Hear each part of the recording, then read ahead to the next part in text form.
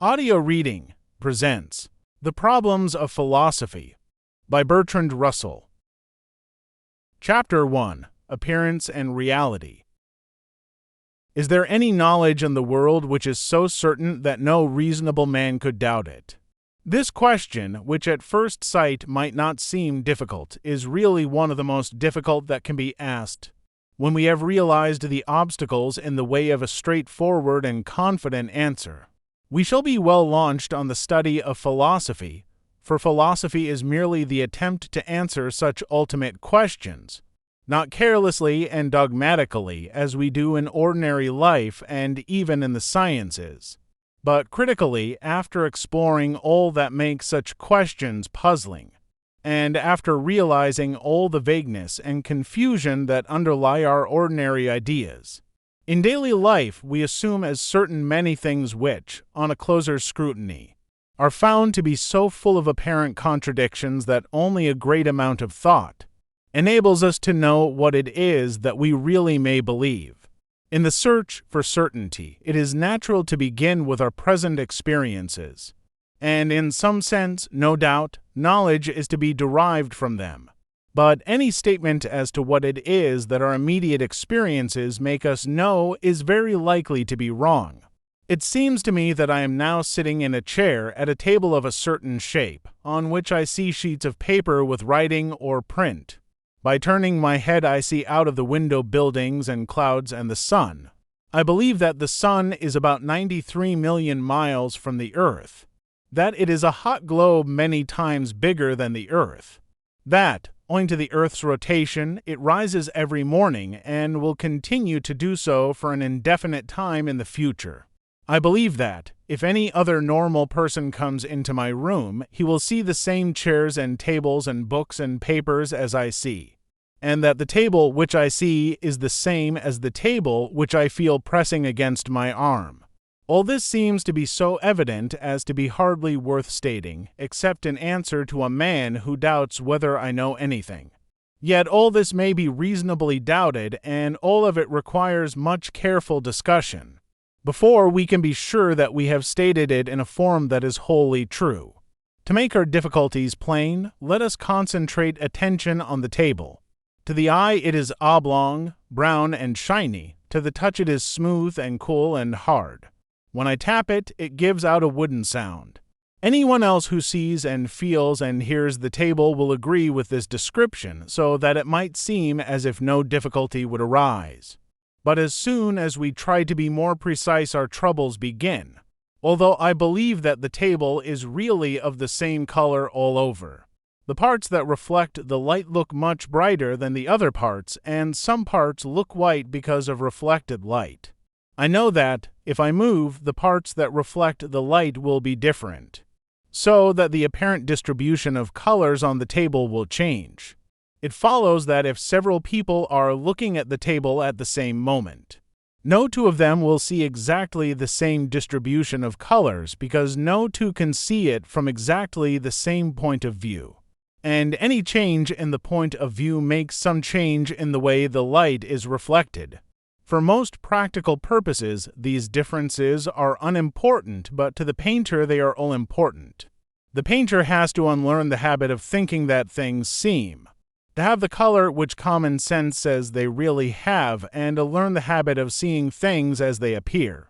Here we have already the beginning of one of the distinctions that cause most trouble in philosophy, the distinction between appearance and reality, between what things seem to be and what they are. The painter wants to know what things seem to be, the practical man and the philosopher want to know what they are. But the philosopher's wish to know this is stronger than the practical man's, and is more troubled by knowledge as to the difficulties of answering the question.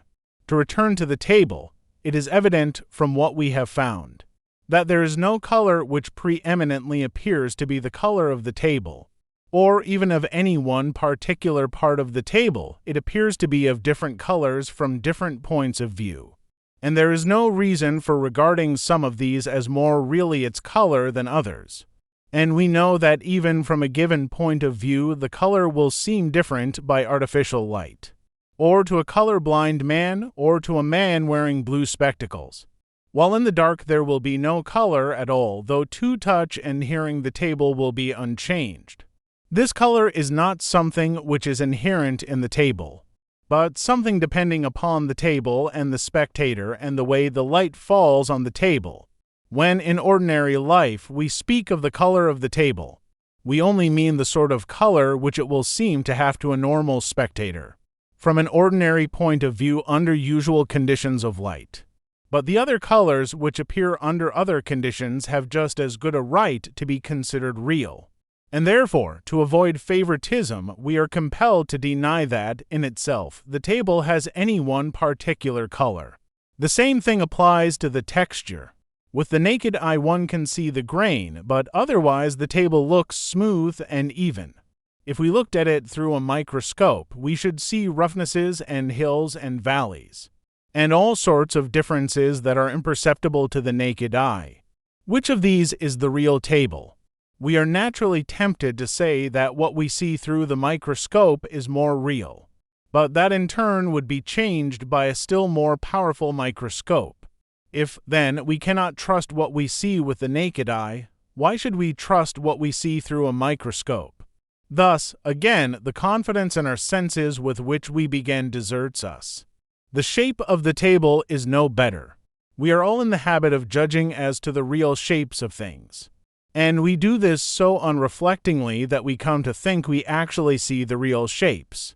But, in fact, as we all have to learn, if we try to draw, a given thing looks different in shape from every different point of view.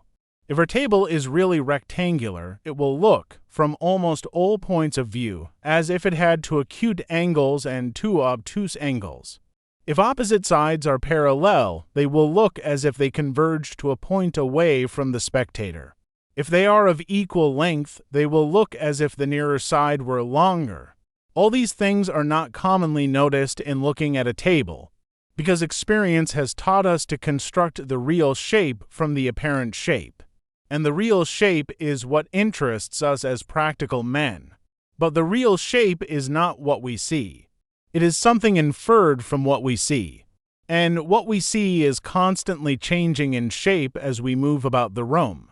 So that here again the senses seem not to give us the truth about the table itself, but only about the appearance of the table.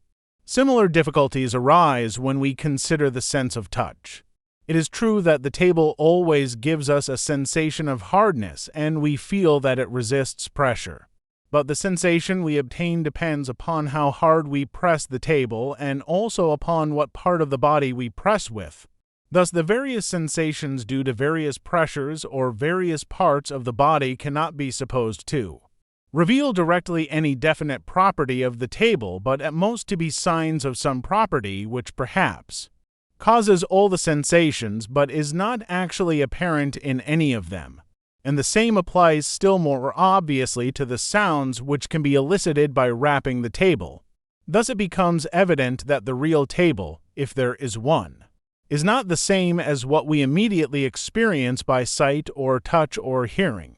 The real table, if there is one, is not immediately known to us at all, but must be an inference from what is immediately known. Hence, two very difficult questions at once arise. Namely, 1. Is there a real table at all? 2. If so, what sort of object can it be? It will help us in considering these questions to have a few simple terms of which the meaning is definite and clear. Let us give the name of sense data to the things that are immediately known in sensation. Such things as colors, sounds, smells, hardnesses, roughnesses, and so on. We shall give the name sensation to the experience of being immediately aware of these things. Thus, whenever we see a color, we have a sensation of the color, but the color itself is a sense datum, not a sensation. The color is that of which we are immediately aware, and the awareness itself is the sensation. It is plain that if we are to know anything about the table, it must be by means of the sense data brown color, oblong shape, smoothness, etc., which we associate with the table. But, for the reasons which have been given, we cannot say that the table is the sense data, or even that the sense data are directly properties of the table. Thus a problem arises as to the relation of the sense data to the real table, supposing there is such a thing. The real table, if it exists, we will call a physical object. Thus we have to consider the relation of sense data to physical objects. The collection of all physical objects is called matter. Thus our two questions may be restated as follows. 1. Is there any such thing as matter? 2. If so, what is its nature? The philosopher who first brought prominently forward the reasons for regarding the immediate objects of our senses as not existing independently of us was Bishop Berkeley 1685 to 1753. His 3 dialogues between Hylas and Philinus in opposition to skeptics and atheists undertake to prove that there is no such thing as matter at all and that the world consists of nothing but minds and their ideas. Hylas has hitherto believed in matter, but he is no match for Philinus, who mercilessly drives him into contradictions and paradoxes, and makes his own denial of matter seem, in the end, as if it were almost common sense. The arguments employed are of very different value. Some are important and sound, others are confused or quibbling. But Berkeley retains the merit of having shown that the existence of matter is capable of being denied without absurdity, and that if there are any things that exist independently of us, they cannot be the immediate objects of our sensations. There are 2 different questions involved when we ask whether matter exists, and it is important to keep them clear. We commonly mean by matter something which is opposed to mind, something which we think of as occupying space and as radically incapable of any sort of thought or consciousness. It is chiefly in this sense that Berkeley denies matter. That is to say, he does not deny that the sense data which we commonly take as signs of the existence of the table are really signs of the existence of something independent of us, but he does deny that this something is non-mental, that it is neither mind nor ideas entertained by some mind. He admits that there must be something which continues to exist when we go out of the room or shut our eyes, and that what we call seeing the table does really give us reason for believing in something which persists even when we are not seeing it. But he thinks that this something cannot be radically different in nature from what we see, and cannot be independent of seeing altogether, though it must be independent of our seeing. He is thus led to regard the real table as an idea in the mind of God. Such an idea has the required permanence and independence of ourselves without being, as matter would otherwise be, something quite unknowable in the sense that we can only infer it and can never be directly and immediately aware of it. Other philosophers since Berkeley have also held that, although the table does not depend for its existence upon being seen by me, it does depend upon being seen or otherwise apprehended in sensation by some mind, not necessarily the mind of God, but more often the whole collective mind of the universe. This they hold, as Berkeley does, chiefly because they think there can be nothing real, or at any rate nothing known to be real except minds and their thoughts and feelings. We might state the argument by which they support their view in some such way as this: whatever can be thought of is an idea in the mind of the person thinking of it. Therefore, nothing can be thought of except ideas and minds. Therefore, anything else is inconceivable, and what is inconceivable cannot exist. Such an argument, in my opinion, is fallacious, and of course those who advance it do not put it so shortly or so crudely. But whether valid or not, the argument has been very widely advanced in one form or another, and very many philosophers, perhaps a majority, have held that there is nothing real except minds and their ideas. Such philosophers are called idealists. When they come to explaining matter, they either say, like Berkeley, that matter is really nothing but a collection of ideas, or they say, like Leibniz 1646 to 1716, that what appears as matter is really a collection of more or less rudimentary minds. But these philosophers, though they deny matter as opposed to mind, nevertheless, in another sense, admit matter. It will be remembered that we asked 2 questions, namely, 1. Is there a real table at all? 2. If so, what sort of object can it be? Now both Berkeley and Leibniz admit that there is a real table, but Berkeley says it is certain ideas in the mind of God, and Leibniz says it is a colony of souls. Thus both of them answer our first question in the affirmative, and only diverge from the views of ordinary mortals in their answer to our second question. In fact, almost all philosophers seem to be agreed that there is a real table. They almost all agree that, however much our sense data and color, shape, smoothness, etc., may depend upon us, yet their occurrence is a sign of something existing independently of us, something differing, perhaps, completely from our sense data, and yet to be regarded as causing those sense data whenever we are in a suitable relation to the real table. Now, obviously, this point in which the philosophers are agreed, the view that there is a real table, whatever its nature may be, is vitally important, and it will be worthwhile to consider what reasons there are for accepting this view before we go on to the further question as to the nature of the real table. Our next chapter, therefore, will be concerned with the reasons for supposing that there is a real table at all. Before we go farther, it will be well to consider for a moment what it is that we have discovered so far. It has appeared that, if we take any common object of the sort that is supposed to be known by the senses, what the senses immediately tell us is not the truth about the object as it is apart from us, but only the truth about certain sense data which, so far as we can see, depend upon the relations between us and the object. Thus what we directly see and feel is merely appearance, which we believe to be a sign of some reality behind. But if the reality is not what appears, have we any means of knowing whether there is any reality at all? And if so, have we any means of finding out what it is like? Such questions are bewildering, and it is difficult to know that even the strangest hypotheses may not be true. Thus our familiar table, which has roused but the slightest thoughts in us hitherto, has become a problem full of surprising possibilities. The one thing we know about it is that it is not what it seems. Beyond this modest result, so far, we have the most complete liberty of conjecture. Leibniz tells us it is a community of souls. Berkeley tells us it is an idea in the mind of God. Sober science, scarcely less wonderful, tells us it is a vast collection of electric charges in violent motion. Among these surprising possibilities, doubt suggests that perhaps there is no table at all.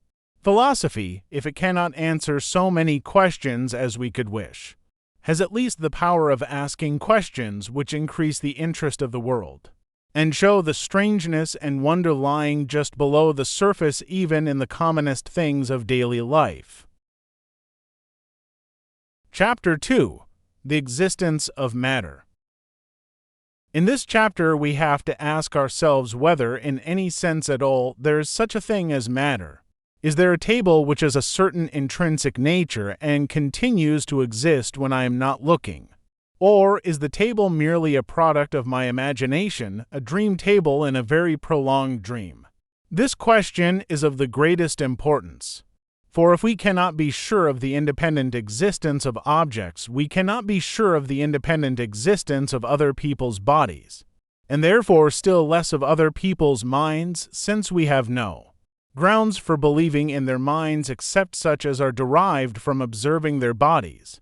Thus, if we cannot be sure of the independent existence of objects, we shall be left alone in a desert. It may be that the whole outer world is nothing but a dream, and that we alone exist. This is an uncomfortable possibility, but although it cannot be strictly proved to be false, there is not the slightest reason to suppose that it is true. In this chapter we have to see why this is the case. Before we embark upon doubtful matters, let us try to find some more or less fixed point from which to start. Although we are doubting the physical existence of the table, we are not doubting the existence of the sense data which made us think there was a table. We are not doubting that, while we look, a certain color and shape appear to us, and while we press, a certain sensation of hardness is experienced by us. All this, which is psychological, we are not calling in question. In fact, whatever else may be doubtful, some at least of our immediate experiences seem absolutely certain. Descartes 1596 to 1650, the founder of modern philosophy, invented a method which may still be used with profit, the method of systematic doubt. He determined that he would believe nothing which he did not see quite clearly and distinctly to be true. Whatever he could bring himself to doubt, he would doubt until he saw reason for not doubting it. By applying this method, he gradually became convinced that the only existence of which he could be quite certain was his own. He imagined a deceitful demon who presented unreal things to his senses in a perpetual phantasmagoria. It might be very improbable that such a demon existed, but still it was possible, and therefore doubt concerning things perceived by the senses was possible.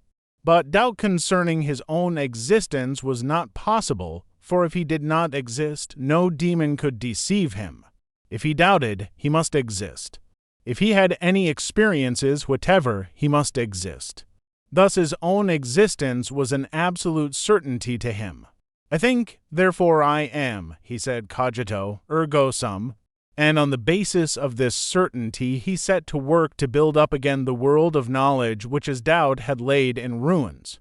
By inventing the method of doubt, and by showing that subjective things are the most certain, Descartes performed a great service to philosophy, and one which makes him still useful to all students of the subject. But some care is needed in using Descartes' argument. I think, therefore I am says rather more than is strictly certain. It might seem as though we were quite sure of being the same person today, as we were yesterday, and this is no doubt true in some sense. But the real self is as hard to arrive at as the real table, and does not seem to have that absolute, convincing certainty that belongs to particular experiences. When I look at my table and see a certain brown color, what is quite certain at once is not I am seeing a brown color, but rather a brown color is being seen.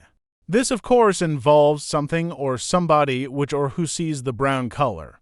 But it does not of itself involve that more or less permanent person whom we call I.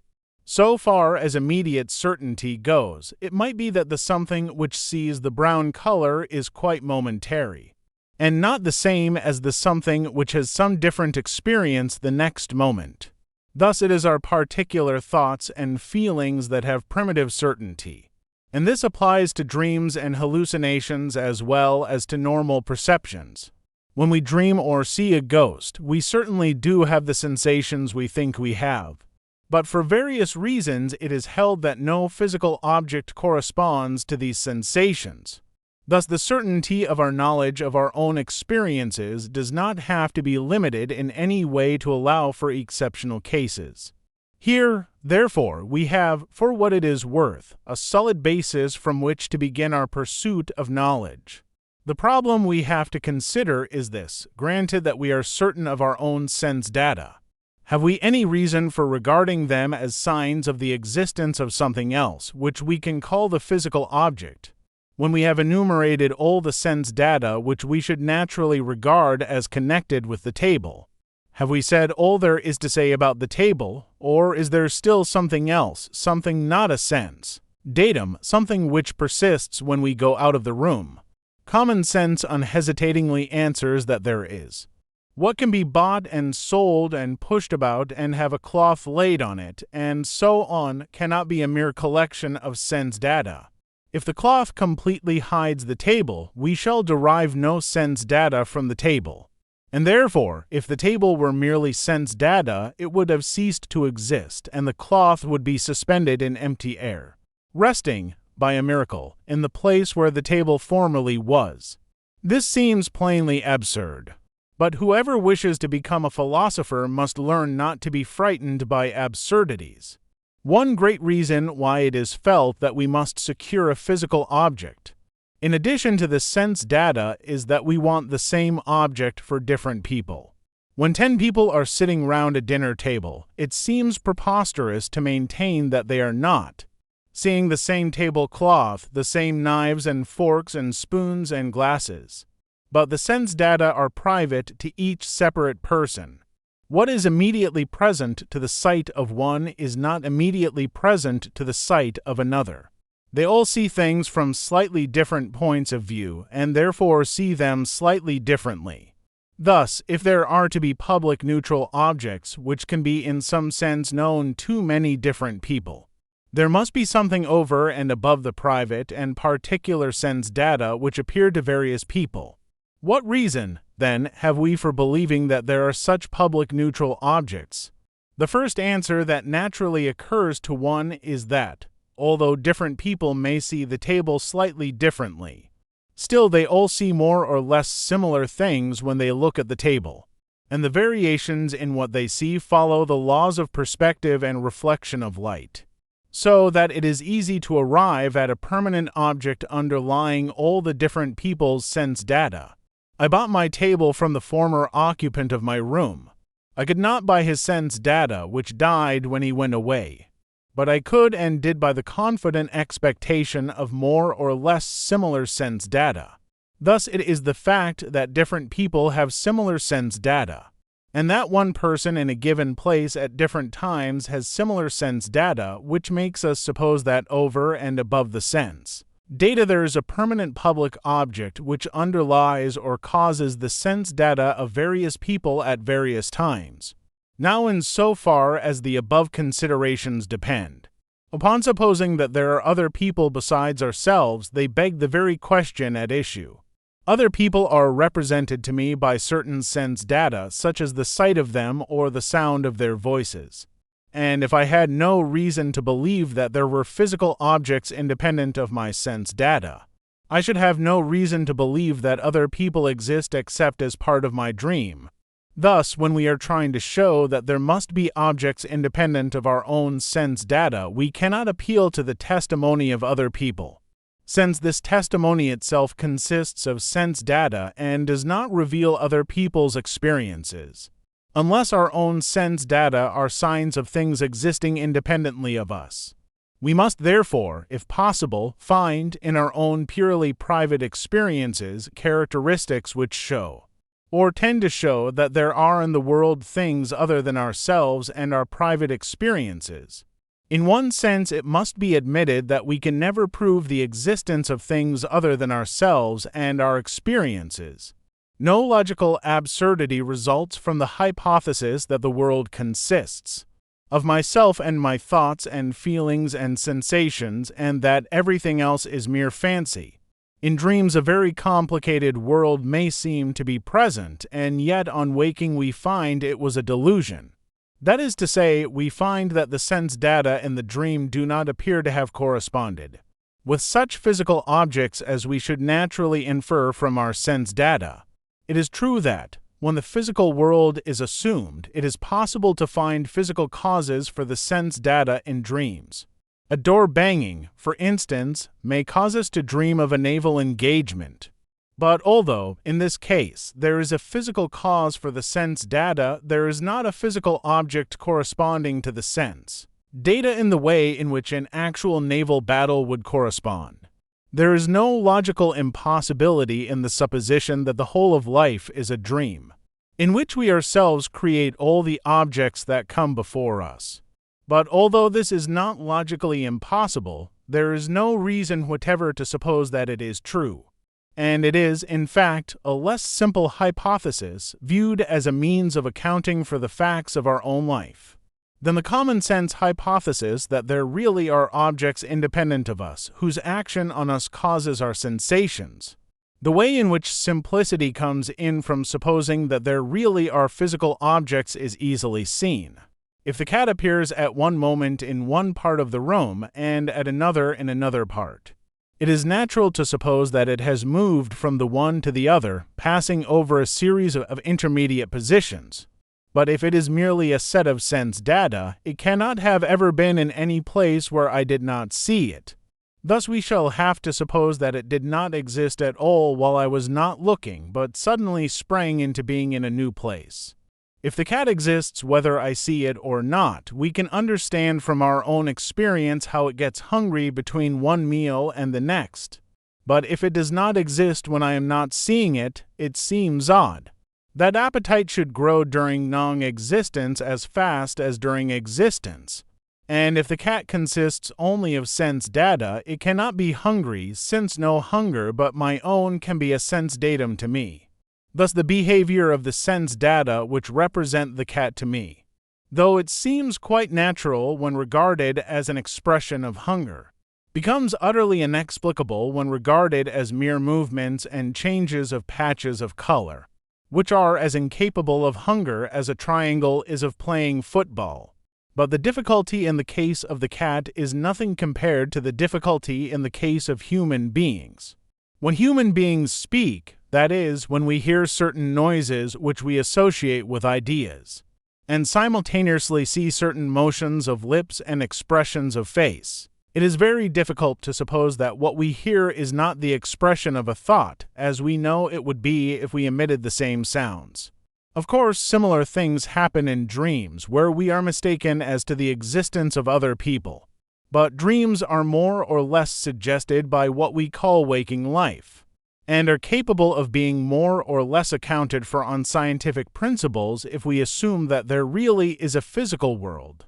Thus every principle of simplicity urges us to adopt the natural view, that there really are objects other than ourselves and our sense data, which have an existence not dependent upon our perceiving them. Of course, it is not by argument that we originally come by our belief in an independent external world. We find this belief ready in ourselves as soon as we begin to reflect. It is what may be called an instinctive belief. We should never have been led to question this belief but for the fact that, at any rate in the case of sight, it seems as if the sense datum itself were instinctively believed to be the independent object, whereas argument shows that the object cannot be identical with the sense datum. This discovery, however, which is not at all paradoxical in the case of taste and smell and sound, and only slightly so in the case of touch, leaves undiminished our instinctive belief that there are objects corresponding to our sense data. Since this belief does not lead to any difficulties, but on the contrary, tends to simplify and systematize our account of our experiences, there seems no good reason for rejecting it. We may therefore admit, though with a slight doubt derived from dreams, that the external world does really exist and is not wholly dependent for its existence upon our continuing to perceive it. The argument which has led us to this conclusion is doubtless less strong than we could wish, but it is typical of many philosophical arguments, and it is therefore worth while to consider briefly its general character and validity. All knowledge, we find, must be built up upon our instinctive beliefs, and if these are rejected, nothing is left. But among our instinctive beliefs some are much stronger than others, while many have, by habit and association, become entangled with other beliefs, not really instinctive, but falsely supposed to be part of what is believed instinctively. Philosophy should show us the hierarchy of our instinctive beliefs, beginning with those we hold most strongly, and presenting each as much isolated and as free from irrelevant additions as possible. It should take care to show that, in the form in which they are finally set forth, our instinctive beliefs do not clash but form a harmonious system. There can never be any reason for rejecting one instinctive belief except that it clashes with others. Thus, if they are found to harmonize, the whole system becomes worthy of acceptance. It is of course possible that all or any of our beliefs may be mistaken, and therefore all ought to be held with at least some slight element of doubt. But we cannot have reason to reject a belief except on the ground of some other belief. Hence, by organizing our instinctive beliefs and their consequences, by considering which among them is most possible, if necessary, to modify or abandon, we can arrive, on the basis of accepting as our sole data what we instinctively believe, at an orderly systematic organization of our knowledge in which, though the possibility of error remains, its likelihood is diminished by the interrelation of the parts, and by the critical scrutiny which has preceded acquiescence. This function, at least, philosophy can perform. Most philosophers, rightly or wrongly, believe that philosophy can do much more than this. that it can give us knowledge not otherwise attainable concerning the universe as a whole and concerning the nature of ultimate reality. Whether this be the case or not, the more modest function we have spoken of can certainly be performed by philosophy, and certainly suffices for those who have once begun to doubt the adequacy of common sense, to justify the arduous and difficult labors that philosophical problems involve. Chapter 3. The Nature of Matter. In the preceding chapter we agreed, though without being able to find demonstrative reasons, that it is rational to believe that our sense data, for example, those which we regard as associated with my table, are really signs of the existence of something independent of us and our perceptions. That is to say, over and above the sensations of color, hardness, noise, and so on which make up the appearance of the table to me. I assume that there is something else, of which these things are appearances. The color ceases to exist if I shut my eyes. The sensation of hardness ceases to exist if I remove my arm from contact with the table. The sound ceases to exist if I cease to rap the table with my knuckles. But I do not believe that when all these things cease, the table ceases. On the contrary, I believe that it is because the table exists continuously that all these sense data will reappear. When I open my eyes, replace my arm, and begin again to rap with my knuckles.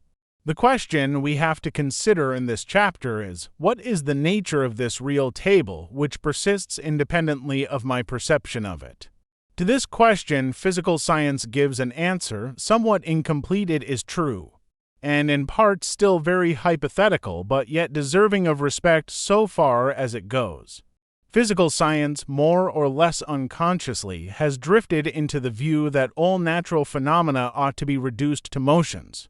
Light and heat and sound are all due to wave motions which travel from the body, emitting them to the person who sees light or feels heat or hears sound.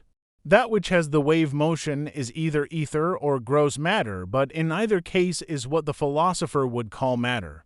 The only properties which science assigns to it are position in space and the power of motion according to the laws of motion.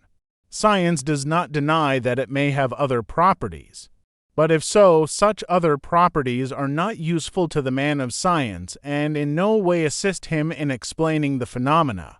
It is sometimes said that light is a form of wave motion. But this is misleading, for the light which we immediately see, which we know directly by means of our senses, is not a form of wave motion, but something quite different, something which we all know if we are not blind, though we cannot describe it so as to convey our knowledge to a man who is blind. A wave motion, on the contrary, could quite well be described to a blind man, since he can acquire a knowledge of space by the sense of touch, and he can experience a wave motion by a sea voyage almost as well as we can. But this, which a blind man can understand, is not what we mean by light. We mean by light just that which a blind man can never understand, and which we can never describe to him. Now this something which all of us who are not blind know, is not, according to science, really to be found in the outer world. It is something caused by the action of certain waves upon the eyes and nerves and brain of the person who sees the light. When it is said that light is waves, what is really meant is that waves are the physical cause of our sensations of light. But light itself, the thing which seeing people experience and blind people do not, is not supposed by science to form any part of the world that is independent of us and our senses. And very similar remarks would apply to other kinds of sensations. It is not only colors and sounds and so on that are absent from the scientific world of matter, but also space as we get it through sight or touch. It is essential to science that its matter should be in a space, but the space in which it is cannot be exactly the space we see or feel. To begin with, space as we see it is not the same as space as we get it by the sense of touch. It is only by experience in infancy that we learn how to touch things we see or how to get a sight of things which we feel touching us. But the space of science is neutral as between touch and sight. Thus it cannot be either the space of touch or the space of sight. Again, different people see the same object as of different shapes, according to their point of view.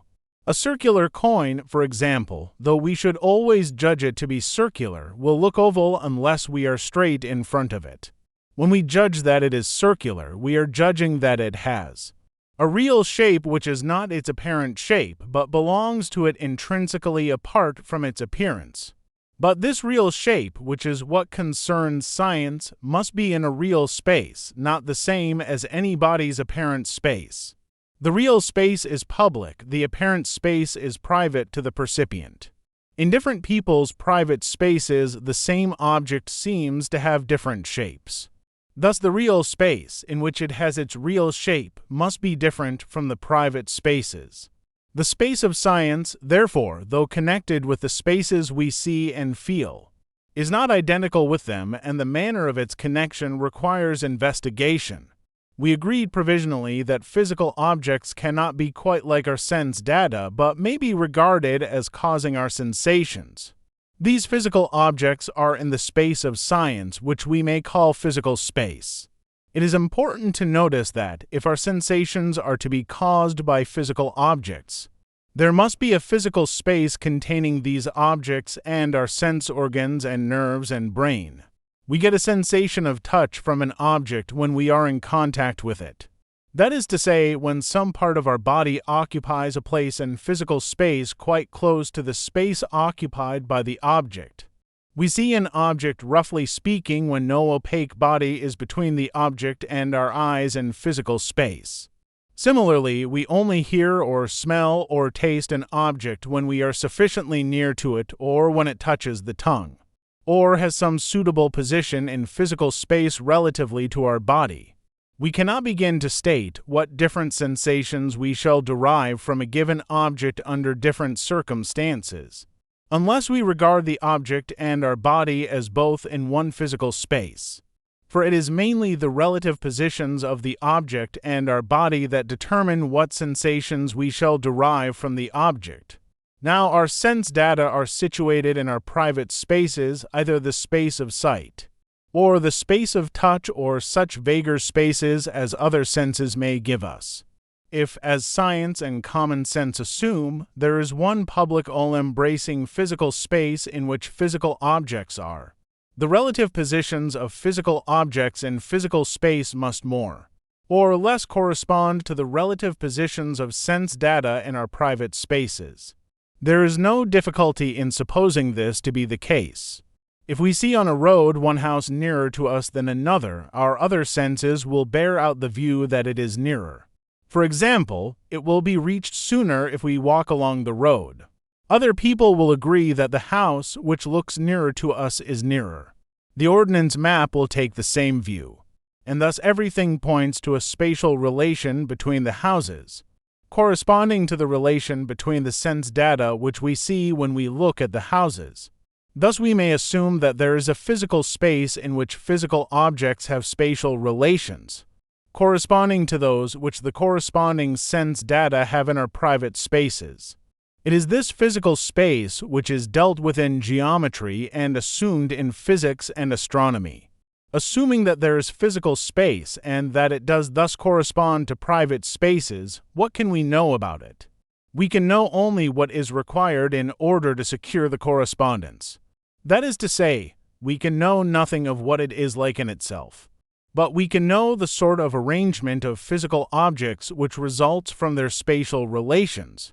We can know, for example, that the Earth and Moon and Sun are in one straight line during an eclipse, though we cannot know what a physical straight line is in itself, as we know the look of a straight line in our visual space. Thus we come to know much more about the relations of distances in physical space than about the distances themselves. We may know that one distance is greater than another, or that it is along the same straight line as the other, but we cannot have that immediate acquaintance with physical distances that we have with distances in our private spaces, or with colors or sounds or other sense data. We can know all those things about physical space which a man born blind might know through other people about the space of sight. But the kind of things which a man born blind could never know about the space of sight, we also cannot know about physical space. We can know the properties of the relations required to preserve the correspondence with sense data, but we cannot know the nature of the terms between which the relations hold. With regard to time, our feeling of duration or of the lapse of time is notoriously an unsafe guide as to the time that has elapsed by the clock. Times when we are bored or suffering pain pass slowly, times when we are agreeably occupied pass quickly, and times when we are sleeping pass almost as if they did not exist. Thus, in so far as time is constituted by duration, there is the same necessity for distinguishing a public and a private time as there was in the case of space. But in so far as time consists in an order of before and after, there is no need to make such a distinction. The time order which events seem to have is, so far as we can see, the same as the time order which they do have. At any rate, no reason can be given for supposing that the two orders are not the same. The same is usually true of space. If a regiment of men are marching along a road, the shape of the regiment will look different from different points of view, but the men will appear arranged in the same order from all points of view. Hence we regard the order as true also in physical space, whereas the shape is only supposed to correspond to the physical space so far as is required for the preservation of the order. In saying that the time order which events seem to have is the same as the time order which they really have, it is necessary to guard against a possible misunderstanding. It must not be supposed that the various states of different physical objects have the same time order as the sense data which constitute the perceptions of those objects. Considered as physical objects, the thunder and lightning are simultaneous. That is to say, the lightning is simultaneous with the disturbance of the air in the place where the disturbance begins, namely, where the lightning is. But the sense datum which we call hearing the thunder does not take place until the disturbance of the air has traveled as far as to where we are. Similarly, it takes about 8 minutes for the sun's light to reach us. Thus, when we see the sun, we are seeing the sun of 8 minutes ago. So far as our sense data afford evidence as to the physical sun, they afford evidence as to the physical sun of 8 minutes ago. If the physical sun had ceased to exist within the last 8 minutes, that would make no difference to the sense data which we call seeing the sun. This affords a fresh illustration of the necessity of distinguishing between sense data and physical objects. What we have found as regards space is much the same as what we find in relation to the correspondence of the sense data with their physical counterparts. If one object looks blue and another red, we may reasonably presume that there is some corresponding difference between the physical objects.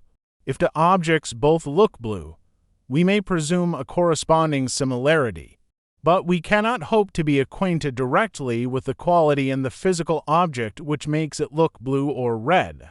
Science tells us that this quality is a certain sort of wave motion. And this sounds familiar because we think of wave motions in the space we see. But the wave motions must really be in physical space with which we have no direct acquaintance. Thus the real wave motions have not that familiarity which we might have supposed them to have.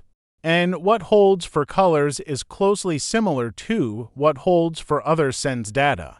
Thus we find that, although the relations of physical objects have all sorts of knowable properties, derived from their correspondence with the relations of sense data, the physical objects themselves remain unknown in their intrinsic nature, so far at least as can be discovered by means of the senses. The question remains whether there is any other method of discovering the intrinsic nature of physical objects. The most natural, though not ultimately the most defensible, hypothesis to adopt in the first instance, at any rate as regards visual sense data, would be that, though physical objects cannot, for the reasons we have been considering, be exactly like sense data, yet they may be more or less like. According to this view, physical objects will, for example, really have colors, and we might, by good luck, see an object as of the color it really is. The color which an object seems to have at any given moment will in general be very similar, though not quite the same, from many different points of view. We might thus suppose the real color to be a sort of medium color, intermediate between the various shades which appear from the different points of view. Such a theory is perhaps not capable of being definitely refuted, but it can be shown to be groundless. To begin with, it is plain that the color we see depends only upon the nature of the light waves that strike the eye, and is therefore modified by the medium intervening between us and the object, as well as by the manner in which light is reflected from the object in the direction of the eye. The intervening air alters colors unless it is perfectly clear, and any strong reflection will alter them completely. Thus, the color we see is a result of the ray as it reaches the eye, and not simply a property of the object from which the ray comes. Hence, also, provided certain waves reach the eye, we shall see a certain color. Whether the object from which the waves start has any color or not. Thus it is quite gratuitous to suppose that physical objects have colors, and therefore there is no justification for making such a supposition. Exactly similar arguments will apply to other sense data. It remains to ask whether there are any general philosophical arguments, enabling us to say that, if matter is real, it must be of such and such a nature. As explained above, very many philosophers, perhaps most, have held that whatever is real must be in some sense mental, or at any rate that whatever we can know anything about must be in some sense mental. Such philosophers are called idealists. Idealists tell us that what appears as matter is really something mental, namely, either as Leibniz held more or less rudimentary minds, or as Berkeley contended, ideas and the minds which, as we should commonly say, perceive the matter. Thus idealists deny the existence of matter as something intrinsically different from mind, though they do not deny that our sense data are signs of something which exists independently of our private sensations. In the following chapter we shall consider briefly the reasons, in my opinion fallacious, which idealists advance in favor of their theory. Chapter 4. Idealism. The word idealism is used by different philosophers in somewhat different senses. We shall understand by it the doctrine that whatever exists, or at any rate whatever can be known to exist, must be in some sense mental. This doctrine, which is very widely held among philosophers, has several forms and is advocated on several different grounds. The doctrine is so widely held and so interesting in itself that even the briefest survey of philosophy must give some account of it. Those who are unaccustomed to philosophical speculation may be inclined to dismiss such a doctrine as obviously absurd. There is no doubt that common sense regards tables and chairs and the sun and moon and material objects generally as something radically different from minds and the contents of minds, and as having an existence which might continue if minds ceased. We think of matter as having existed long before there were any minds, and it is hard to think of it as a mere product of mental activity. But whether true or false, idealism is not to be dismissed as obviously absurd. We have seen that, even if physical objects do have an independent existence, they must differ very widely from sense data, and can only have a correspondence with sense data in the same sort of way in which a catalog has a correspondence with the things cataloged. Hence common sense leaves us completely in the dark as to the true intrinsic nature of physical objects, and if there were good reason to regard them as mental, we could not legitimately reject this opinion merely because it strikes us as strange. The truth about physical objects must be strange. It may be unattainable, but if any philosopher believes that he has attained it, the fact that what he offers as the truth is strange ought not to be made a ground of objection to his opinion. The grounds on which idealism is advocated are generally grounds derived from the theory of knowledge, that is to say, from a discussion of the conditions which things must satisfy in order that we may be able to know them.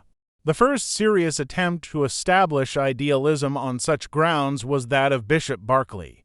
He proved first, by arguments which were largely valid, that our sense data cannot be supposed to have an existence independent of us, but must be, in part at least, in the mind, in the sense that their existence would not continue if there were no seeing or hearing or touching or smelling or tasting. So far, his contention was almost certainly valid, even if some of his arguments were not so.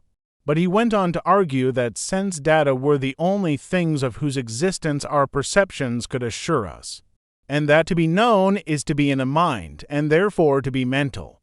Hence he concluded that nothing can ever be known except what is in some mind, and that whatever is known without being in my mind must be in some other mind. In order to understand his argument, it is necessary to understand his use of the word idea. He gives the name idea to anything which is immediately known, as, for example, sense data are known. Thus a particular color which we see is an idea. So is a voice which we hear, and so on. But the term is not wholly confined to sense data. There will also be things remembered or imagined, for with such things also we have immediate acquaintance at the moment of remembering or imagining. All such immediate data he calls ideas. He then proceeds to consider common objects such as a tree, for instance. He shows that all we know immediately when we perceive the tree consists of ideas in his sense of the word. And he argues that there is not the slightest ground for supposing that there is anything real about the tree except what is perceived.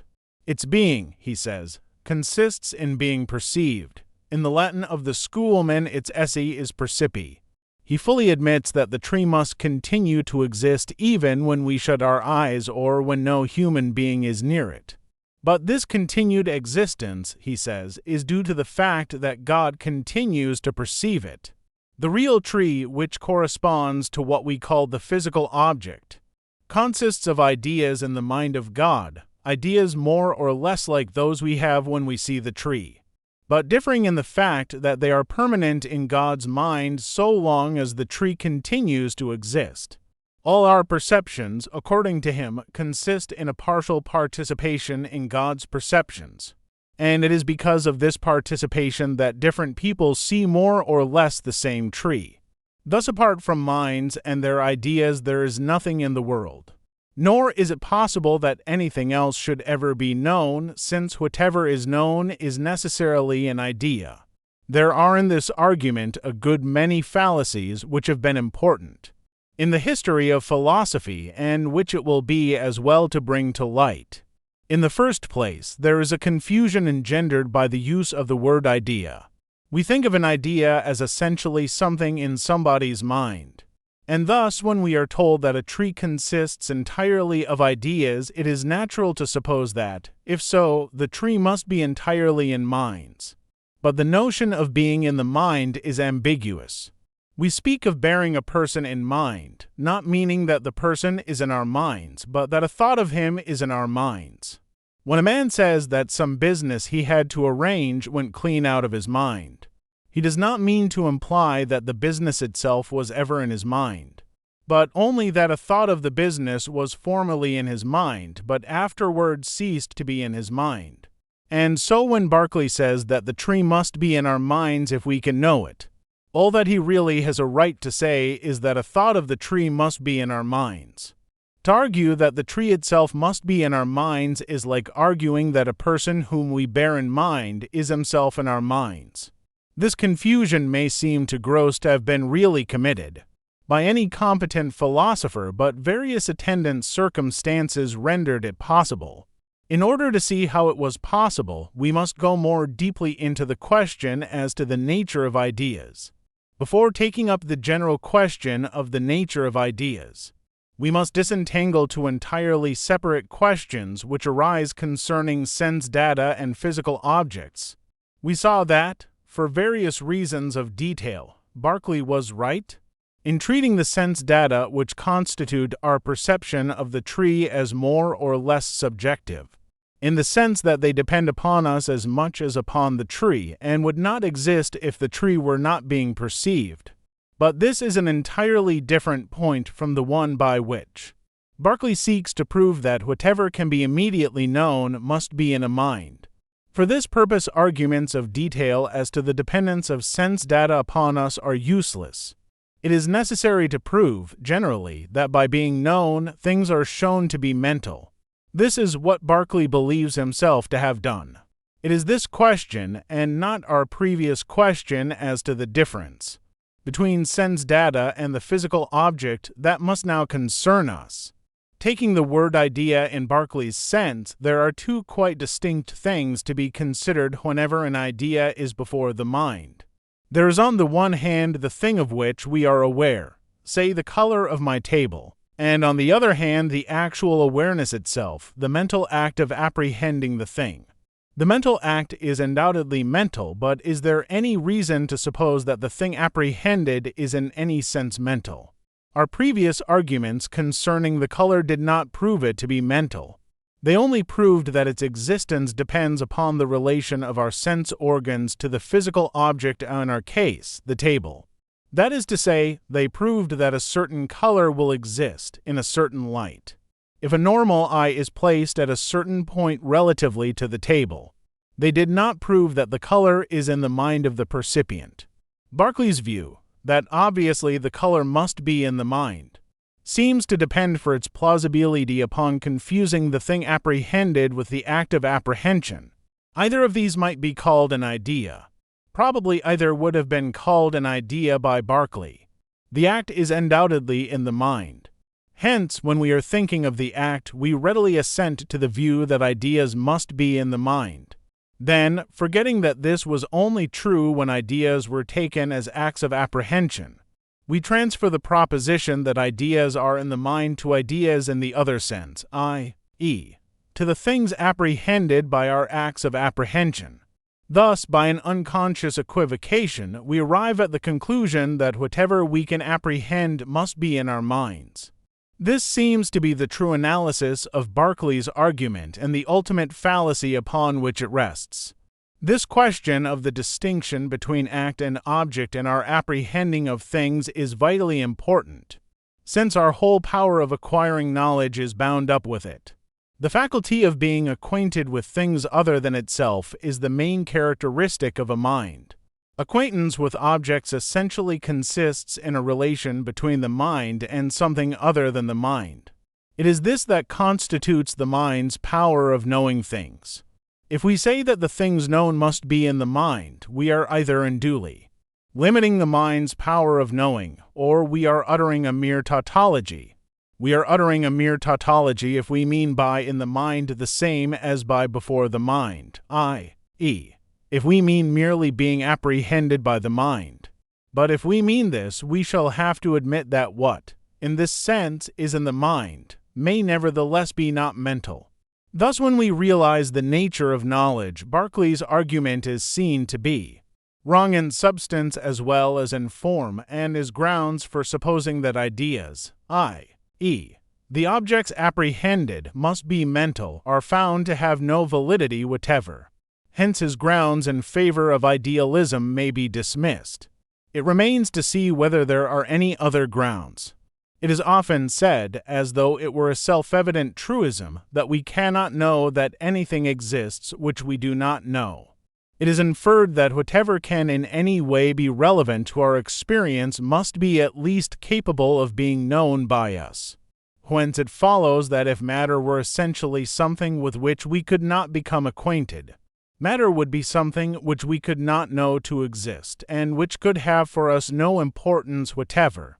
It is generally also implied, for reasons which remain obscure, that what can have no importance for us cannot be real, and that therefore matter, if it is not composed of minds or of mental ideas, is impossible and a mere chimera. To go into this argument fully at our present stage would be impossible, since it raises points requiring a considerable preliminary discussion, but certain reasons for rejecting the argument may be noticed at once. To begin at the end, there is no reason why what cannot have any practical importance for us should not be real. It is true that, if theoretical importance is included, everything real is of some importance to us. Since, as persons desirous of knowing the truth about the universe, we have some interest in everything that the universe contains. But if this sort of interest is included, it is not the case. That matter has no importance for us, provided it exists, even if we cannot know that it exists. We can, obviously, suspect that it may exist, and wonder whether it does. Hence it is connected with our desire for knowledge and has the importance of either satisfying or thwarting this desire. Again, it is by no means a truism, and is in fact false, that we cannot know that anything exists which we do not know. The word know is here used in two different senses. One, in its first use, it is applicable to the sort of knowledge which is opposed to error. The sense in which what we know is true, the sense which applies to our beliefs and convictions, i.e., to what are called judgments. In this sense of the word, we know that something is the case. This sort of knowledge may be described as knowledge of truths. 2. In the second use of the word know above, the word applies to our knowledge of things, which we may call acquaintance. This is the sense in which we know sense data. The distinction involved is roughly that between savoir and connaître in French, or between wissen and kennen in German. Thus the statement which seemed like a truism becomes, when re-stated, the following: we can never truly judge that something with which we are not acquainted exists. This is by no means a truism, but on the contrary a palpable falsehood. I have not the honor to be acquainted with the Emperor of China, but I truly judge that he exists. It may be said, of course, that I judge this because of other people's acquaintance with him. This, however, would be an irrelevant retort, since, if the principle were true, I could not know that any one else is acquainted with him. But further, there is no reason why I should not know of the existence of something with which nobody is acquainted. This point is important and demands elucidation. If I am acquainted with a thing which exists, my acquaintance gives me the knowledge that it exists. But it is not true that, conversely, whenever I can know that a thing of a certain sort exists, I or someone else must be acquainted with the thing. What happens in cases where I have true judgment without acquaintance is that the thing is known to me by description, and that, in virtue of some general principle, the existence of a thing answering to this description can be inferred from the existence of something with which I am acquainted. In order to understand this point fully, it will be well first to deal with the difference between knowledge by acquaintance and knowledge by description, and then to consider what knowledge of general principles, if any, has the same kind of certainty as our knowledge of the existence of our own experiences. These subjects will be dealt with in the following chapters. Chapter 5: Knowledge by Acquaintance and Knowledge by Description. In the preceding chapter we saw that there are two sorts of knowledge: knowledge of things and knowledge of truths. In this chapter we shall be concerned exclusively with knowledge of things, of which in turn we shall have to distinguish two kinds. Knowledge of things, when it is of the kind we call knowledge by acquaintance, is essentially simpler than any knowledge of truths, and logically independent of knowledge of truths, though it would be rash to assume that human beings ever, in fact, have acquaintance with things without at the same time knowing some truth about them. Knowledge of things by description, on the contrary, always involves, as we shall find in the course of the present chapter, some knowledge of truths as its source and ground. But first of all we must make clear what we mean by acquaintance and what we mean by description. We shall say that we have acquaintance with anything of which we are directly aware, without the intermediary of any process of inference or any knowledge of truths. Thus, in the presence of my table, I am acquainted with the sense data that make up the appearance of my table, its color, shape, hardness, smoothness, etc. All these are things of which I am immediately conscious when I am seeing and touching my table. The particular shade of color that I am seeing may have many things said about it. I may say that it is brown, that it is rather dark, and so on.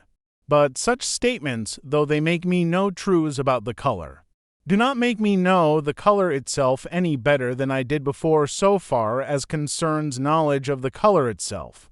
As opposed to knowledge of truths about it, I know the color perfectly and completely when I see it, and no further knowledge of it itself is even theoretically possible. Thus the sense data which make up the appearance of my table are things with which I have acquaintance, things immediately known to me just as they are. My knowledge of the table as a physical object, on the contrary, is not direct knowledge. Such as it is obtained through acquaintance with the sense data that make up the appearance of the table. We have seen that it is possible, without absurdity, to doubt whether there is a table at all, whereas it is not possible to doubt the sense data. My knowledge of the table is of the kind which we shall call knowledge by description. The table is the physical object which causes such and such sense data. This describes the table by means of the sense data. In order to know anything at all about the table, we must know truths connecting it with things with which we have acquaintance. We must know that such and such sense data are caused by a physical object. There is no state of mind in which we are directly aware of the table. All our knowledge of the table is really knowledge of truths, and the actual thing which is the table is not, strictly speaking, known to us at all. We know a description, and we know that there is just one object to which this description applies, though the object itself is not directly known to us. In such a case, we say that our knowledge of the object is knowledge by description. All our knowledge, both knowledge of things and knowledge of truths, rests upon acquaintance as its foundation. It is therefore important to consider what kinds of things there are with which we have acquaintance. Sense data, as we have already seen, are among the things with which we are acquainted. In fact, they supply the most obvious and striking example of knowledge by acquaintance. But if they were the sole example, our knowledge would be very much more restricted than it is. We should only know what is now present to our senses. We could not know anything about the past, not even that there was a past. Nor could we know any truths about our sense data, for all knowledge of truths, as we shall show, demands acquaintance with things which are of an essentially different character from sense data. The things which are sometimes called abstract ideas, but which we shall call universals. We have therefore to consider acquaintance with other things besides sense data, if we are to obtain any tolerably adequate analysis of our knowledge. The first extension beyond sense data to be considered is acquaintance by memory. It is obvious that we often remember what we have seen or heard or had otherwise present to our senses, and that in such cases we are still immediately aware of what we remember, in spite of the fact that it appears as past and not as present. This immediate knowledge by memory is the source of all our knowledge concerning the past. Without it, there could be no knowledge of the past by inference, since we should never know that there was anything past to be inferred. The next extension to be considered is acquaintance by introspection. We are not only aware of things, but we are often aware of being aware of them. When I see the sun, I am often aware of my seeing the sun. Thus my seeing the sun is an object with which I have acquaintance. When I desire food, I may be aware of my desire for food. Thus my desiring food is an object with which I am acquainted. Similarly, we may be aware of our feeling pleasure or pain, and generally of the events which happen in our minds. This kind of acquaintance, which may be called self-consciousness, is the source of all our knowledge of mental things. It is obvious that it is only what goes on in our own minds that can be thus known immediately. What goes on in the minds of others is known to us through our perception of their bodies, that is, through the sense data in us which are associated with their bodies. But for our acquaintance with the contents of our own minds, we should be unable to imagine the minds of others, and therefore we could never arrive at the knowledge that they have minds. It seems natural to suppose that self-consciousness is one of the things that distinguish man from animals. We may suppose, though they have acquaintance with sense data, never become aware of this acquaintance.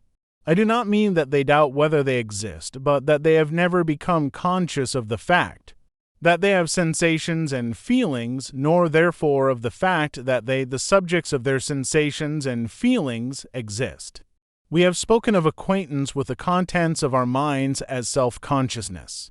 But it is not, of course, consciousness of ourself, it is consciousness of particular thoughts and feelings. The question whether we are also acquainted with our bare selves, as opposed to particular thoughts and feelings, is a very difficult one, upon which it would be rash to speak positively. When we try to look into ourselves, we always seem to come upon some particular thought or feeling, and not upon the I which is the thought or feeling. Nevertheless, there are some reasons for thinking that we are acquainted with the I, though the acquaintance is hard to disentangle from other things. To make clear what sort of reason there is, let us consider for a moment what our acquaintance with particular thoughts really involves.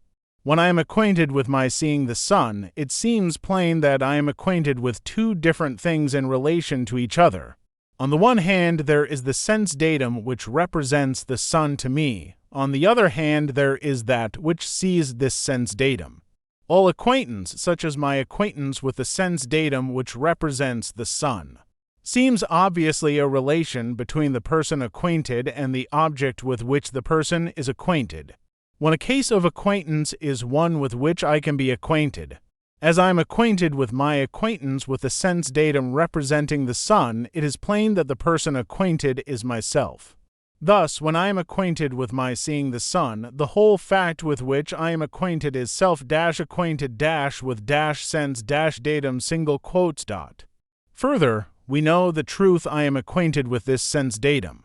It is hard to see how we could know this truth, or even understand what is meant by it, unless we were acquainted with something which we call I. It does not seem necessary to suppose that we are acquainted with a more or less permanent person, the same today as yesterday. But it does seem as though we must be acquainted with that thing, whatever its nature, which sees the sun and has acquaintance with sense data. Thus, in some sense, it would seem we must be acquainted with ourselves as opposed to our particular experiences. But the question is difficult, and complicated arguments can be adduced on either side. Hence, although acquaintance with ourselves seems probably to occur, it is not wise to assert that it undoubtedly does occur. We may therefore sum up as follows what has been said concerning acquaintance with things that exist. We have acquaintance in sensation with the data of the outer senses, and in introspection with the data of what may be called the inner sense, thoughts, feelings, desires, etc. We have acquaintance in memory with things which have been data either of the outer senses or of the inner sense. Further, it is probable, though not certain, that we have acquaintance with self, as that which is aware of things or has desires towards things. In addition to our acquaintance with particular existing things, we also have acquaintance with what we shall call universals, that is to say, general ideas such as whiteness, diversity, brotherhood, and so on. Every complete sentence must contain at least one word which stands for a universal, since all verbs have a meaning which is universal. We shall return to universals later on in Chapter 9. For the present, it is only necessary to guard against the supposition that whatever we can be acquainted with must be something particular and existent.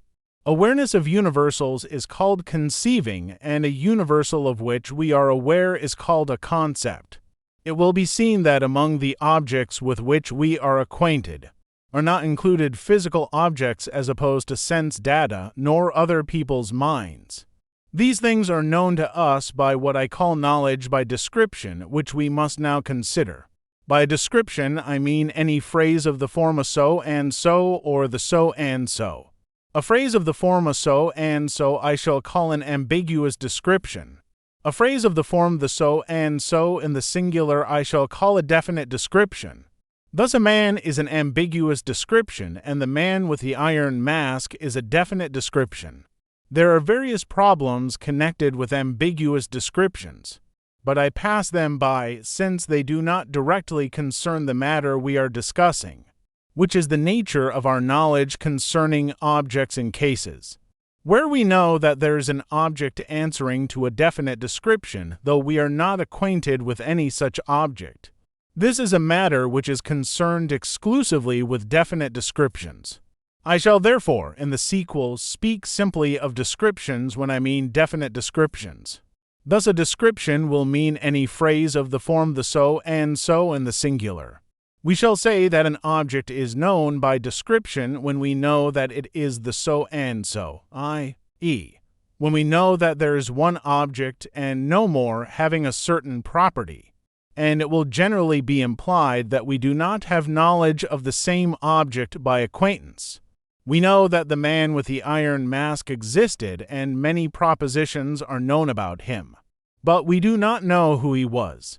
We know that the candidate who gets the most votes will be elected, and in this case we are very likely also acquainted in the only sense in which one can be acquainted with someone else, with the man who is, in fact, the candidate who will get most votes.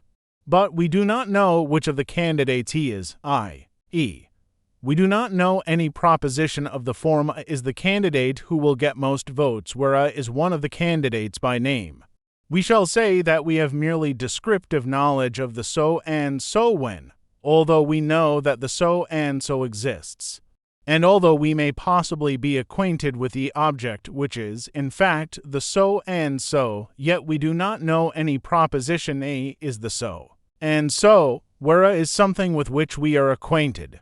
When we say the so and so exists, we mean that there is just one object which is the so and so.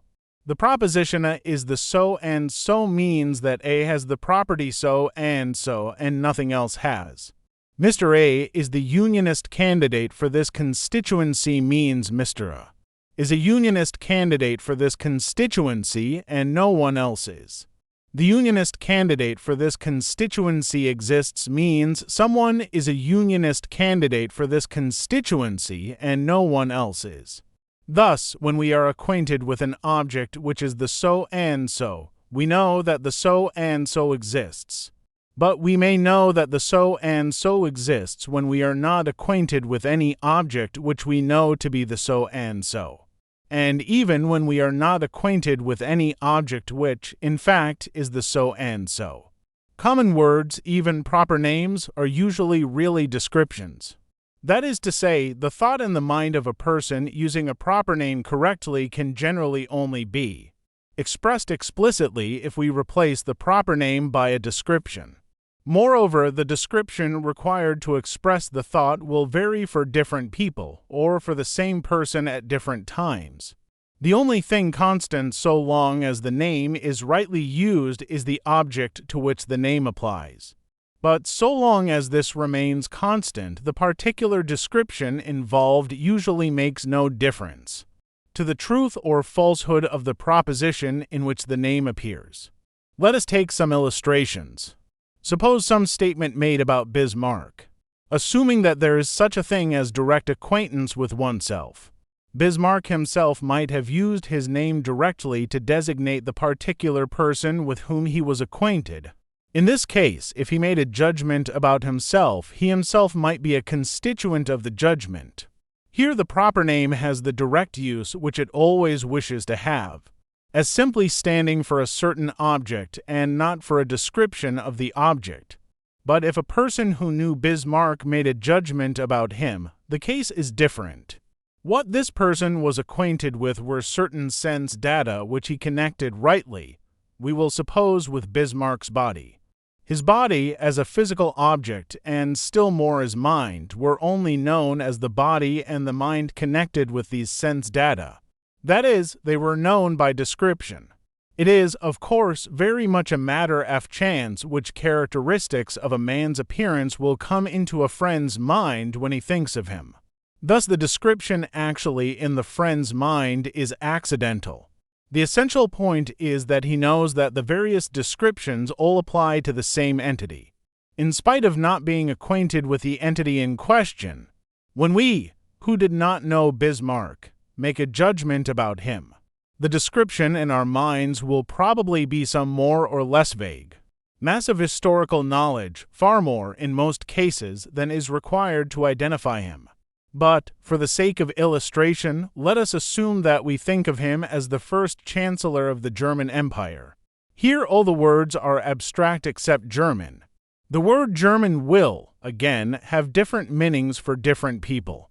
To some it will recall travels in Germany, to some the look of Germany on the map, and so on. But if we are to obtain a description which we know to be applicable, we shall be compelled, at some point, to bring in a reference to a particular with which we are acquainted. Such reference is involved in any mention of past, present, and future as opposed to definite dates, or of here and there, or of what others have told us. Thus it would seem that, in some way or other, a description known to be applicable to a particular must involve some reference to a particular with which we are acquainted. If our knowledge about the thing described is not to be merely what follows logically from the description, for example, the most long-lived of men is a description involving only universals which must apply to some man. But we can make no judgments concerning this man which involve knowledge about him beyond what the description gives. If, however, we say, the first Chancellor of the German Empire was an astute diplomatist, we can only be assured of the truth of our judgment in virtue of something with which we are acquainted, usually a testimony heard or read. Apart from the information we convey to others, apart from the fact about the actual Bismarck which gives importance to our judgment, the thought we really have contains the one or more particulars involved and otherwise consists wholly of concepts. All names of places, London, England, Europe, the Earth, the solar system, similarly involve, when used, descriptions which start from some one or more particulars with which we are acquainted. I suspect that even the universe, as considered by metaphysics, involves such a connection with particulars. In logic, on the contrary, where we are concerned not merely with what does exist, but with whatever might or could exist or be, no reference to actual particulars is involved. It would seem that when we make a statement about something only known by description, we often intend to make our statement not in the form involving the description, but about the actual thing described. That is to say, when we say anything about Bismarck, we should like, if we could, to make the judgment which Bismarck alone can make, namely, the judgment of which he himself is a constituent. In this we are necessarily defeated, since the actual Bismarck is unknown to us. But we know that there is an object B, called Bismarck, and that B was an astute diplomatist. We can thus describe the proposition we should like to affirm, namely, B was an astute diplomatist, where B is the object which was Bismarck. If we are describing Bismarck as the first Chancellor of the German Empire, the proposition we should like to affirm may be described as the proposition asserting concerning the actual object which was the first Chancellor of the German Empire that this object was an astute diplomatist. What enables us to communicate in spite of the varying descriptions we employ is that we know there is a true proposition concerning the actual Bismarck, and that however we may vary the description so long as the description is correct, the proposition described is still the same. This proposition, which is described and is known to be true, is what interests us. But we are not acquainted with the proposition itself, and do not know it, though we know it is true. It will be seen that there are various stages in the removal from acquaintance with particulars. There is Bismarck to people who knew him, Bismarck to those who only know of him through history, the man with the iron mask, the longest-lived of men. These are progressively further removed from acquaintance with particulars. The first comes as near to acquaintance as is possible in regard to another person. In the second, we shall still be said to know who Bismarck was. In the third, we do not know who was the man with the iron mask, though we can know many propositions about him which are not logically deducible from the fact that he wore an iron mask. In the fourth, finally, we know nothing beyond what is logically deducible from the definition of the man. There is a similar hierarchy in the region of universals. Many universals, like many particulars, are only known to us by description. But here, as in the case of particulars, knowledge concerning what is known by description is ultimately reducible to knowledge concerning what is known by acquaintance. The fundamental principle in the analysis of propositions containing descriptions is this. Every proposition which we can understand must be composed wholly of constituents with which we are acquainted. We shall not at this stage attempt to answer all the objections which may be urged against this fundamental principle. For the present, we shall merely point out that, in some way or other, it must be possible to meet these objections. For it is scarcely conceivable that we can make a judgment, or entertain a supposition without knowing what it is that we are judging or supposing about. We must attach some meaning to the words we use if we are to speak significantly and not utter mere noise. And the meaning we attach to our words must be something with which we are acquainted.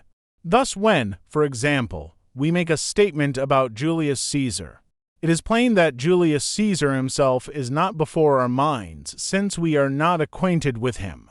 We have in mind some description of Julius Caesar, the man who was assassinated on the Ides of March, the founder of the Roman Empire, or perhaps merely the man whose name was Julius Caesar. In this last description, Julius Caesar is a noise or shape with which we are acquainted. Thus our statement does not mean quite what it seems to mean, but means something involving, instead of Julius Caesar, some description of him which is composed wholly of particulars and universals with which we are acquainted. The chief importance of knowledge by description is that it enables us to pass beyond the limits of our private experience. In spite of the fact that we can only know truths which are wholly composed of terms which we have experienced in acquaintance, we can yet have knowledge by description of things which we have never experienced.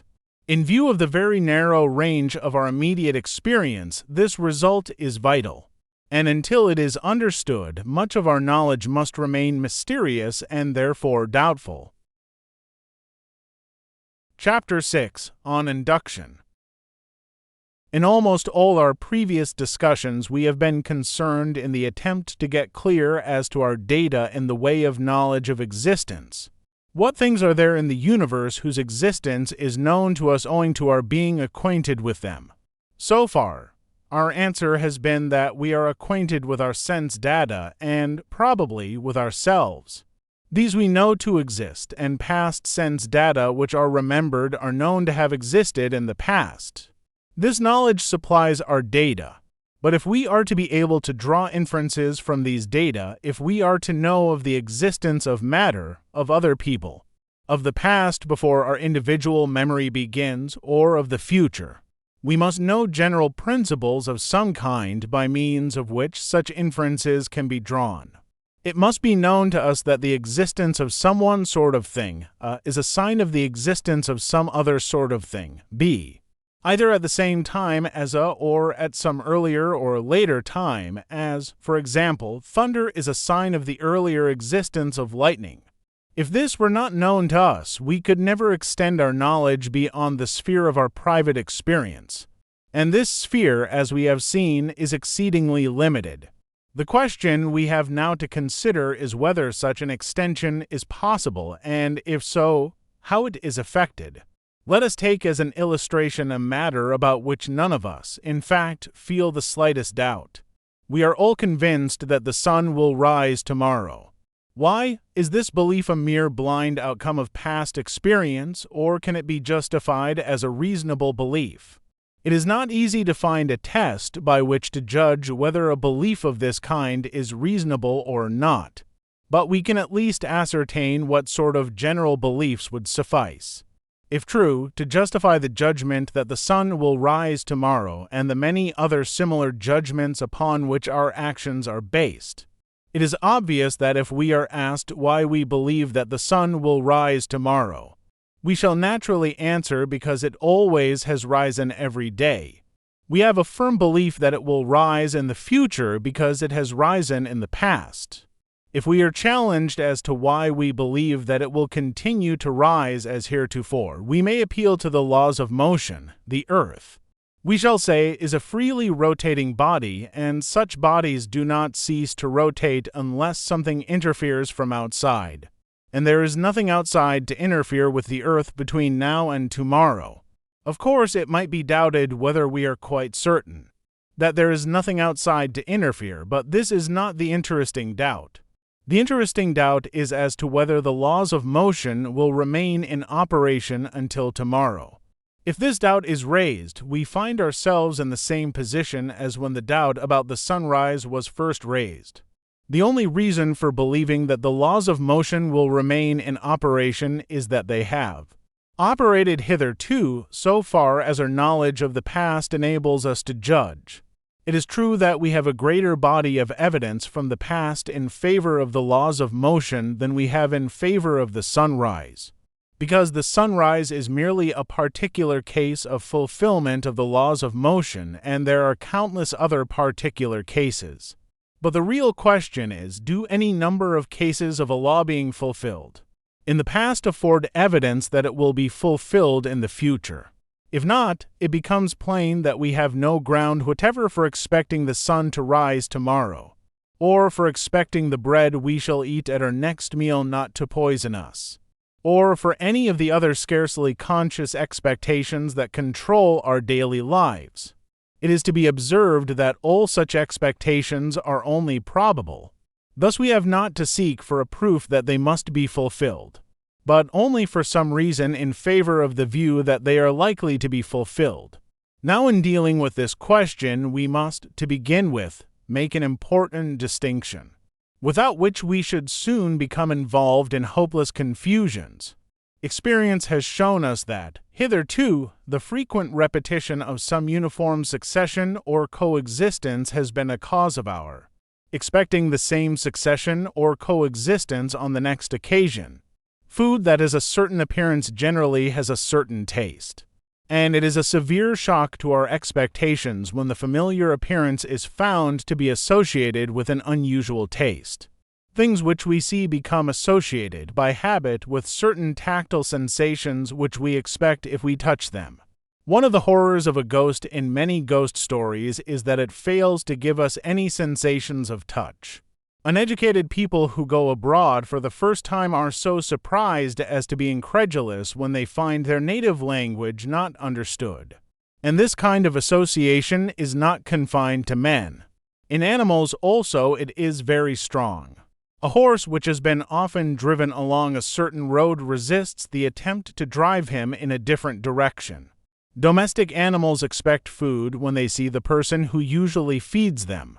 We know that all these rather crude expectations of uniformity are liable to be misleading.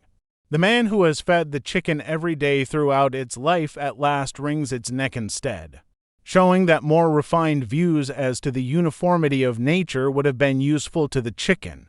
But in spite of the misleadingness of such expectations, they nevertheless exist. The mere fact that something has happened a certain number of times causes animals and men to expect that it will happen again. Thus our instincts certainly cause us to believe that the sun will rise tomorrow. But we may be in no better a position than the chicken which unexpectedly has its neck wrung. We have therefore to distinguish the fact that past uniformities cause expectations as to the future, from the question whether there is any reasonable ground for giving weight to such expectations, after the question of their validity has been raised. The problem we have to discuss is whether there is any reason for believing in what is called the uniformity of nature. The belief in the uniformity of nature is the belief that everything that has happened or will happen is an instance of some general law to which there are no exceptions.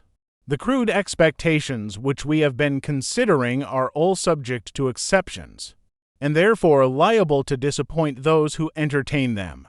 But science habitually assumes, at least as a working hypothesis, that general rules which have exceptions can be replaced by general rules which have no exceptions. Unsupported bodies and airfall is a general rule to which balloons and aeroplanes are exceptions. But the laws of motion and the law of gravitation, which account for the fact that most bodies fall, also account for the fact that balloons and aeroplanes can rise. Thus, the laws of motion and the law of gravitation are not subject to these exceptions. The belief that the sun will rise tomorrow might be falsified. If the Earth came suddenly into contact with a large body which destroyed its rotation, but the laws of motion and the law of gravitation would not be infringed by such an event. The business of science is to find uniformities such as the laws of motion and the law of gravitation, to which, so far as our experience extends, there are no exceptions. In this search, science has been remarkably successful, and it may be conceded that such uniformities have held hitherto. This brings us back to the question, have we any reason, assuming that they have always held in the past, to suppose that they will hold in the future? It has been argued that we have reason to know that the future will resemble the past, because what was the future has constantly become the past and has always been found to resemble the past. So that we really have experience of the future, namely of times which were formerly future, which we may call past futures. But such an argument really begs the very question at issue. We have experience of past futures, but not of future futures, and the question is, will future futures resemble past futures? This question is not to be answered by an argument which starts from past futures alone. We have therefore still to seek for some principle which shall enable us to know that the future will follow the same laws as the past. The reference to the future in this question is not essential. The same question arises when we apply the laws that work in our experience to past things of which we have no experience, as, for example, in geology or in theories as to the origin of the solar system. The question we really have to ask is, when two things have been found to be often associated, and no instance is known of the one occurring without the other, does the occurrence of one of the two, in a fresh instance, give any good ground for expecting the other? On our answer to this question must depend the validity of the whole of our expectations as to the future, the whole of the results obtained by induction, and in fact practically all the beliefs upon which our daily life is based. It must be conceded, to begin with, that the fact that two things have been found often together and never apart does not, by itself, suffice to prove demonstratively that they will be found together in the next case we examine.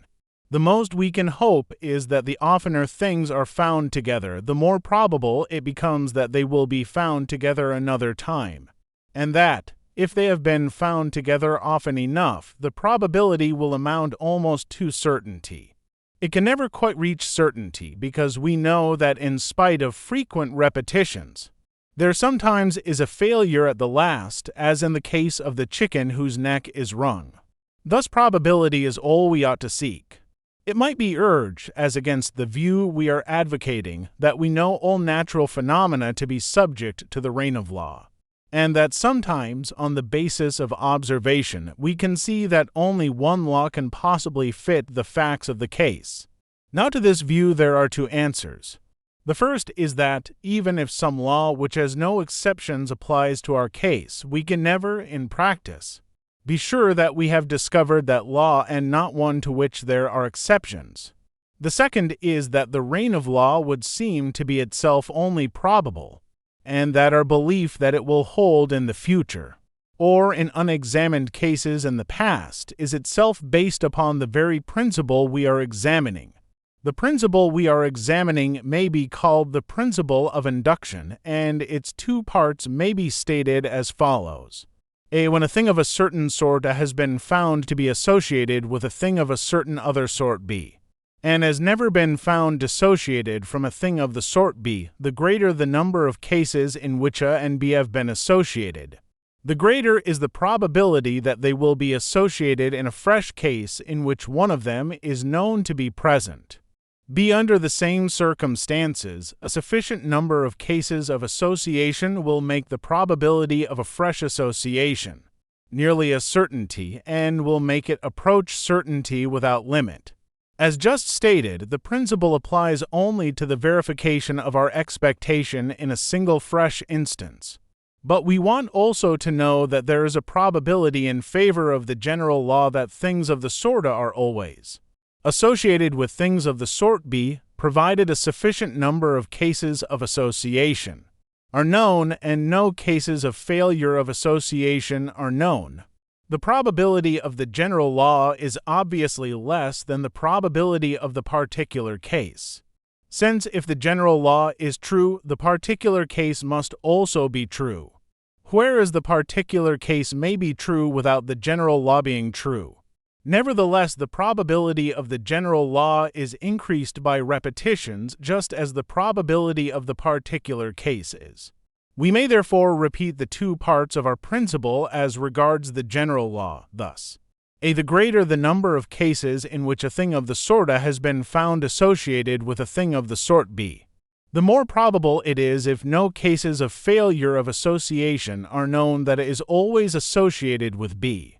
B. Under the same circumstances, a sufficient number of cases of the association of A with B will make it nearly certain that it is always associated with B, and will make this general law approach certainty without limit. It should be noted that probability is always relative to certain data. In our case, the data are merely the known cases of coexistence of A and B. There may be other data which might be taken into account which would gravely alter the probability. For example, a man who had seen a great many white swans might argue, by our principle, that on the data it was probable that all swans were white, and this might be a perfectly sound argument.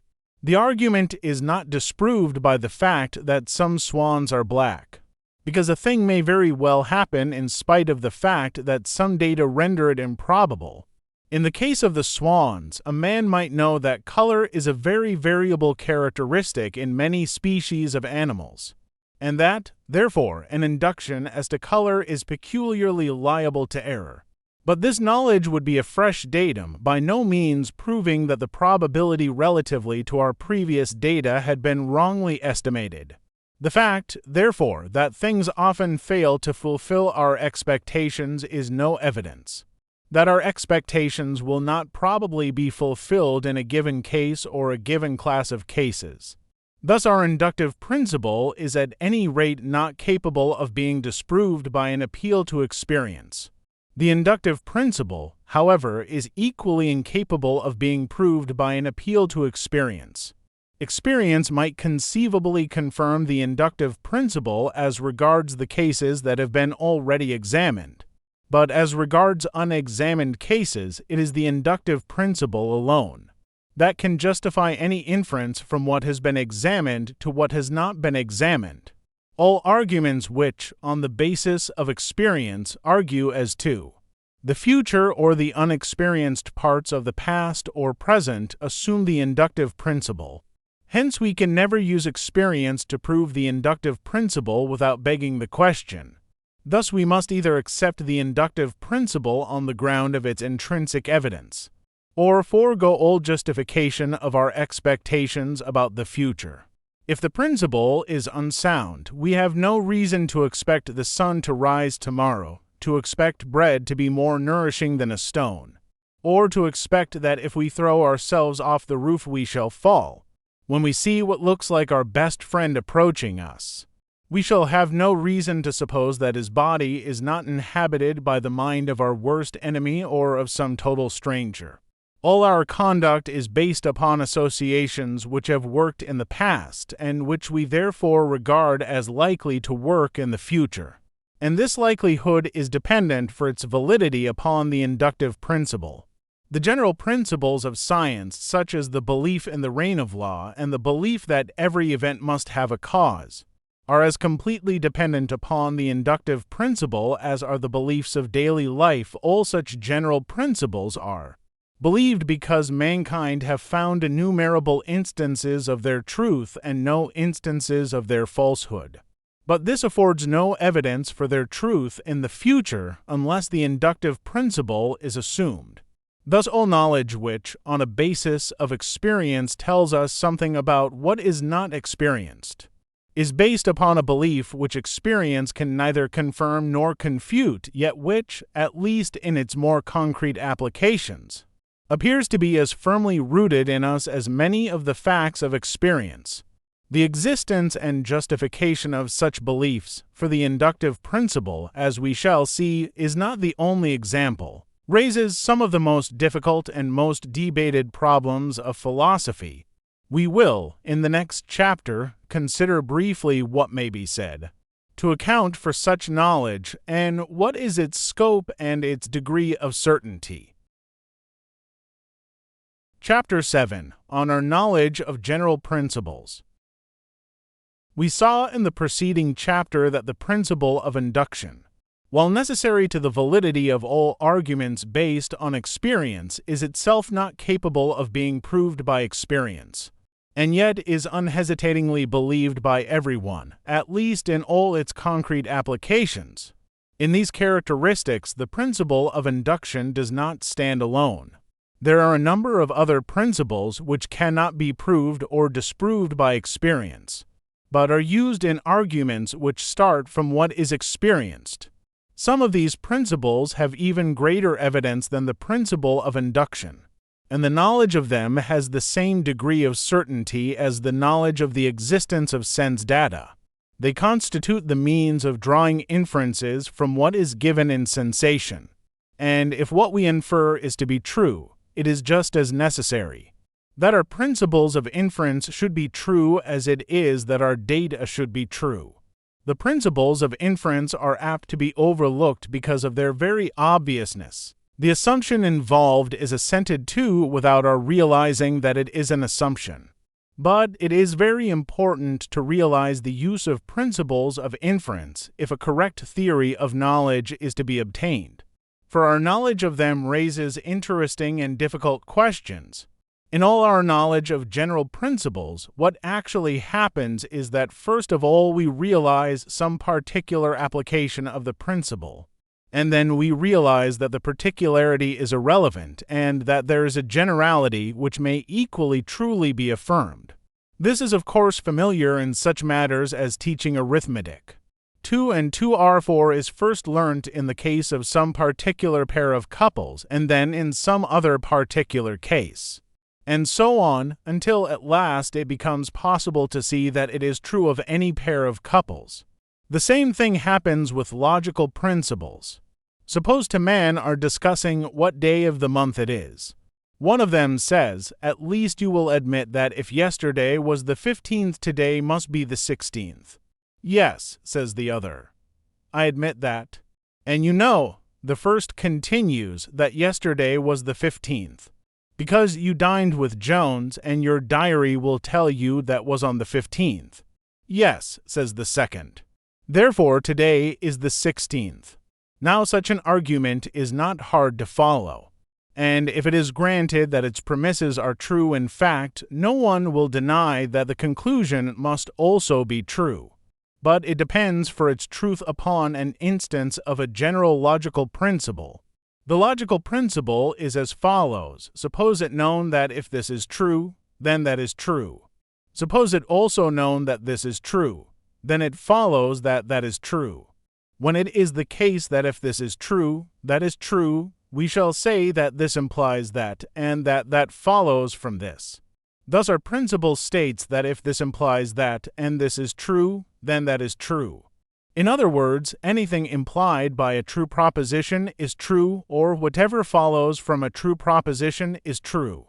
This principle is really involved, at least concrete instances of it are involved, in all demonstrations. Whenever one thing which we believe is used to prove something else, which we consequently believe, this principle is relevant. If anyone asks, "Why should I accept the results of valid arguments based on true premises?" we can only answer by appealing to our principle. In fact, the truth of the principle is impossible to doubt, and its obviousness is so great that at first sight it seems almost trivial. Such principles, however, are not trivial to the philosopher, for they show that we may have indubitable knowledge which is in no way derived from objects of sense. The above principle is merely one of a certain number of self-evident logical principles. Some at least of these principles must be granted before any argument or proof becomes possible. When some of them have been granted, others can be proved, though these others, so long as they are simple, are just as obvious as the principles taken for granted. For no very good reason, 3 of these principles have been singled out by tradition under the name of laws of thought. They are as follows. 1. The law of identity. Whatever is, is. To the law of contradiction, nothing can both be and not be. 3. The law of excluded middle. Everything must either be or not be. These 3 laws are samples of self-evident logical principles, but are not really more fundamental or more self-evident than various other similar principles. For instance, the one we considered just now, which states that what follows from a true premise is true. The name laws of thought is also misleading, for what is important is not the fact that we think in accordance with these laws, but the fact that things behave in accordance with them. In other words, the fact that when we think in accordance with them, we think truly. But this is a large question to which we must return at a later stage. In addition to the logical principles which enable us to prove from a given premise that something is certainly true, there are other logical principles which enable us to prove from a given premise that there is a greater or less probability that something is true.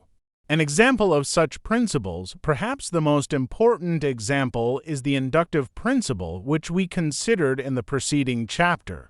One of the great historic controversies in philosophy is the controversy between the 2 schools called respectively empiricists and rationalists. The empiricists, who are best represented by the British philosophers Locke, Berkeley, and Hume, maintained that all our knowledge is derived from experience. The rationalists, who are represented by the continental philosophers of the 17th century, especially Descartes and Leibniz, maintained that, in addition to what we know by experience, there are certain innate ideas and innate principles which we know independently of experience. It has now become possible to decide with some confidence as to the truth or falsehood of these opposing schools. It must be admitted, for the reasons already stated, that logical principles are known to us, and cannot be themselves proved by experience, since all proof presupposes them. In this, therefore, which was the most important point of the controversy, the rationalists were in the right.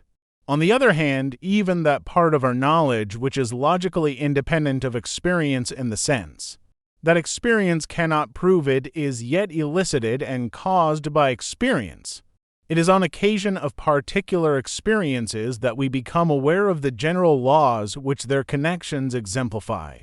It would certainly be absurd to suppose that there are innate principles in the sense that babies are born with a knowledge of everything which men know and which cannot be deduced from what is experienced.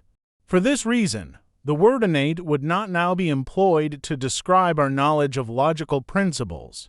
The phrase a priori is less objectionable and is more usual in modern writers. Thus, while admitting that all knowledge is elicited and caused by experience, we shall nevertheless hold that some knowledge is a priori, in the sense that the experience which makes us think of it does not suffice to prove it, but merely so directs our attention that we see its truth without requiring any proof from experience. There is another point of great importance in which the empiricists were in the right as against the rationalists. Nothing can be known to exist except by the help of experience. That is to say, if we wish to prove that something of which we have no direct experience exists, we must have among our premises the existence of one or more things of which we have direct experience. Our belief that the Emperor of China exists, for example, rests upon testimony, and testimony consists, in the last analysis, of sense data seen or heard in reading or being spoken to.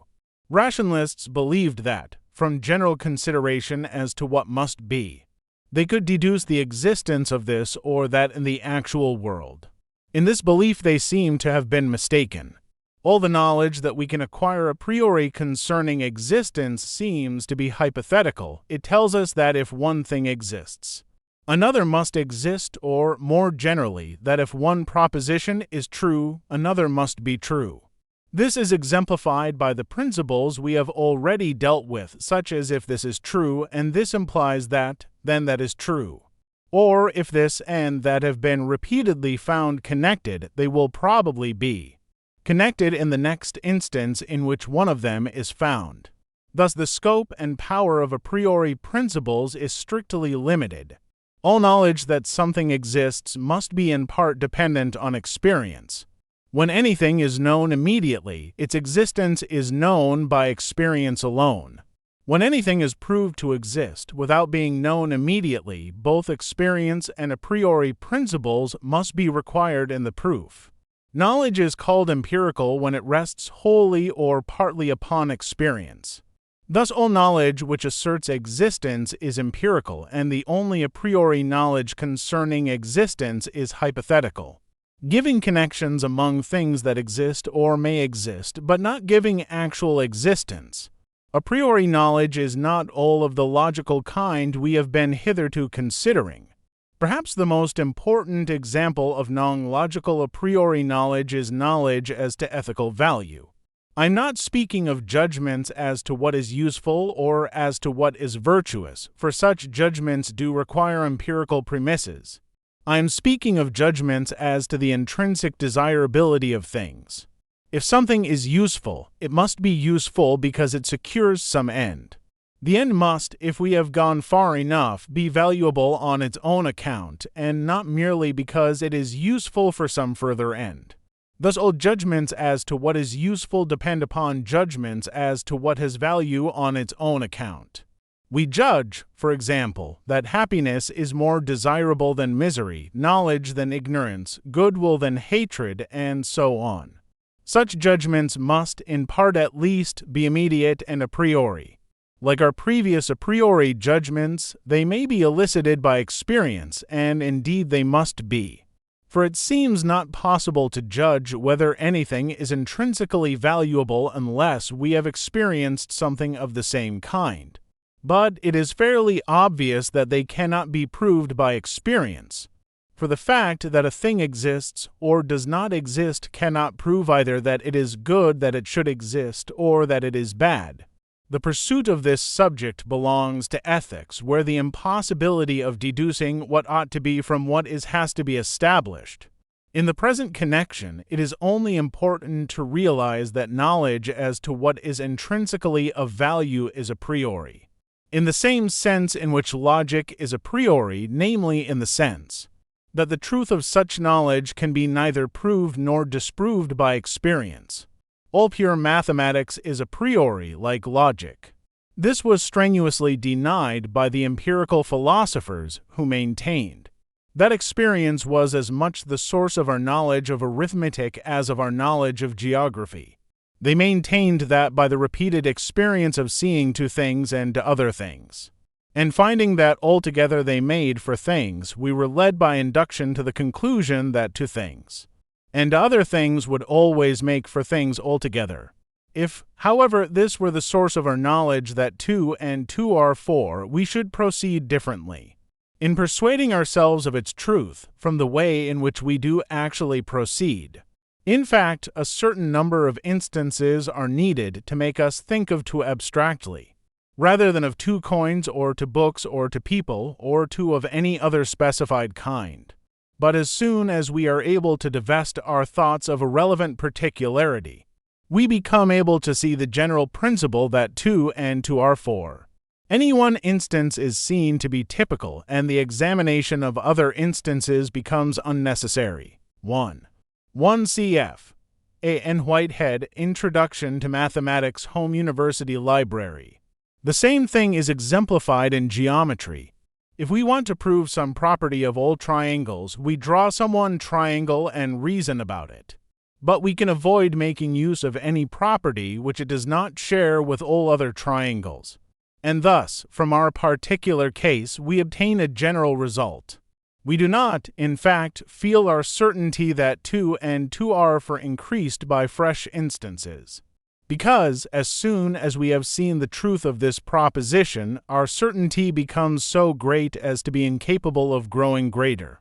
Moreover, we feel some quality of necessity about the proposition 2 and 2 are 4, which is absent from even the best attested empirical generalizations. Such generalizations always remain mere facts. We feel that there might be a world in which they were false, though in the actual world they happen to be true. In any possible world, on the contrary, we feel that 2 and 2 would be 4. This is not a mere fact, but a necessity to which everything actual and possible must conform. The case may be made clearer by considering a genuinely empirical generalization, such as all men are mortal. It is plain that we believe this proposition, in the first place, because there is no known instance of men living beyond a certain age, and in the second place, because there seem to be physiological grounds for thinking that an organism such as a man's body must sooner or later wear out. Neglecting the second ground and considering merely our experience of man's mortality, it is plain that we should not be content with one quite clearly understood instance of a man dying. Whereas, in the case of 2 and 2 are 4, one instance does suffice, when carefully considered, to persuade us that the same must happen in any other instance. Also, we can be forced to admit, on reflection, that there may be some doubt, however slight, as to whether all men are mortal. This may be made plain by the attempt to imagine 2 different worlds, in one of which there are men who are not mortal, while in the other 2, and to make 5. When Swift invites us to consider the race of strolled bugs who never die, we are able to acquiesce in imagination.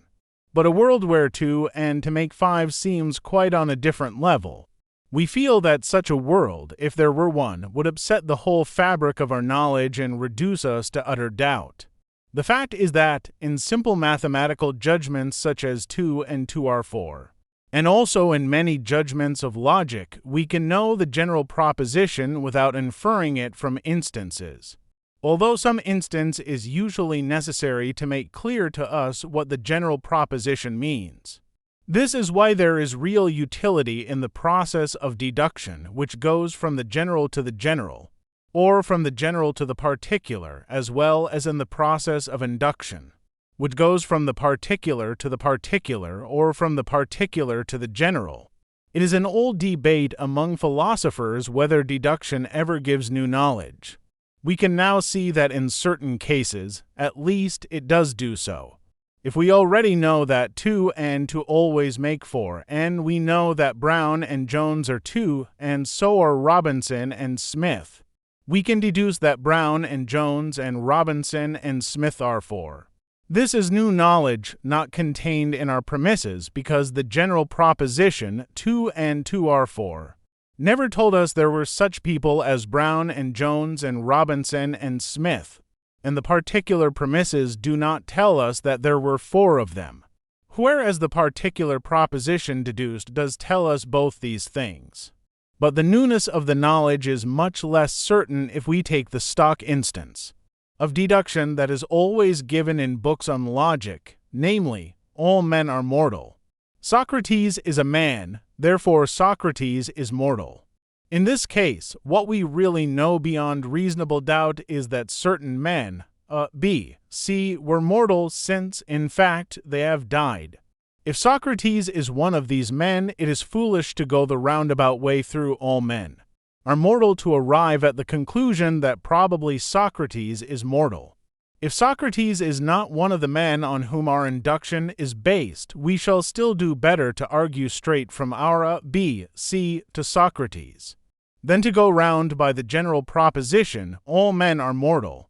For the probability that Socrates is mortal is greater on our data than the probability that all men are mortal. This is obvious because if all men are mortal, so is Socrates. But if Socrates is mortal, it does not follow that all men are mortal. Hence we shall reach the conclusion that Socrates is mortal with a greater approach to certainty. If we make our argument purely inductive than if we go by way of all men are mortal and then use deduction. This illustrates the difference between general propositions known a priori such as 2 and 2 are 4, and empirical generalizations such as all men are mortal.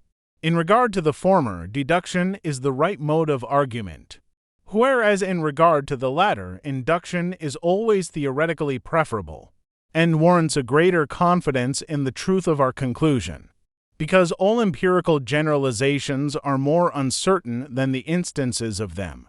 We have now seen that there are propositions known a priori, and that among them are the propositions of logic and pure mathematics, as well as the fundamental propositions of ethics. The question which must next occupy us is this: how is it possible that there should be such knowledge?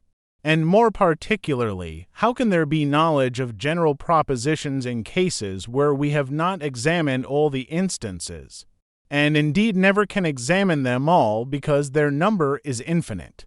These questions, which were first brought prominently forward by the German philosopher Kant 1724 to 1804, are very difficult and historically very important. Chapter 8: How a priori knowledge is possible. Immanuel Kant is generally regarded as the greatest of the modern philosophers. Though he lived through the 7 Years' War and the French Revolution, he never interrupted his teaching of philosophy at Königsberg in East Prussia. His most distinctive contribution was the invention of what he called the critical philosophy, which, assuming as a datum that there is knowledge of various kinds, inquired how such knowledge comes to be possible, and deduced from the answer to this inquiry many metaphysical results as to the nature of the world. Whether these results were valid may well be doubted, but Kant undoubtedly deserves credit for 2 things. First, for having perceived that we have a priori knowledge which is not purely analytic, i.e., such that the opposite would be self-contradictory, and secondly, for having made evident the philosophical importance of the theory of knowledge. Before the time of Kant, it was generally held that whatever knowledge was a priori must be analytic. What this word means will be best illustrated by examples. If I say, a bald man is a man, a plain figure is a figure, a bad poet is a poet, I make a purely analytic judgment. The subject spoken about is given as having at least 2 properties, of which one is singled out to be asserted of it. Such propositions as the above are trivial and would never be enunciated in real life, except by an orator preparing the way for a piece of sophistry. They are called analytic because the predicate is obtained by merely analyzing the subject. Before the time of Kant, it was thought that all judgments of which we could be certain a priori were of this kind, that in all of them there was a predicate which was only part of the subject of which it was asserted. If this were so, we should be involved in a definite contradiction if we attempted to deny anything that could be known a priori. A bald man is not bold would assert and deny baldness of the same man, and would therefore contradict itself. Thus, according to the philosophers before Kant, the law of contradiction, which asserts that nothing can at the same time have and not have a certain property, sufficed to establish the truth of all a priori knowledge. Hume 1711–76, who preceded Kant, accepting the usual view as to what makes knowledge a priori, discovered that, in many cases which had previously been supposed analytic, and notably in the case of cause and effect, the connection was really synthetic. Before Hume, rationalists at least had supposed that the effect could be logically deduced from the cause if only we had sufficient knowledge. Hume argued, correctly, as would now be generally admitted, that this could not be done. Hence he inferred the far more doubtful proposition that nothing could be known a priori about the connection of cause and effect. Kant, who had been educated in the rationalist tradition, was much perturbed by Hume's skepticism and endeavored to find an answer to it. He perceived that not only the connection of cause and effect, but all the propositions of arithmetic and geometry are synthetic, i.e., not analytic, In all these propositions, no analysis of the subject will reveal the predicate. His stock instance was the proposition 7 plus 5 equals 12. He pointed out, quite truly, that 7 and 5 have to be put together to give 12. The idea of 12 is not contained in them, nor even in the idea of adding them together. Thus he was led to the conclusion that all pure mathematics, though a priori, is synthetic. And this conclusion raised a new problem of which he endeavored to find the solution. The question which Kant put at the beginning of his philosophy, namely how is pure mathematics possible, is an interesting and difficult one, to which every philosophy which is not purely skeptical must find some answer. The answer of the pure empiricists, that our mathematical knowledge is derived by induction from particular instances, we have already seen to be inadequate for two reasons. First, that the validity of the inductive principle itself cannot be proved by induction.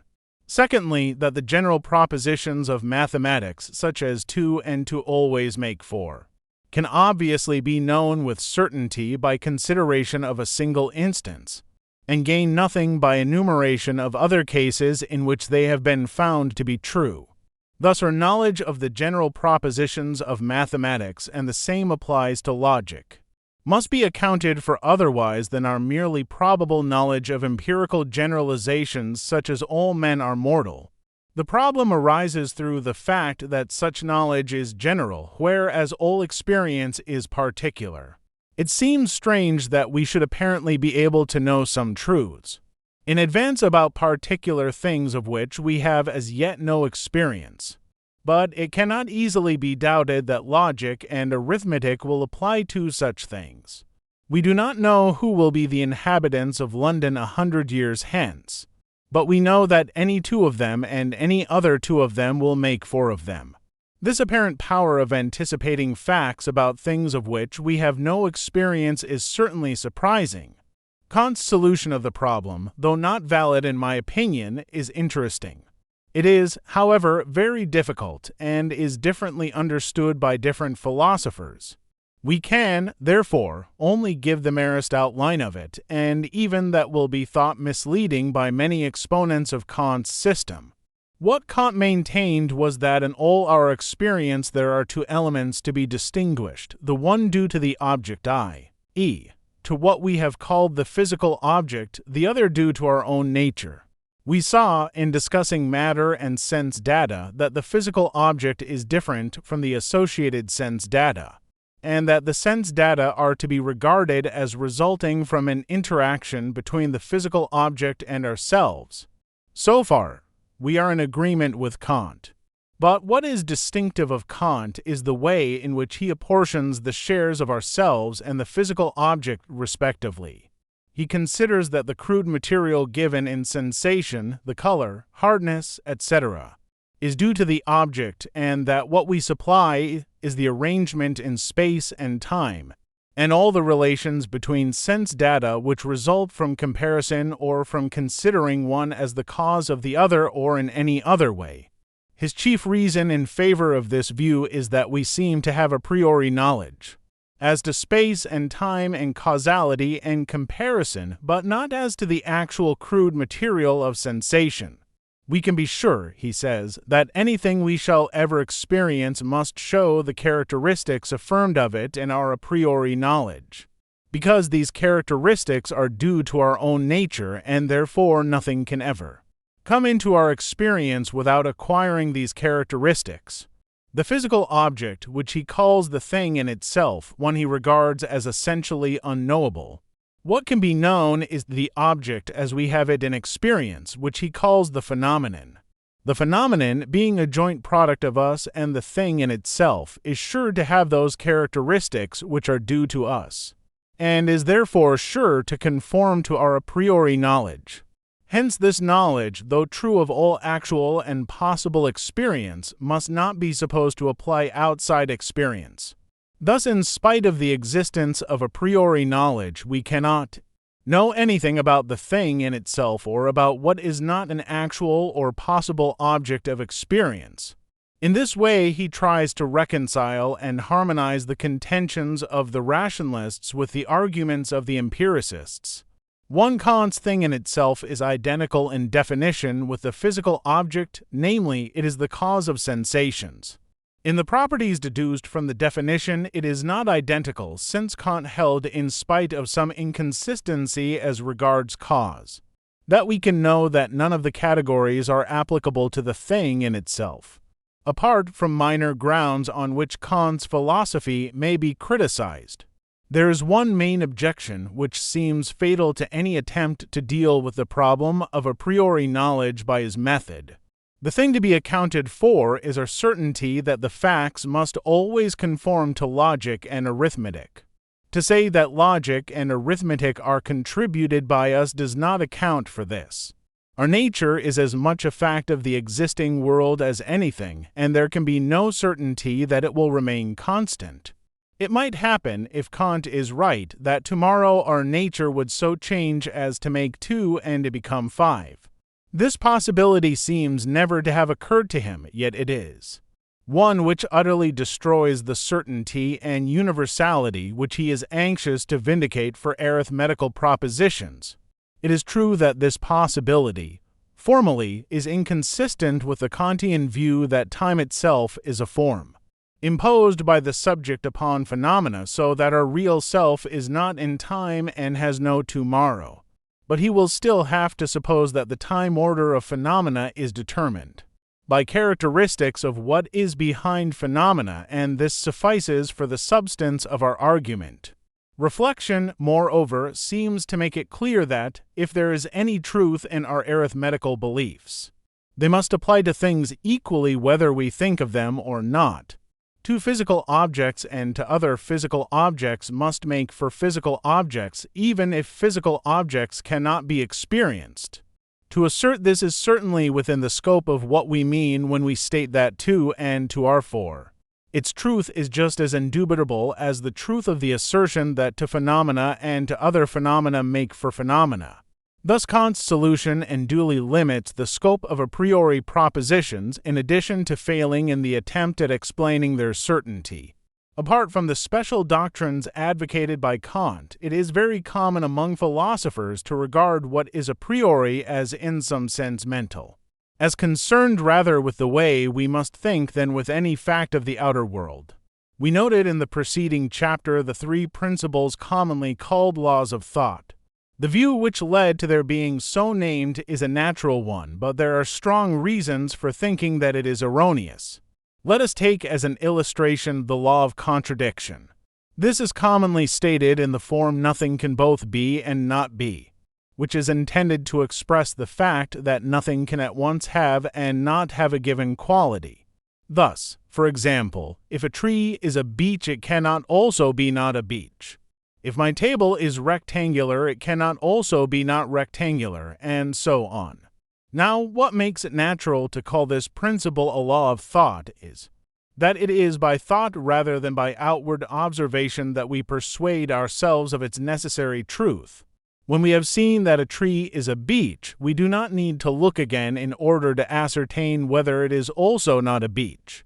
Thought alone makes us know that this is impossible, but the conclusion that the law of contradiction is a law of thought is nevertheless erroneous. What we believe when we believe the law of contradiction is not that the mind is so made that it must believe the law of contradiction. This belief is a subsequent result of psychological reflection, which presupposes the belief in the law of contradiction. The belief in the law of contradiction is a belief about things, not only about thoughts. It is not, for example, the belief that if we think a certain tree is a beech, we cannot at the same time think that it is not a beech. It is the belief that if the tree is a beech, it cannot at the same time be not a beech. Thus, the law of contradiction is about things, and not merely about thoughts. And although belief in the law of contradiction is a thought, the law of contradiction itself is not a thought, but a fact concerning the things in the world. If this, which we believe when we believe the law of contradiction, were not true of the things in the world, The fact that we were compelled to think it true would not save the law of contradiction from being false. And this shows that the law is not a law of thought. A similar argument applies to any other a priori judgment. When we judge that 2 and 2 are 4, we are not making a judgment about our thoughts, but about all actual or possible couples. The fact that our minds are so constituted as to believe that 2 and 2 are 4, though it is true, is emphatically not what we assert when we assert that 2 and 2 are 4. And no fact about the constitution of our minds could make it true that 2 and 2 are 4. Thus our a priori knowledge, if it is not erroneous, is not merely knowledge about the constitution of our minds, but is applicable to whatever the world may contain, both what is mental and what is non-mental. The fact seems to be that all our a priori knowledge is concerned with entities which do not, properly speaking, exist either in the mental or in the physical world. These entities are such as can be named by parts of speech which are not substantives. They are such entities as qualities and relations. Suppose, for instance, that I am in my room. I exist and my room exists. But doesn't exist, yet obviously the word in has a meaning. It denotes a relation which holds between me and my room.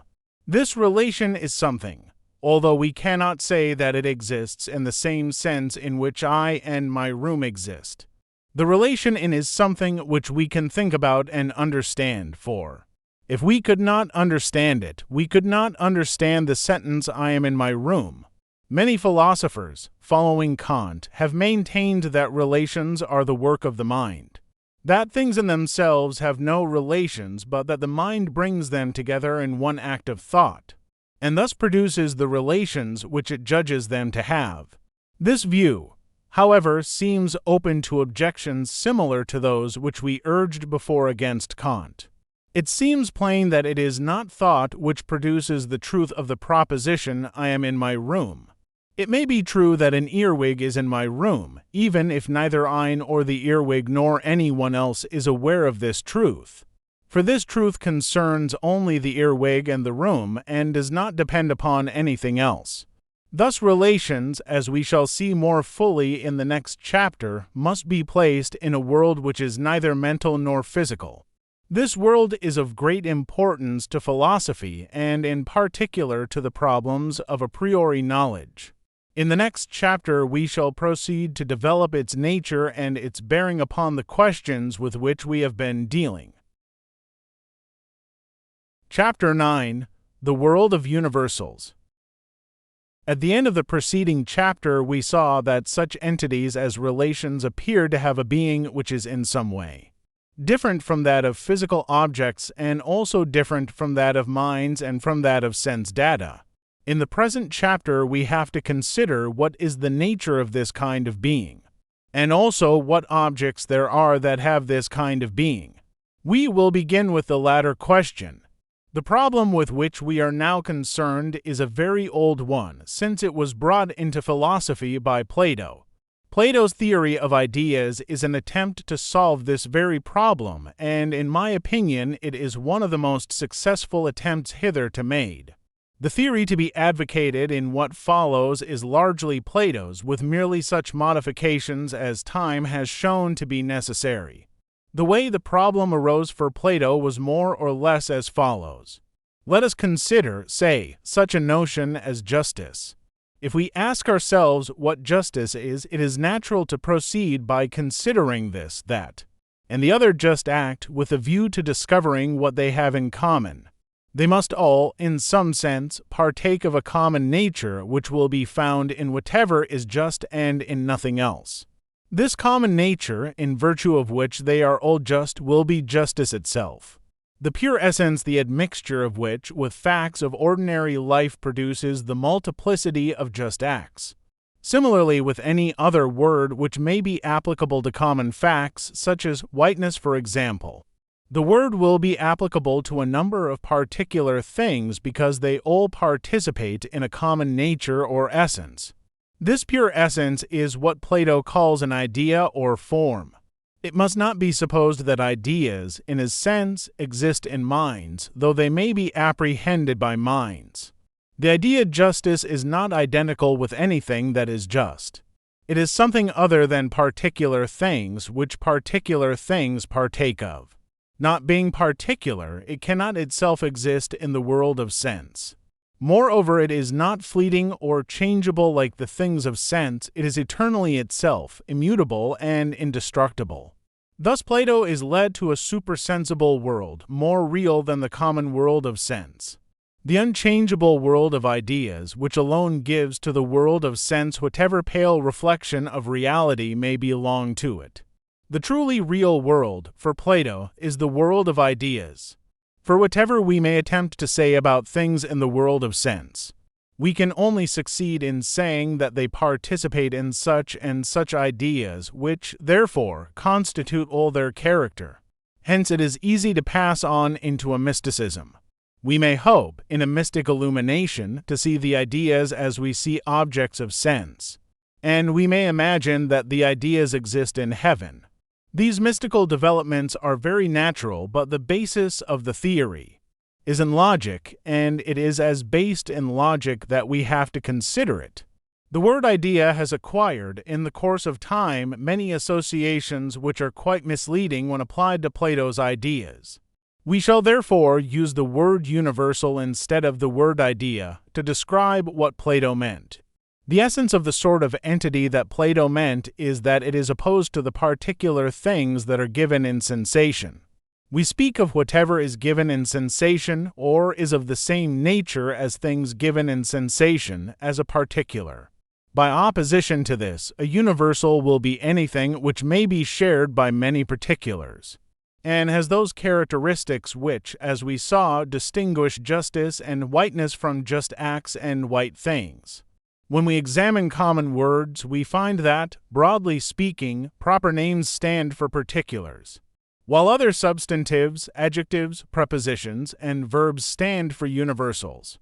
Pronouns stand for particulars but are ambiguous. It is only by the context or the circumstances that we know what particulars they stand for. The word now stands for a particular, namely the present moment. But, like pronouns, it stands for an ambiguous particular because the present is always changing. It will be seen that no sentence can be made up without at least one word which denotes a universal. The nearest approach would be some such statement as "I like this." But even here the word like denotes a universal, for I may like other things, and other people may like things.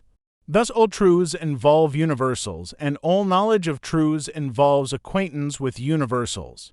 Seeing that nearly all the words to be found in the dictionary stand for universals, it is strange that hardly anybody except students of philosophy ever realizes that there are such entities as universals.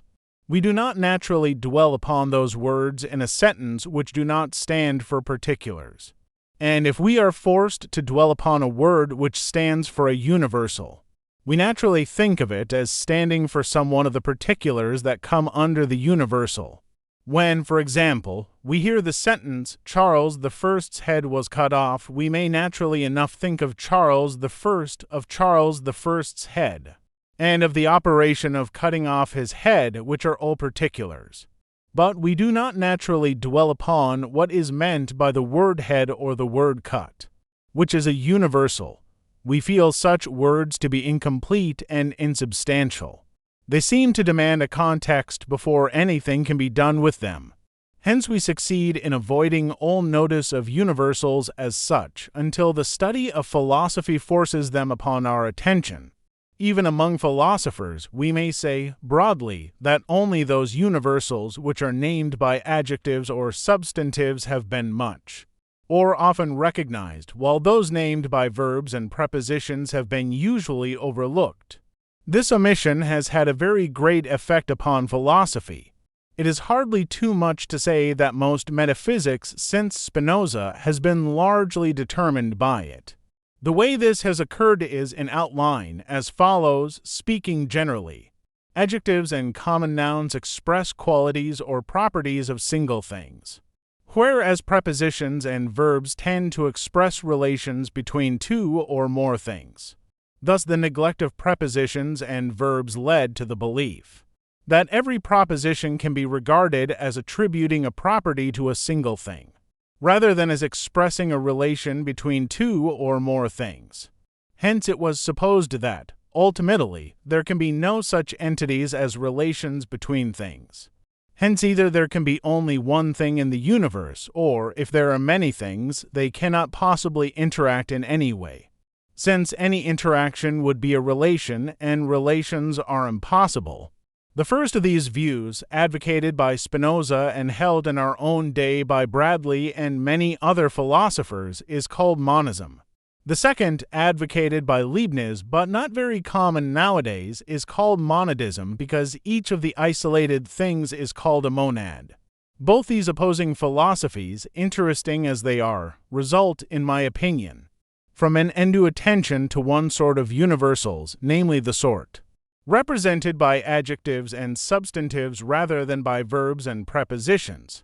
As a matter of fact, if anyone were anxious to deny altogether that there are such things as universals, we should find that we cannot strictly prove that there are such entities as qualities, i.e., the universals represented by adjectives and substantives, whereas we can prove that there must be relations, i.e., the sort of universals generally represented by verbs and prepositions.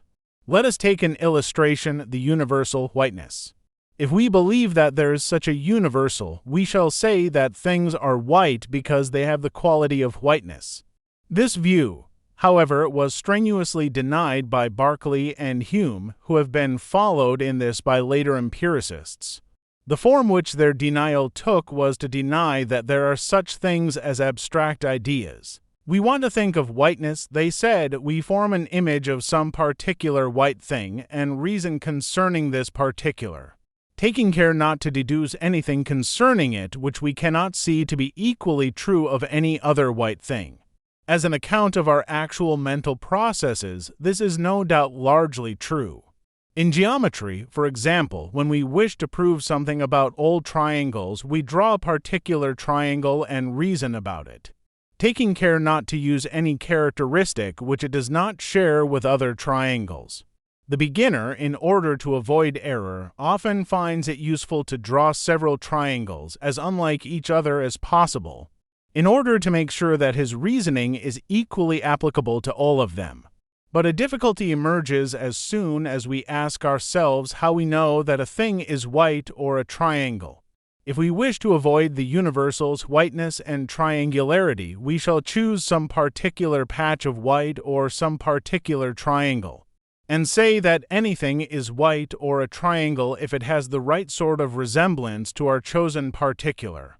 But then the resemblance required will have to be a universal. Since there are many white things, the resemblance must hold between many pairs of particular white things. And this is the characteristic of a universal. It will be useless to say that there is a different resemblance for each pair, for then we shall have to say that these resemblances resemble each other, and thus at last we shall be forced to admit resemblance as a universal. The relation of resemblance, therefore, must be a true universal. And having been forced to admit this universal, we find that it is no longer worth while to invent difficult and unplausible theories to avoid the admission of such universals as whiteness and triangularity. Berkeley and Hume failed to perceive this refutation of their rejection of abstract ideas, because, like their adversaries, they only thought of qualities and altogether ignored relations as universals. We have therefore here another respect in which the rationalists appear to have been in the right as against the empiricists, although, owing to the neglect or denial of relations, the deductions made by irrationalists were, if anything, more apt to be mistaken than those made by empiricists. Having now seen that there must be such entities as universals, the next point to be proved is that their being is not merely mental. By this is meant that whatever being belongs to them is independent of their being thought of or in any way apprehended by minds. We have already touched on this subject at the end of the preceding chapter. But we must now consider more fully what sort of being it is that belongs to universals. Consider such a proposition as Edinburgh is north of London. Here we have a relation between two places, and it seems plain that the relation subsists independently of our knowledge of it. When we come to know that Edinburgh is north of London, we come to know something which has to do only with Edinburgh and London. We do not cause the truth of the proposition by coming to know it. On the contrary, we merely apprehend a fact which was there before we knew it. The part of the earth's surface where Edinburgh stands would be north of the part where London stands. Even if there were no human being to know about north and south, and even if there were no minds at all in the universe. This is, of course, denied by many philosophers, either for Berkeley's reasons or for Kant's. But we have already considered these reasons and decided that they are inadequate. We may therefore now assume it to be true that nothing mental is presupposed in the fact that Edinburgh is north of London. But this fact involves the relation north of, which is a universal, and it would be impossible for the whole fact to involve nothing mental if the relation north of, which is a constituent part of the fact, did involve anything mental. Hence we must admit that the relation, like the terms it relates, is not dependent upon thought, but belongs to the independent world which thought apprehends but does not create. This conclusion, however, is met by the difficulty that the relation north of does not seem to exist in the same sense in which Edinburgh and London exist. If we ask where and when does this relation exist, the answer must be no where and no when. There is no place or time where we can find the relation north of. It does not exist in Edinburgh any more than in London, for it relates the two and is neutral as between them. Nor can we say that it exists at any particular time. Now everything that can be apprehended by the senses or by introspection exists at some particular time. Hence the relation north of is radically different from such things. It is neither in space nor in time, neither material nor mental. Yet it is something. It is largely the very peculiar kind of being that belongs to universals, which has led many people to suppose that they are really mental.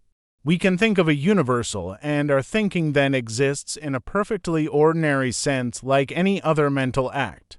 Suppose, for example, that we are thinking of whiteness. Then in one sense it may be said that whiteness is in our mind. We have here the same ambiguity as we noted in discussing Berkeley in Chapter 4. In the strict sense, it is not whiteness that is in our mind, but the act of thinking of whiteness.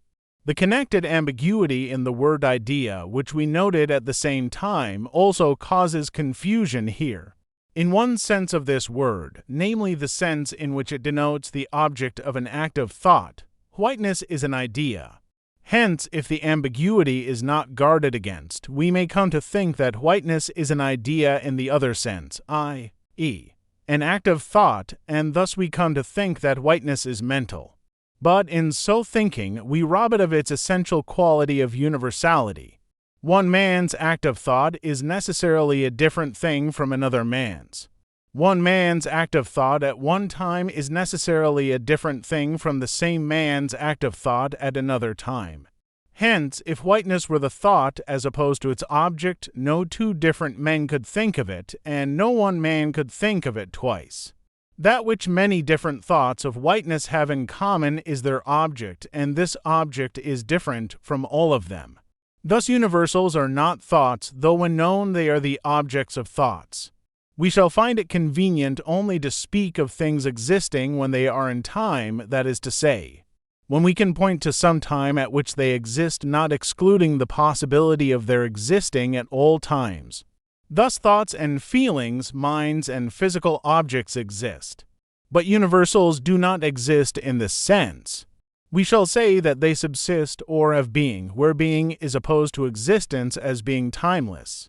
The world of universals, therefore, may also be described as the world of being.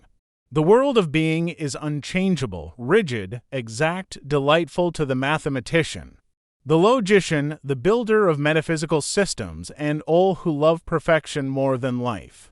The world of existence is fleeting, vague, without sharp boundaries, without any clear plan or arrangement. But it contains all thoughts and feelings, all the data of sense, and all physical objects, everything that can do either good or harm, everything that makes any difference to the value of life and the world. According to our temperaments, we shall prefer the contemplation of the one or of the other. The one we do not prefer will probably seem to us a pale shadow of the one we prefer and hardly worthy to be regarded as in any sense real.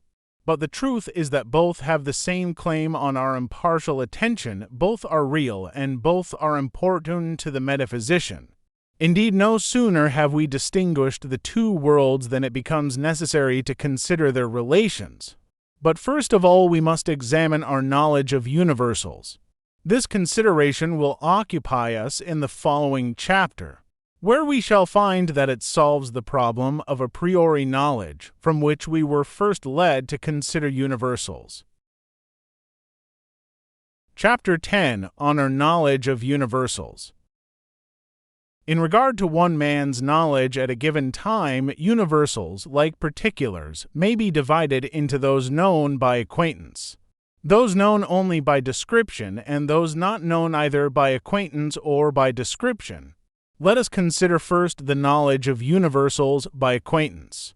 It is obvious, to begin with, that we are acquainted with such universals as white, red, black, sweet, sour, loud, hard, etc., i.e., with qualities which are exemplified in sense data. When we see a white patch, we are acquainted, in the first instance, with a particular patch. But by seeing many white patches, we easily learn to abstract the whiteness which they all have in common. And in learning to do this, we are learning to be acquainted with whiteness. A similar process will make us acquainted with any other universal of the same sort. Universals of this sort may be called sensible qualities. They can be apprehended with less effort of abstraction than any others, and they seem less removed from particulars than other universals are. We come next to relations. The easiest relations to apprehend are those which hold between the different parts of a single complex sense datum. For example, I can see at a glance the whole of the page on which I am writing. Thus the whole page is included in one sense datum. But I perceive that some parts of the page are to the left of other parts, and some parts are above other parts. The process of abstraction in this case seems to proceed somewhat as follows. I see successively a number of sense data in which one part is to the left of another. I perceive, as in the case of different white patches, that all these sense data have something in common. And by abstraction I find that what they have in common is a certain relation between their parts, namely the relation which I call being to the left of. In this way I become acquainted with the universal relation. In like manner I become aware of the relation of before and after in time. Suppose I hear a chime of bells. When the last bell of the chime sounds, I can retain the whole chime before my mind, and I can perceive that the earlier bells came before the later ones. Also in memory I perceive that what I am remembering came before the present time. From either of these sources I can abstract the universal relation of before and after, just as I abstracted the universal relation being to the left of. Thus time relations, like space relations, are among those with which we are acquainted. Another relation with which we become acquainted in much the same way is resemblance. If I see simultaneously two shades of green, I can see that they resemble each other.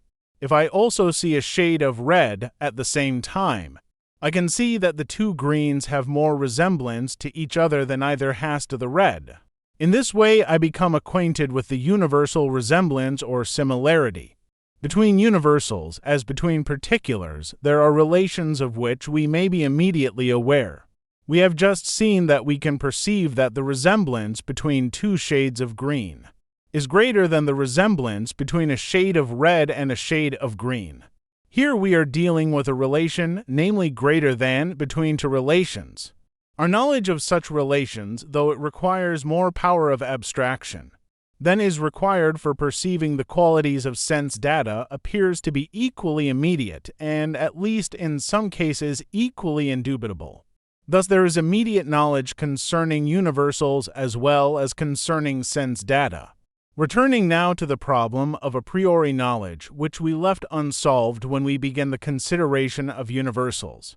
We find ourselves in a position to deal with it in a much more satisfactory manner than was possible before. Let us revert to the proposition 2 and to R4. It is fairly obvious, in view of what has been said, that this proposition states a relation between the universal 2 and the universal 4. This suggests a proposition which we shall now endeavor to establish. Namely, all a priori knowledge deals exclusively with the relations of universals. This proposition is of great importance and goes a long way towards solving our previous difficulties concerning a priori knowledge. The only case in which it might seem, at first sight, as if our proposition were untrue, is the case in which an a priori proposition states that all of one class of particulars belong to some other class, or what comes to the same thing, that all particulars having some one property also have some other. In this case it might seem as though we were dealing with the particulars that have the property rather than with the property. The proposition 2 and 2R4 is really a case in point, for this may be stated in the form any 2 and any other 2R4. Or any collection formed of twos is a collection of 4. If we can show that such statements as this really deal only with universals, our proposition may be regarded as proved. One way of discovering what a proposition deals with is to ask ourselves what words we must understand, in other words, what objects we must be acquainted with in order to see what the proposition means. As soon as we see what the proposition means, even if we do not yet know whether it is true or false, it is evident that we must have acquaintance with whatever is really dealt with by the proposition. By applying this test, it appears that many propositions, which might seem to be concerned with particulars, are really concerned only with universals, in the special case of 2 and 2R4, even when we interpret it as meaning any collection formed of twos is a collection of 4, it is plain that we can understand the proposition, i.e., we can see what it is that it asserts as soon as we know what is meant by collection and 2 and 4. It is quite unnecessary to know all the couples in the world. If it were necessary, obviously we could never understand the proposition, since the couples are infinitely numerous and therefore cannot all be known to us. Thus, although our general statement implies statements about particular couples as soon as we know that there are such particular couples, yet it does not itself assert or imply that there are such particular couples, and thus fails to make any statement whatever about any actual particular couple. The statement made is about couple, the universal, and not about this or that couple.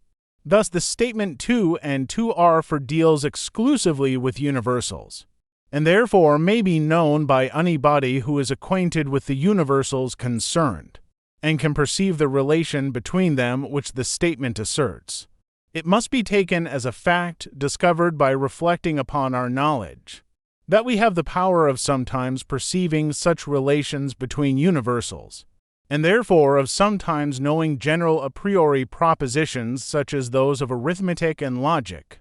The thing that seemed mysterious when we formally considered such knowledge was that it seemed to anticipate and control experience.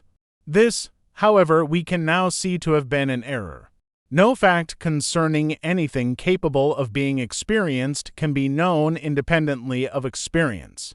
We know a priori that 2 things and other things together make 4 things, but we do not know a priori that if Brown and Jones are 2, and Robinson and Smith are 2, then Brown and Jones and Robinson and Smith are 4. The reason is that this proposition cannot be understood at all, unless we know that there are such people as Brown and Jones and Robinson and Smith, and this we can only know by experience. Hence, although our general proposition is a priori, all its applications to actual particulars involve experience and therefore contain an empirical element. In this way, what seemed mysterious in our a priori knowledge is seen to have been based upon an error. It will serve to make the point clearer if we contrast our genuine a priori judgment with an empirical generalization such as all men are mortals. Here, as before, we can understand what the proposition means as soon as we understand the universals involved, namely man and mortal. It is obviously unnecessary to have an individual acquaintance with the whole human race in order to understand what our proposition means. Thus, the difference between an a priori general proposition and an empirical generalization does not come in the meaning of the proposition. It comes in the nature of the evidence for it. In the empirical case, the evidence consists in the particular instances. We believe that all men are mortal because we know that there are innumerable instances of men dying and no instances of their living beyond a certain age. We do not believe it because we see a connection between the universal man and the universal mortal. It is true that if physiology can prove, assuming the general laws that govern living bodies, that no living organism can last forever, that gives a connection between man and mortality which would enable us to assert our proposition without appealing to the special evidence of men dying. But that only means that our generalization has been subsumed under a wider generalization, for which the evidence is still of the same kind, though more extensive. The progress of science is constantly producing such subsumptions, and therefore giving a constantly wider inductive basis for scientific generalizations. But although this gives a greater degree of certainty, it does not give a different kind. The ultimate ground remains inductive, i.e., derived from instances, and not an a priori connection of universals such as we have in logic and arithmetic. Two opposite points are to be observed concerning a priori general propositions. The first is that, if many particular instances are known, our general proposition may be arrived at in the first instance by induction, and the connection of universals may be only subsequently perceived. For example, it is known that if we draw perpendiculars to the sides of a triangle from the opposite angles, all three perpendiculars meet in a point. It would be quite possible to be first led to this proposition by actually drawing perpendiculars in many cases and finding that they always met in a point. This experience might lead us to look for the general proof and find it. Such cases are common in the experience of every mathematician. The other point is more interesting and of more philosophical importance. It is that we may sometimes know a general proposition in cases where we do not know a single instance of it. Take such a case as the following. We know that any two numbers can be multiplied together and will give a third called their product. We know that all pairs of integers, the product of which is less than 100, have been actually multiplied together and the value of the product recorded in the multiplication table. But we also know that the number of integers is infinite and that only a finite number of pairs of integers ever have been or ever will be thought of by human beings. Hence it follows that there are pairs of integers which never have been and never will be thought of by human beings, and that all of them deal with integers the product of which is over 100. Hence we arrive at the proposition, all products of two integers, which never have been and never will be thought of by any human being, are over 100. Here is a general proposition of which the truth is undeniable, and yet, from the very nature of the case, we can never give an instance, because any two numbers we may think of are excluded by the terms of the proposition. This possibility of knowledge of general propositions of which no instance can be given is often denied, because it is not perceived that the knowledge of such propositions only requires a knowledge of the relations of universals, and does not require any knowledge of instances of the universals in question. Yet the knowledge of such general propositions is quite vital to a great deal of what is generally admitted to be known. For example, we saw in our early chapters that knowledge of physical objects, as opposed to sense data, is only obtained by an inference, and that they are not things with which we are acquainted. Hence we can never know any proposition of the form "this is a physical object" where this is something immediately known. It follows that all our knowledge concerning physical objects is such that no actual instance can be given. We can give instances of the associated sense data, but we cannot give instances of the actual physical objects. Hence, our knowledge as to physical objects depends throughout upon this possibility of general knowledge where no instance can be given, and the same applies to our knowledge of other people's minds, or of any other class of things of which no instance is known to us by acquaintance. We may now take a survey of the sources of our knowledge as they have appeared in the course of our analysis. We have first to distinguish knowledge of things and knowledge of truths. In each there are two kinds, one immediate and one derivative. Our immediate knowledge of things, which we called acquaintance, consists of two sorts, according as the things known are particulars or universals. Among particulars, we have acquaintance with sense data and probably with ourselves. Among universals, there seems to be no principle by which we can decide which can be known by acquaintance.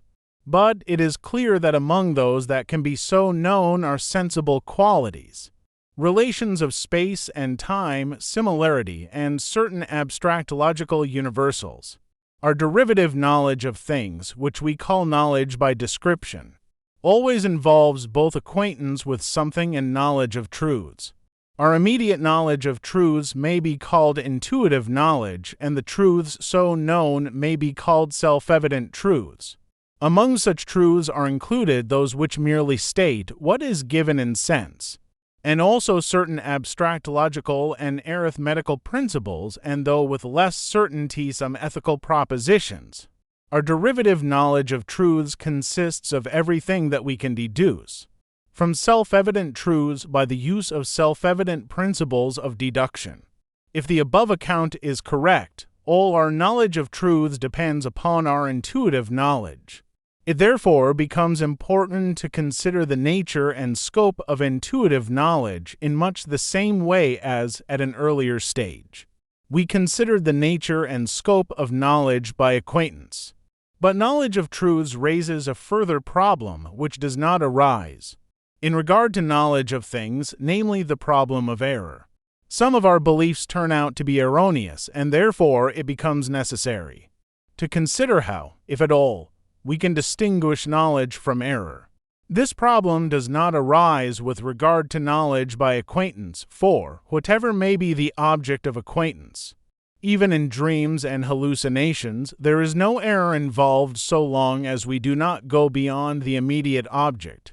Error can only arise when we regard the immediate object, i.e., the sense datum, as the mark of some physical object.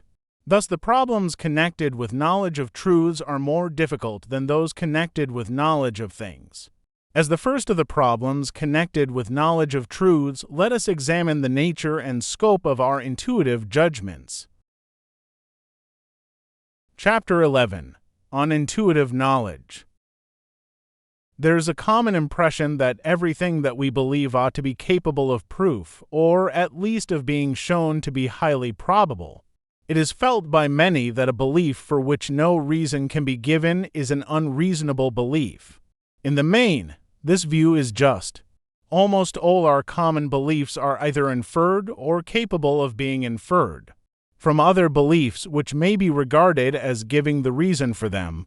As a rule, the reason has been forgotten or has even never been consciously present to our minds. Few of us ever ask ourselves, for example, what reason there is to suppose the food we are just going to eat will not turn out to be poison. Yet we feel, when challenged, that a perfectly good reason could be found, even if we are not ready with it at the moment. And in this belief we are usually justified. But let us imagine some insistent Socrates who, whatever reason we give him, continues to demand a reason for the reason. We must sooner or later, and probably before very long, be driven to a point where we cannot find any further reason, and where it becomes almost certain that no further reason is even theoretically discoverable. Starting with the common beliefs of daily life, we can be driven back from point to point until we come to some general principle, or some instance of a general principle which seems luminously evident. and is not itself capable of being deduced from anything more evident. In most questions of daily life, such as whether our food is likely to be nourishing and not poisonous, we shall be driven back to the inductive principle which we discussed in Chapter 6. But beyond that, there seems to be no further regress. The principle itself is constantly used in our reasoning, sometimes consciously, sometimes unconsciously. But there is no reasoning which, starting from some simpler self-evident principle, leads us to the principle of induction as its conclusion, and the same holds for other logical principles. Their truth is evident to us, and we employ them in constructing demonstrations. But they themselves, or at least some of them, are incapable of demonstration. Self-evidence, however, is not confined to those among general principles which are incapable of proof. When a certain number of logical principles have been admitted, the rest can be deduced from them. But the propositions deduced are often just as self-evident as those that were assumed without proof. All arithmetic, moreover, can be deduced from the general principles of logic. Yet the simple propositions of arithmetic, such as 2 and 2 are 4, are just as self-evident as the principles of logic. It would seem, also, though this is more disputable, that there are some self-evident ethical principles, such as we ought to pursue what is good.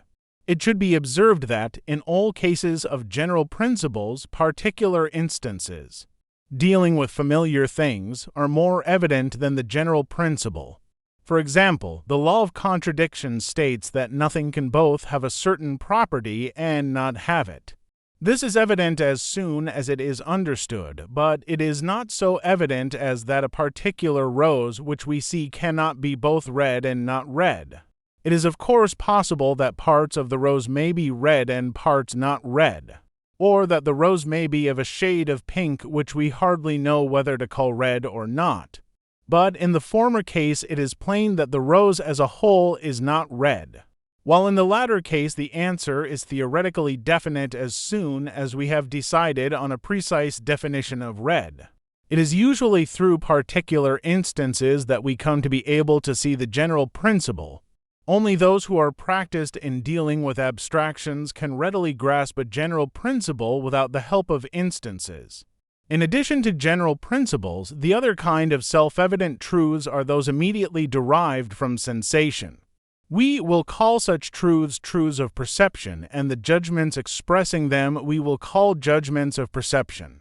But here a certain amount of care is required in getting at the precise nature of the truths that are self-evident. The actual sense data are neither true nor false. A particular patch of color which I see, for example, simply exists. It is not the sort of thing that is true or false. It is true that there is such a patch, true that it has a certain shape and degree of brightness, true that it is surrounded by certain other colors. But the patch itself, like everything else in the world of sense, is of a radically different kind from the things that are true or false, and therefore cannot properly be said to be true. Thus whatever self-evident truths may be obtained from our senses must be different from the sense data from which they are obtained. It would seem that there are two kinds of self-evident truths of perception, though perhaps in the last analysis the two kinds may coalesce. First, there is the kind which simply asserts the existence of the sense datum without in any way analyzing it. We see a patch of red, and we judge there's such and such a patch of red, or more strictly there is that. This is one kind of intuitive judgment of perception. The other kind arises when the object of sense is complex, and we subject it to some degree of analysis. If, for instance, we see a round patch of red, we may judge that patch of red is round. This is again a judgment of perception, but it differs from our previous kind. In our present kind, we have a single sense datum which is both color and shape. The color is red and the shape is round. Our judgment analyzes the datum into color and shape, and then recombines them by stating that the red color is round in shape. Another example of this kind of judgment is this is to the right of that, where this and that are seen simultaneously. In this kind of judgment, the sense datum contains constituents which have some relation to each other. and the judgment asserts that these constituents have this relation. Another class of intuitive judgments, analogous to those of sense and yet quite distinct from them, are judgments of memory. There is some danger of confusion as to the nature of memory, owing to the fact that memory of an object is apt to be accompanied by an image of the object, and yet the image cannot be what constitutes memory. This is easily seen by merely noticing that the image is in the present, whereas what is remembered is known to be in the past. Moreover, we are certainly able to some extent to compare our image with the object remembered, so that we often know, within somewhat wide limits, how far our image is accurate. But this would be impossible unless the object, as opposed to the image, were in some way before the mind. Thus, the essence of memory is not constituted by the image, but by having immediately before the mind an object which is recognized as past. But for the fact of memory in this sense, we should not know that there ever was a past at all. Nor should we be able to understand the word past any more than a man born blind can understand the word light. Thus there must be intuitive judgments of memory, and it is upon them, ultimately, that all our knowledge of the past depends. The case of memory, however, raises a difficulty, for it is notoriously fallacious, and thus throws doubt on the trustworthiness of intuitive judgments in general. This difficulty is no light one, but let us first narrow its scope as far as possible. Broadly speaking, memory is trustworthy in proportion to the vividness of the experience and to its nearness in time. If the house next door was struck by lightning half a minute ago, my memory of what I saw and heard will be so reliable that it would be preposterous to doubt whether there had been a flash at all. And the same applies to less vivid experiences, so long as they are recent. I am absolutely certain that half a minute ago I was sitting in the same chair in which I am sitting now. Going backward over the day, I find things of which I am quite certain, other things of which I am almost certain, other things of which I can become certain by thought and by calling up attendant circumstances, and some things of which I am by no means certain. I am quite certain that I ate my breakfast this morning, but if I were as indifferent to my breakfast as a philosopher should be, I should be doubtful. As to the conversation at breakfast, I can recall some of it easily, some with an effort, some only with a large element of doubt, and some not at all. Thus there is a continual gradation in the degree of self-evidence of what I remember, and a corresponding gradation in the trustworthiness of my memory. Thus the first answer to the difficulty of fallacious memory is to say that memory has degrees of self-evidence, and that these correspond to the degrees of its trustworthiness. Reaching a limit of perfect self-evidence and perfect trustworthiness in our memory of events which are recent and vivid. It would seem, however, that there are cases of very firm belief in a memory which is wholly false. It is probable that, in these cases, what is really remembered, in the sense of being immediately before the mind, is something other than what is falsely believed in, though something generally associated with it. George IV is said to have at last believed that he was at the Battle of Waterloo because he had so often said that he was. In this case, what was immediately remembered was his repeated assertion. The belief in what he was asserting, if it existed, would be produced by association with the remembered assertion, and would therefore not be a genuine case of memory. It would seem that cases of fallacious memory can probably all be dealt with in this way, i.e., they can be shown to be not cases of memory in the strict sense at all. One important point about self-evidence is made clear by the case of memory, and that is, that self-evidence has degrees. It is not a quality which is simply present or absent, but a quality which may be more or less present in gradations ranging from absolute certainty down to an almost imperceptible faintness. Truths of perception and some of the principles of logic have the very highest degree of self-evidence. Truths of immediate memory have an almost equally high degree. The inductive principle has less self-evidence than some of the other principles of logic, such as what follows from a true premise must be true. Memories have a diminishing self-evidence as they become remoter and fainter. The truths of logic and mathematics have, broadly speaking, less self-evidence as they become more complicated. Judgments of intrinsic ethical or aesthetic value are apt to have some self-evidence, but not much. Degrees of self-evidence are important in the theory of knowledge since, if propositions may, as seems likely, have some degree of self-evidence without being true, it will not be necessary to abandon all connection between self-evidence and truth, but merely to say that, where there is a conflict, the more self-evident proposition is to be retained and the less self-evident rejected. It seems, however, highly probable that two different notions are combined in self-evidence as above explained. That one of them, which corresponds to the highest degree of self-evidence, is really an infallible guarantee of truth, while the other, which corresponds to all the other degrees, does not give an infallible guarantee, but only a greater or less presumption. This, however, is only a suggestion which we cannot as yet develop further. After we have dealt with the nature of truth, we shall return to the subject of self-evidence, in connection with the distinction between knowledge and error. Chapter 12. Truth and Falsehood. Our knowledge of truths, unlike our knowledge of things, has an opposite, namely error.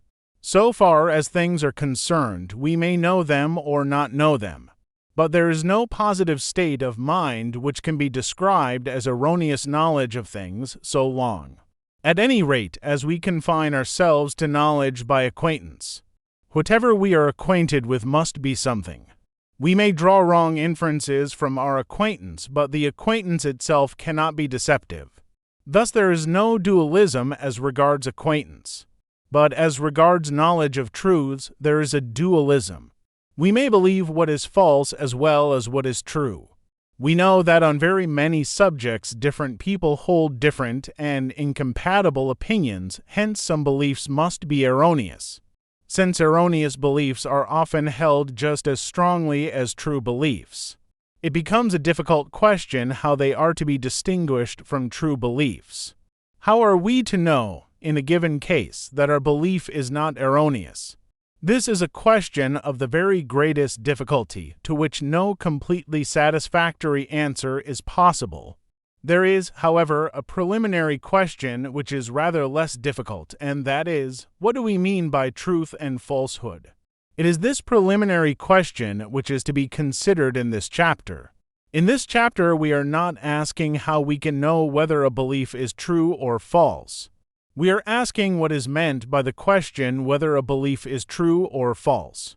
It is to be hoped that a clear answer to this question may help us to obtain an answer to the question, what beliefs are true, but for the present we ask only what is truth, and what is falsehood, not what beliefs are true, and what beliefs are false.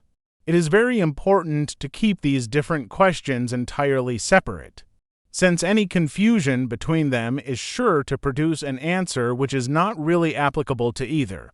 There are 3 points to observe in the attempt to discover the nature of truth, 3 requisites which any theory must fulfill. 1. Our theory of truth must be such as to admit of its opposite, falsehood. A good many philosophers have failed adequately to satisfy this condition. They have constructed theories according to which all our thinking ought to have been true, and have then had the greatest difficulty in finding a place for falsehood. In this respect, our theory of belief must differ from our theory of acquaintance, since in the case of acquaintance it was not necessary to take account of any opposite. 2. It seems fairly evident that if there were no beliefs there could be no falsehood and no truth either, in the sense in which truth is correlative to falsehood. If we imagine a world of mere matter, there would be no room for falsehood in such a world. And although it would contain what may be called facts, it would not contain any truths, in the sense in which truths are things of the same kind as falsehoods. In fact, truth and falsehood are properties of beliefs and statements, hence a world of mere matter, since it would contain no beliefs or statements, would also contain no truth or falsehood. 3. But, as against what we have just said, it is to be observed that the truth or falsehood of a belief always depends upon something which lies outside the belief itself. If I believe that Charles I died on the scaffold, I believe truly, not because of any intrinsic quality of my belief, which could be discovered by merely examining the belief, but because of an historical event which happened 2.5 centuries ago. If I believe that Charles I died in his bed, I believe falsely. No degree of vividness in my belief or of care in arriving at it prevents it from being false, again because of what happened long ago and not because of any intrinsic property of my belief. Hence, although truth and falsehood are properties of beliefs, their properties dependent upon the relations of the beliefs to other things, not upon any internal quality of the beliefs. The third of the above requisites leads us to adopt the view, which has on the whole been commonest among philosophers, that truth consists in some form of correspondence between belief and fact. It is, however, by no means an easy matter to discover a form of correspondence to which there are no irrefutable objections. By this partly, and partly by the feeling that, if truth consists in a correspondence of thought with something outside thought, thought can never know when truth has been attained, many philosophers have been led to try to find some definition of truth which shall not consist in relation to something wholly outside belief. The most important attempt at a definition of this sort is the theory that truth consists in coherence. It is said that the mark of falsehood is failure to cohere in the body of our beliefs, and that it is the essence of a truth to form part of the completely rounded system which is the truth. There is, however, a great difficulty in this view, or rather 2 great difficulties. The first is that there is no reason to suppose that only one coherent body of beliefs is possible. It may be that, with sufficient imagination, a novelist might invent a past for the world that would perfectly fit on to what we know, and yet be quite different from the real past. In more scientific matters, it is certain that there are often 2 or more hypotheses which account for all the known facts on some subject. And although, in such cases, men of science endeavor to find facts which will rule out all the hypotheses, except one, there is no reason why they should always succeed. In philosophy, again, it seems not uncommon for 2 rival hypotheses to be both able to account for all the facts. Thus, for example, it is possible that life is one long dream, and that the outer world has only that degree of reality that the objects of dreams have. But although such a view does not seem inconsistent with known facts, there is no reason to prefer it to the common sense view, according to which other people and things do really exist. Thus coherence as the definition of truth fails because there is no proof that there can be only one coherent system. The other objection to this definition of truth is that it assumes the meaning of coherence known, whereas, in fact, coherence presupposes the truth of the laws of logic. To propositions are coherent when both may be true, and are incoherent when one at least must be false. Now, in order to know whether to propositions can both be true, we must know such truths as the law of contradiction. For example, the 2 propositions, this tree is a beech and this tree is not a beech, are not coherent because of the law of contradiction. But if the law of contradiction itself were subjected to the test of coherence, we should find that, if we choose to suppose it false, nothing will any longer be incoherent with anything else. Thus the laws of logic supply the skeleton or framework within which the test of coherence applies, and they themselves cannot be established by this test. For the above 2 reasons, coherence cannot be accepted as giving the meaning of truth, though it is often a most important test of truth after a certain amount of truth has become known. Hence we are driven back to correspondence with fact as constituting the nature of truth. It remains to define precisely what we mean by fact, and what is the nature of the correspondence which must subsist between belief and fact in order that belief may be true. In accordance with our three requisites, we have to seek a theory of truth which one allows truth to have an opposite, namely falsehood. 2. Makes truth a property of beliefs, but 3. Makes it a property wholly dependent upon the relation of the beliefs to outside things. The necessity of allowing for falsehood makes it impossible to regard belief as a relation of the mind to a single object which could be said to be what is believed. If belief were so regarded, we should find that, like acquaintance, it would not admit of the opposition of truth and falsehood, but would have to be always true. This may be made clear by examples. Othello believes falsely that Desdemona loves Cassio. We cannot say that this belief consists in a relation to a single object, Desdemona's love for Cassio. For if there were such an object, the belief would be true. There is in fact no such object, and therefore Othello cannot have any relation to such an object. Hence his belief cannot possibly consist in a relation to this object. It might be said that his belief is a relation to a different object, namely that Desdemona loves Cassio.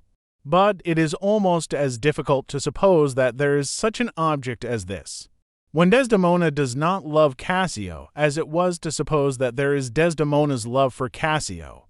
Hence it will be better to seek for a theory of belief which does not make it consist in a relation of the mind to a single object. It is common to think of relations as though they always held between two terms, but in fact this is not always the case. Some relations demand 3 terms, some 4, and so on. Take, for instance, the relation between. So long as only 2 terms come in, the relation between is impossible. 3 terms are the smallest number that render it possible. York is between London and Edinburgh. But if London and Edinburgh were the only places in the world, there could be nothing which was between one place and another. Similarly, jealousy requires 3 people. There can be no such relation that does not involve 3 at least. Such a proposition as a wishes be to promote C's marriage with D involves a relation of 4 terms. That is to say, A and B and C and D all come in, and the relation involved cannot be expressed otherwise than in a form involving all 4. Instances might be multiplied indefinitely, but enough has been said to show that there are relations which require more than 2 terms before they can occur. The relation involved in judging or believing must, if falsehood is to be duly allowed for, be taken to be a relation between several terms, not between 2. When Othello believes that Desdemona loves Cassio, he must not have before his mind a single object, Desdemona's love for Cassio, or that Desdemona loves Cassio, for that would require that there should be objective falsehoods which subsist independently of any minds. And this, though not logically refutable, is a theory to be avoided if possible. Thus it is easier to account for falsehood if we take judgment to be a relation in which the mind and the various objects concerned all occur severally. That is to say, Desdemona and loving and Cassio must all be terms in the relation which subsists when Othello believes that Desdemona loves Cassio. This relation, therefore, is a relation of 4 terms, since Othello also is one of the terms of the relation. When we say that it is a relation of 4 terms, we do not mean that Othello has a certain relation to Desdemona and has the same relation to loving and also to Cassio. This may be true of some other relation than believing, but believing, plainly, is not a relation which Othello has to each of the 3 terms concerned. But to all of them together, there is only one example of the relation of believing involved, but this one example knits together 4 terms. Thus the actual occurrence at the moment when Othello is entertaining his belief is that the relation called believing is knitting together into one complex whole the 4 terms Othello, Desdemona, loving, and Cassio. What is called belief or judgment is nothing but this relation of believing or judging, which relates a mind to several things other than itself. An act of belief or of judgment is the occurrence between certain terms, at some particular time, of the relation of believing or judging. We are now in a position to understand what it is that distinguishes a true judgment from a false one. For this purpose we will adopt certain definitions. In every act of judgment there is a mind which judges, and there are terms concerning which it judges. We will call the mind the subject in the judgment, and the remaining terms the objects. Thus, when Othello judges that Desdemona loves Cassio, Othello is the subject, while the objects are Desdemona and loving and Cassio. The subject and the objects together are called the constituents of the judgment. It will be observed that the relation of judging has what is called a sense or direction. We may say, metaphorically, that it puts its objects in a certain order, which we may indicate by means of the order of the words in the sentence. In an inflected language, the same thing will be indicated by inflections, for example, by the difference between nominative and accusative. Othello's judgment that Cassio loves Desdemona differs from his judgment that Desdemona loves Cassio, in spite of the fact that it consists of the same constituents, because the relation of judging places the constituents in a different order in the two cases. Similarly, if Cassio judges that Desdemona loves Othello, the constituents of the judgment are still the same, but their order is different.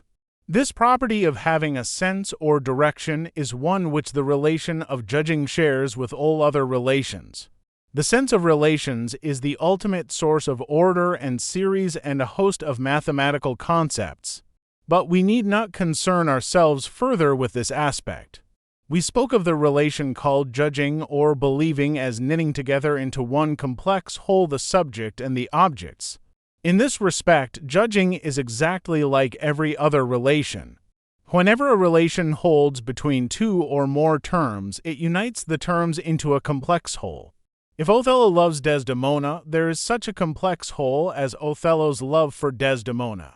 The terms united by the relation may be themselves complex or may be simple, but the whole which results from their being united must be complex. Wherever there is a relation which relates certain terms, there is a complex object formed of the union of those terms. And conversely, wherever there is a complex object, there is a relation which relates its constituents.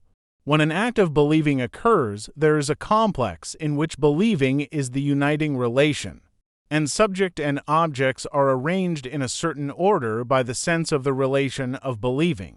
Among the objects, as we saw in considering Othello believes that Desdemona loves Cassio, one must be a relation in this instance, the relation loving. But this relation, as it occurs in the act of believing, is not the relation which creates the unity of the complex whole consisting of the subject and the objects. The relation loving, as it occurs in the act of believing, is one of the objects. It is a brick in the structure, not the cement. The cement is the relation believing. When the belief is true, there is another complex unity in which the relation which was one of the objects of the belief relates the other objects.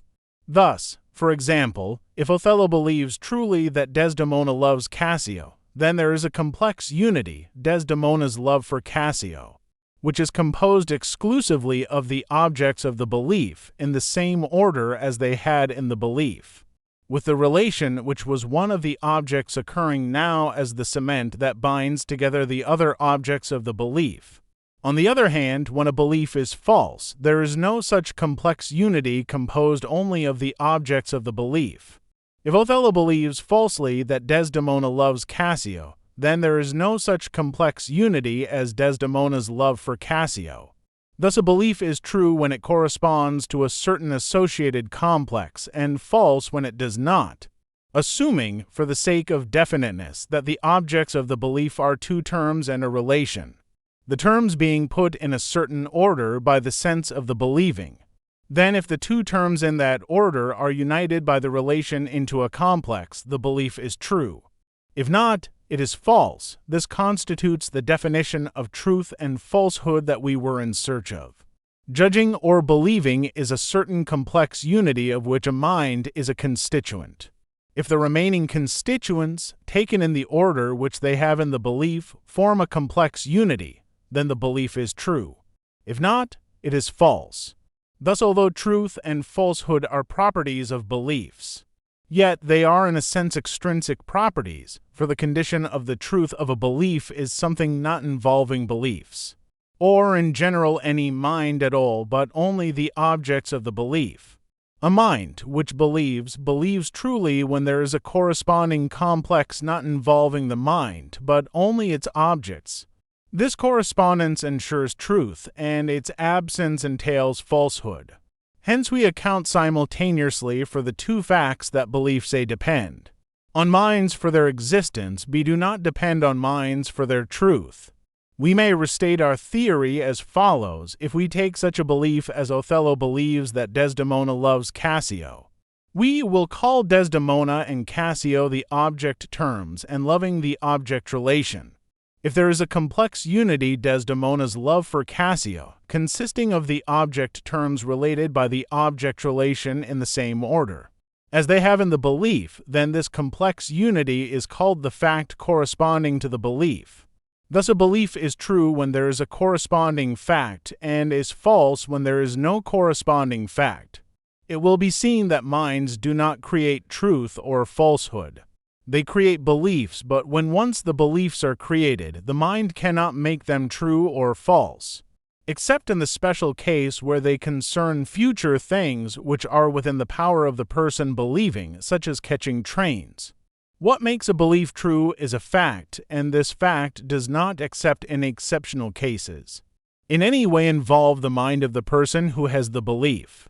Having now decided what we mean by truth and falsehood, we have next to consider what ways there are of knowing whether this or that belief is true or false. This consideration will occupy the next chapter. Chapter 13: Knowledge, Error, and Probable Opinion. The question as to what we mean by truth and falsehood, which we considered in the preceding chapter, is of much less interest than the question as to how we can know what is true and what is false. This question will occupy us in the present chapter. There can be no doubt that some of our beliefs are erroneous. Thus we are led to inquire what certainty we can ever have that such and such a belief is not erroneous. In other words, can we ever know anything at all, or do we merely sometimes by good luck believe what is true?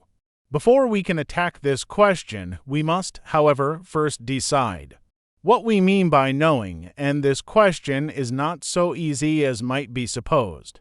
At first sight, we might imagine that knowledge could be defined as true belief. When what we believe is true, it might be supposed that we had achieved a knowledge of what we believe. But this would not accord with the way in which the word is commonly used. To take a very trivial instance, if a man believes that the late Prime Minister's last name began with A.B., he believes what is true, since the late Prime Minister was Sir Henry Campbell Bannerman. But if he believes that Mr. Balfour was the late Prime Minister, he will still believe that the late Prime Minister's last name began with A.B. Yet this belief, though true, would not be thought to constitute knowledge.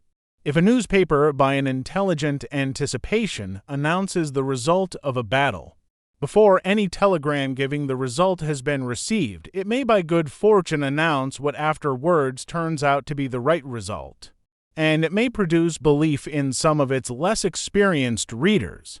But in spite of the truth of their belief, they cannot be said to have knowledge. Thus it is clear that a true belief is not knowledge when it is deduced from a false belief. In like manner, a true belief cannot be called knowledge when it is deduced by a fallacious process of reasoning, even if the premises from which it is deduced are true. If I know that all Greeks are men and that Socrates was a man, and I infer that Socrates was a Greek, I cannot be said to know that Socrates was a Greek, because, although my premises and my conclusion are true, the conclusion does not follow from the premises. But are we to say that nothing is knowledge except what is validly deduced from true premises? Obviously, we cannot say this. Such a definition is at once too wide and too narrow. In the first place, it is too wide because it is not enough that our premises should be true. They must also be known. The man who believes that Mr. Balfour was the late Prime Minister may proceed to draw valid deductions from the true premise. that the late Prime Minister's name began with AB, but he cannot be said to know the conclusions reached by these deductions. Thus we shall have to amend our definition by saying that knowledge is what is validly deduced from known premises. This, however, is a circular definition. It assumes that we already know what is meant by known premises. It can, therefore, at best define one sort of knowledge, the sort we call derivative, as opposed to intuitive knowledge. We may say, derivative knowledge is what is validly deduced from premises known intuitively. In this statement there is no formal defect, but it leaves the definition of intuitive knowledge still to seek, leaving on one side, for the moment, the question of intuitive knowledge. Let us consider the above suggested definition of derivative knowledge. The chief objection to it is that it unduly limits knowledge. It constantly happens that people entertain a true belief which has grown up in them, because of some piece of intuitive knowledge from which it is capable of being validly inferred, but from which it has not, as a matter of fact, been inferred by any logical process. Take, for example, the beliefs produced by reading. If the newspapers announce the death of the king, we are fairly well justified in believing that the king is dead, since this is the sort of announcement which would not be made if it were false. And we are quite amply justified in believing that the newspaper asserts that the king is dead. But here the intuitive knowledge upon which our belief is based is knowledge of the existence of sense, data derived from looking at the print which gives the news. This knowledge scarcely rises into consciousness, except in a person who cannot read easily. A child may be aware of the shapes of the letters and pass gradually and painfully to a realization of their meaning. But anybody accustomed to reading passes at once to what the letters mean and is not aware, except on reflection, that he has derived this knowledge from the sense data called seeing the printed letters. Thus, although a valid inference from the letters to their meaning is possible, and could be performed by the reader, it is not in fact performed, since he does not in fact perform any operation which can be called logical inference. Yet it would be absurd to say that the reader does not know that the newspaper announces the king's death. We must, therefore, admit as derivative knowledge whatever is the result of intuitive knowledge, even if by mere association, provided there is a valid logical connection and the person in question could become aware of this connection by reflection. There are in fact many ways, besides logical inference, by which we pass from one belief to another. The passage from the print to its meaning illustrates these ways. These ways may be called psychological inference.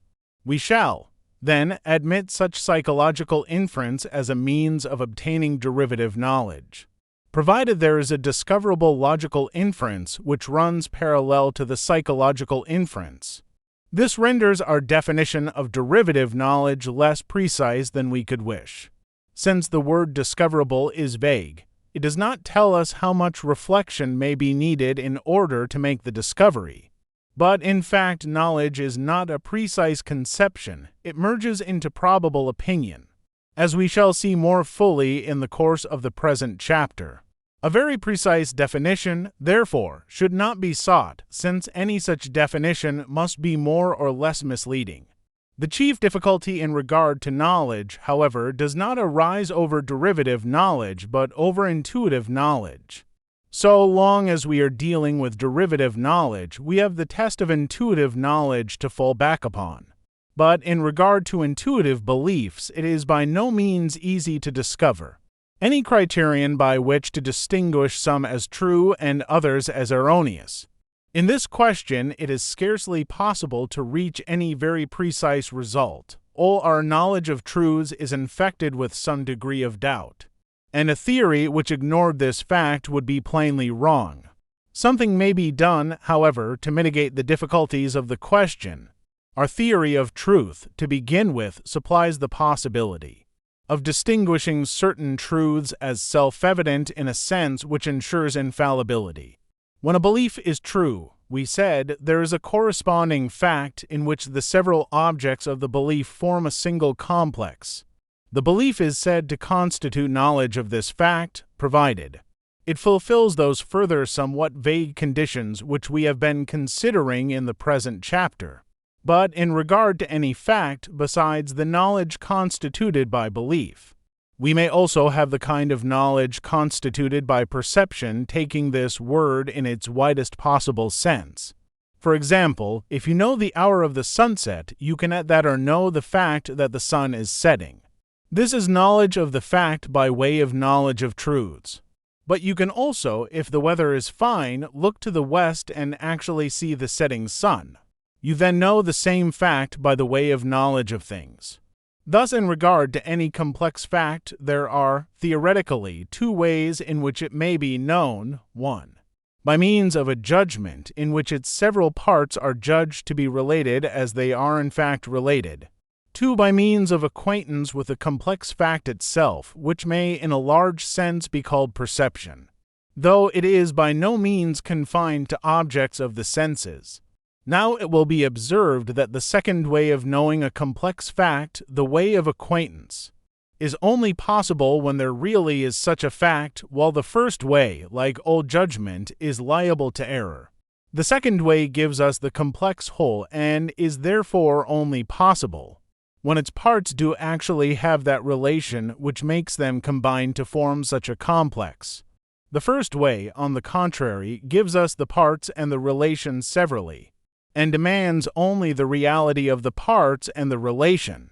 The relation may not relate those parts in that way, and yet the judgment may occur.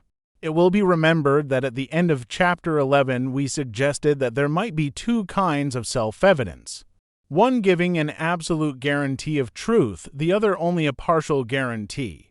These two kinds can now be distinguished. We may say that a truth is self-evident in the first and most absolute sense, when we have acquaintance with the fact which corresponds to the truth.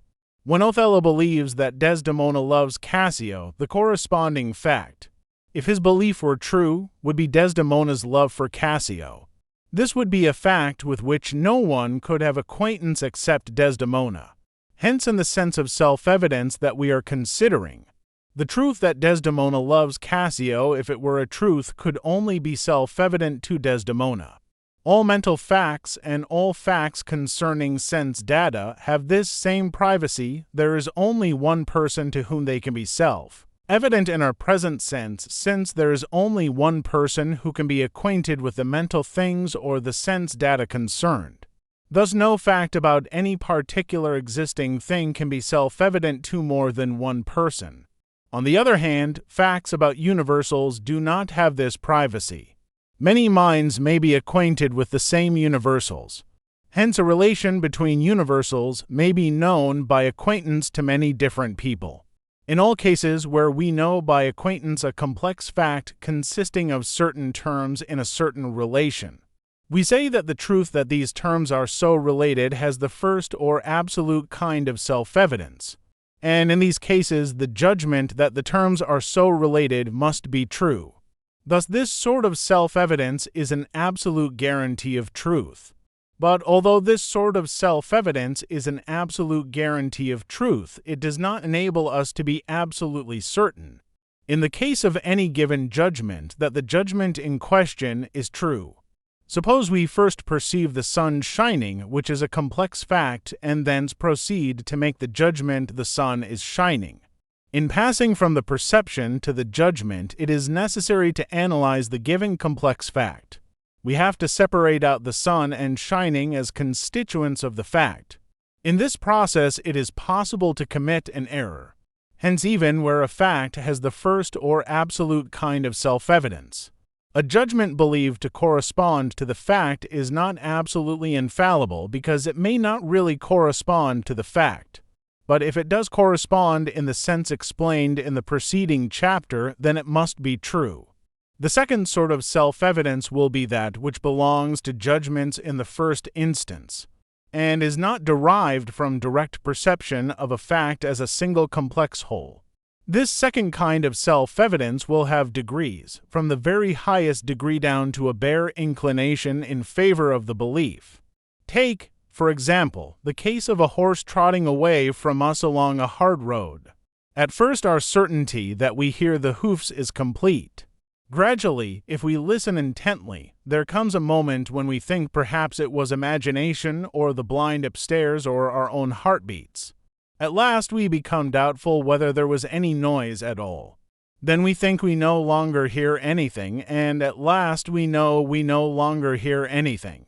In this process, there is a continual gradation of self-evidence, from the highest degree to the least, not in the sense data themselves, but in the judgments based on them. Or again, suppose we are comparing two shades of color, one blue and one green. We can be quite sure they are different shades of color. But if the green color is gradually altered to be more and more like the blue, becoming first a blue-green, then a greeny-blue, then blue, there will come a moment when we are doubtful whether we can see any difference, and then a moment when we know that we cannot see any difference. The same thing happens in tuning a musical instrument or in any other case where there is a continuous gradation. Thus, self-evidence of this sort is a matter of degree, and it seems plain that the higher degrees are more to be trusted than the lower degrees. In derivative knowledge, our ultimate premises must have some degree of self-evidence, and so must their connection with the conclusions deduced from them. Take, for example, a piece of reasoning in geometry. It is not enough that the axioms from which we start should be self-evident. It is necessary also that, at each step in the reasoning, the connection of premise and conclusion should be self-evident. In difficult reasoning, this connection has often only a very small degree of self-evidence. Hence, errors of reasoning are not improbable where the difficulty is great. From what has been said, it is evident that, both as regards intuitive knowledge and as regards derivative knowledge, if we assume that intuitive knowledge is trustworthy in proportion to the degree of its self-evidence, there will be a gradation in trustworthiness from the existence of noteworthy sense data and the simpler truths of logic and arithmetic, which may be taken as quite certain, down to judgments which seem only just more probable than their opposites. What we firmly believe, if it is true, is called knowledge, provided it is either intuitive or inferred logically or psychologically from intuitive knowledge from which it follows logically. What we firmly believe, if it is not true, is called error. What we firmly believe, if it is neither knowledge nor error, and also what we believe hesitatingly because it is, or is derived from, something which is not the highest degree of self-evidence, may be called probable opinion. Thus, the greater part of what would commonly pass as knowledge is more or less probable opinion. In regard to probable opinion, we can derive great assistance from coherence, which we rejected as the definition of truth but may often use as a criterion. A body of individually probable opinions, if they are mutually coherent, become more probable than any one of them would be individually. It is in this way that many scientific hypotheses acquire their probability. They fit into a coherent system of probable opinions and thus become more probable than they would be in isolation. The same thing applies to general philosophical hypotheses. Often in a single case, such hypotheses may seem highly doubtful, while yet, when we consider the order and coherence which they introduce into a mass of probable opinion, they become pretty nearly certain. This applies, in particular, to such matters as the distinction between dreams and waking life. If our dreams, night after night, were as coherent one with another as our days, we should hardly know whether to believe the dreams or the waking life. As it is, the test of coherence condemns the dreams and confirms the waking life. But this test, though it increases probability where it is successful, never gives absolute certainty, unless there is certainty already at some point in the coherent system.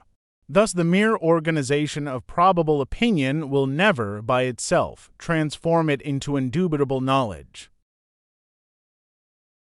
Chapter 14. The Limits of Philosophical Knowledge. In all that we have said hitherto concerning philosophy, we have scarcely touched on many matters that occupy a great space in the writings of most philosophers. Most philosophers, or, at any rate, very many profess to be able to prove by a priori metaphysical reasoning. Such things as the fundamental dogmas of religion, the essential rationality of the universe, the illusoriness of matter, the unreality of all evil, and so on. There can be no doubt that the hope of finding reason to believe such theses as these has been the chief inspiration of many lifelong students of philosophy. This hope, I believe, is vain. It would seem that knowledge concerning the universe as a whole is not to be obtained by metaphysics, and that the proposed proofs that, in virtue of the laws of logic, such and such things must exist and such others cannot, are not capable of surviving a critical scrutiny. In this chapter we shall briefly consider the kind of way in which such reasoning is attempted, with a view to discovering whether we can hope that it may be valid. The great representative in modern times of the kind of view which we wish to examine was Hegel 1770 to 1831. Hegel's philosophy is very difficult, and commentators differ as to the true interpretation of it. According to the interpretation I shall adopt, which is that of many, if not most, of the commentators, and has the merit of giving an interesting and important type of philosophy, his main thesis is that everything short of the whole is obviously fragmentary, and obviously incapable of existing without the complement supplied by the rest of the world. Just as a comparative anatomist from a single bone sees what kind of animal the whole must have been, so the metaphysician, according to Hegel, sees, from any one piece of reality, what the whole of reality must be, at least in its large outlines. Every apparently separate piece of reality has, as it were, hooks which grapple it to the next piece. The next piece, in turn, has fresh hooks, and so on until the whole universe is reconstructed. This essential incompleteness appears, according to Hegel, equally in the world of thought and in the world of things. In the world of thought, if we take any idea which is abstract or incomplete, we find, on examination, that if we forget its incompleteness, we become involved in contradictions. These contradictions turn the idea in question into its opposite or antithesis, and in order to escape, we have to find a new, less incomplete idea which is the synthesis of our original idea and its antithesis. This new idea, though less incomplete than the idea we started with, will be found, nevertheless, to be still not wholly complete, but to pass into its antithesis, with which it must be combined in a new synthesis. In this way Hegel advances until he reaches the absolute idea, which, according to him, has no incompleteness, no opposite, and no need of further development. The absolute idea, therefore, is adequate to describe absolute reality, but all lower ideas only describe reality as it appears to a partial view, not as it is to one who simultaneously surveys the whole.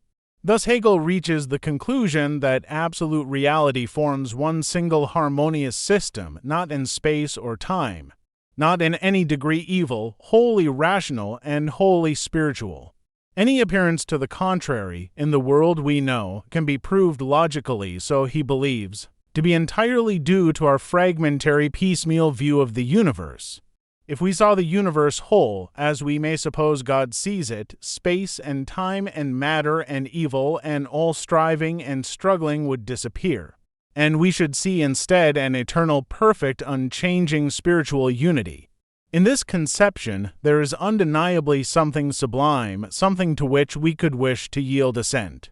Nevertheless, when the arguments in support of it are carefully examined, they appear to involve much confusion and many unwarrantable assumptions. The fundamental tenet upon which the system is built up is that what is incomplete must be not self-subsistent, but must need the support of other things before it can exist. It is held that whatever has relations to things outside itself must contain some reference to those outside things in its own nature, and could not, therefore, be what it is if those outside things did not exist. A man's nature, for example, is constituted by his memories, and the rest of his knowledge by his loves and hatreds, and so on. Thus, but for the objects which he knows or loves or hates, he could not be what he is.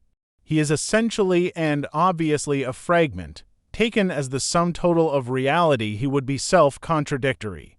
This whole point of view, however, turns upon the notion of the nature of a thing, which seems to mean all the truths about the thing. It is of course the case that a truth which connects one thing with another thing could not subsist if the other thing did not subsist. But a truth about a thing is not part of the thing itself, although it must, according to the above usage, be part of the nature of the thing. If we mean by a thing's nature all the truths about the thing, then plainly we cannot know a thing's nature unless we know all the thing's relations to all the other things in the universe. But if the word nature is used in this sense, we shall have to hold that the thing may be known when its nature is not known, or at any rate is not known completely. There is a confusion when this use of the word nature is employed between knowledge of things and knowledge of truths.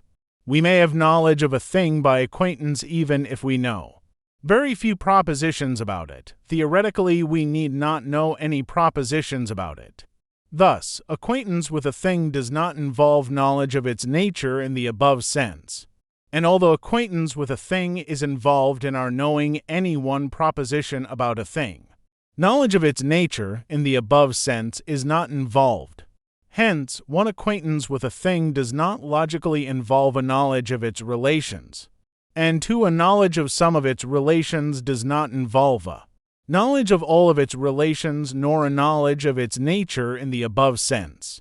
I may be acquainted, for example, with my toothache, and this knowledge may be as complete as knowledge by acquaintance ever can be, without knowing all that the dentist who is not acquainted with it can tell me about its cause, and without therefore knowing its nature in the above sense. Thus the fact that a thing has relations does not prove that its relations are logically necessary. That is to say, from the mere fact that it is the thing it is, we cannot deduce that it must have the various relations which in fact it has. This only seems to follow because we know it already. It follows that we cannot prove that the universe as a whole forms a single harmonious system such as Hegel believes that it forms.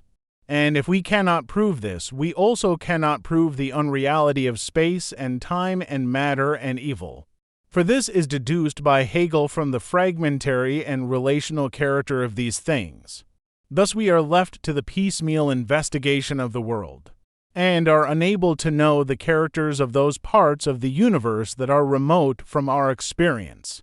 This result, disappointing as it is to those whose hopes have been raised by the systems of philosophers, is in harmony with the inductive and scientific temper of our age, and is borne out by the whole examination of human knowledge which has occupied our previous chapters.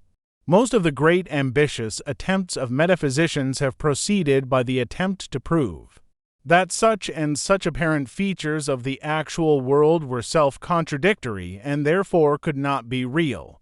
The whole tendency of modern thought, however, is more and more in the direction of showing that the supposed contradictions were illusory, and that very little can be proved a priori from considerations of what must be. A good illustration of this is afforded by space and time.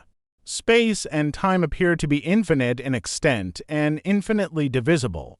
If we travel along a straight line in either direction, it is difficult to believe that we shall finally reach a last point, beyond which there is nothing, not even empty space.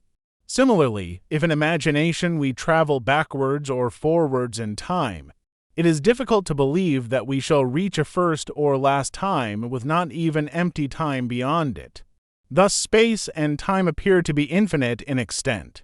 Again, if we take any 2 points on a line, it seems evident that there must be other points between them, however small the distance between them may be. Every distance can be halved, and the halves can be halved again, and so on ad infinitum. In time, similarly, however little time may elapse between 2 moments, it seems evident that there will be other moments between them. Thus space and time appear to be infinitely divisible, but as against these apparent facts, infinite extent and infinite divisibility, Philosophers have advanced arguments tending to show that there could be no infinite collections of things, and that therefore the number of points in space or of instants in time must be finite.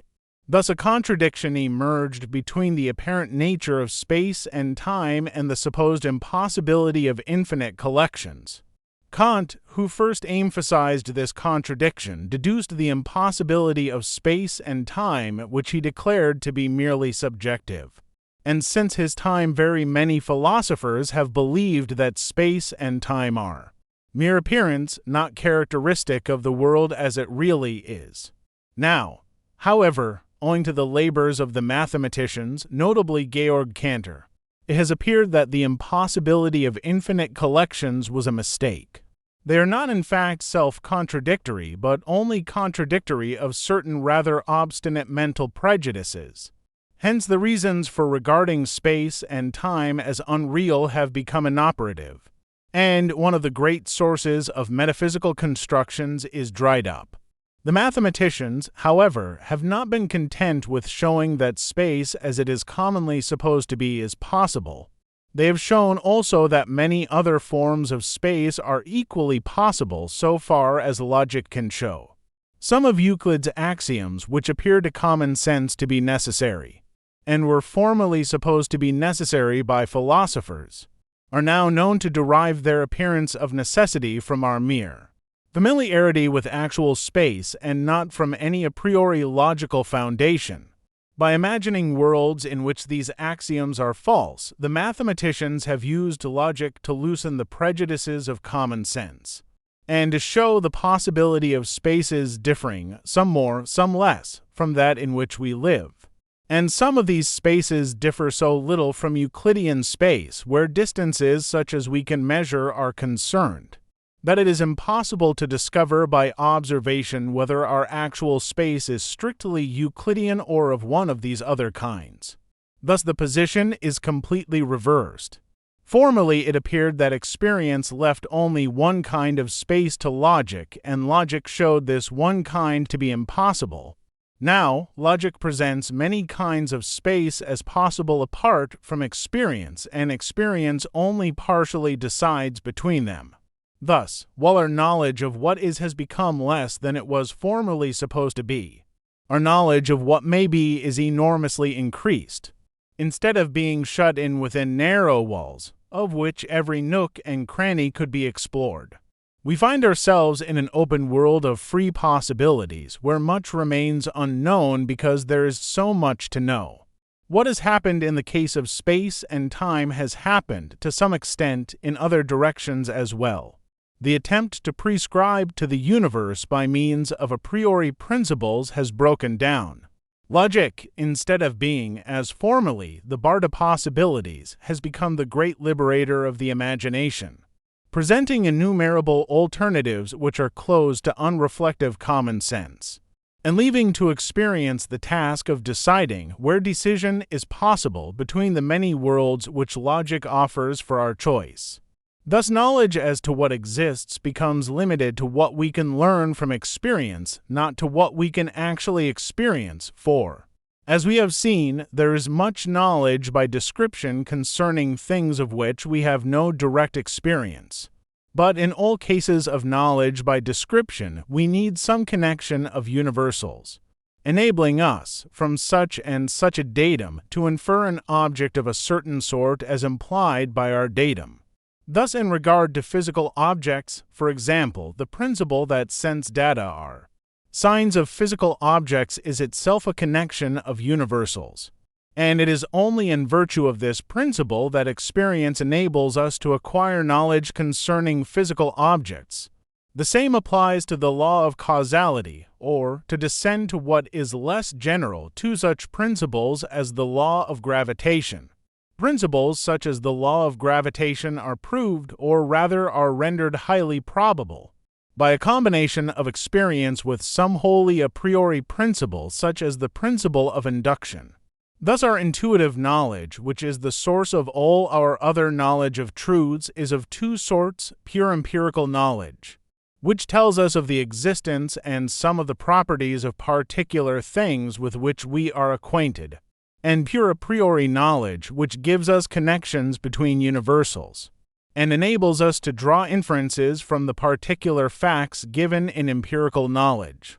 Our derivative knowledge always depends upon some pure a priori knowledge and usually also depends upon some pure empirical knowledge. Philosophical knowledge, if what has been said above is true, does not differ essentially from scientific knowledge. There is no special source of wisdom which is open to philosophy but not to science, and the results obtained by philosophy are not radically different from those obtained from science. The essential characteristic of philosophy, which makes it a study distinct from science, is criticism. It examines critically the principles employed in science and in daily life. It searches out any inconsistencies there may be in these principles, and it only accepts them when, as the result of a critical inquiry, no reason for rejecting them has appeared. If, as many philosophers have believed, the principles underlying the sciences were capable, when disengaged from a relevant detail, of giving us knowledge concerning the universe as a whole, such knowledge would have the same claim on our belief as scientific knowledge has. But our inquiry has not revealed any such knowledge, and therefore, as regards the special doctrines of the bolder metaphysicians, has had a mainly negative result. But as regards what would be commonly accepted as knowledge, our result is in the main positive. We have seldom found reason to reject such knowledge as the result of our criticism, and we have seen no reason to suppose man incapable of the kind of knowledge which he is generally believed to possess. When, however, we speak of philosophy as a criticism of knowledge, it is necessary to impose a certain limitation. If we adopt the attitude of the complete skeptic, placing ourselves wholly outside all knowledge, and asking, from this outside position, to be compelled to return within the circle of knowledge, we are demanding what is impossible, and our skepticism can never be refuted. For all refutation must begin with some piece of knowledge which the disputants share. From blank doubt no argument can begin. Hence the criticism of knowledge which philosophy employs must not be of this destructive kind, if any result is to be achieved. Against this absolute skepticism no logical argument can be advanced. But it is not difficult to see that skepticism of this kind is unreasonable. Descartes' methodical doubt with which modern philosophy began is not of this kind, but is rather the kind of criticism which we are asserting to be the essence of philosophy. His methodical doubt consisted in doubting whatever seemed doubtful, in pausing with each apparent piece of knowledge to ask himself whether, on reflection, he could feel certain that he really knew it. This is the kind of criticism which constitutes philosophy. Some knowledge, such as knowledge of the existence of our sense data, appears quite indubitable, however calmly and thoroughly we reflect upon it. In regard to such knowledge, philosophical criticism does not require that we should abstain from belief.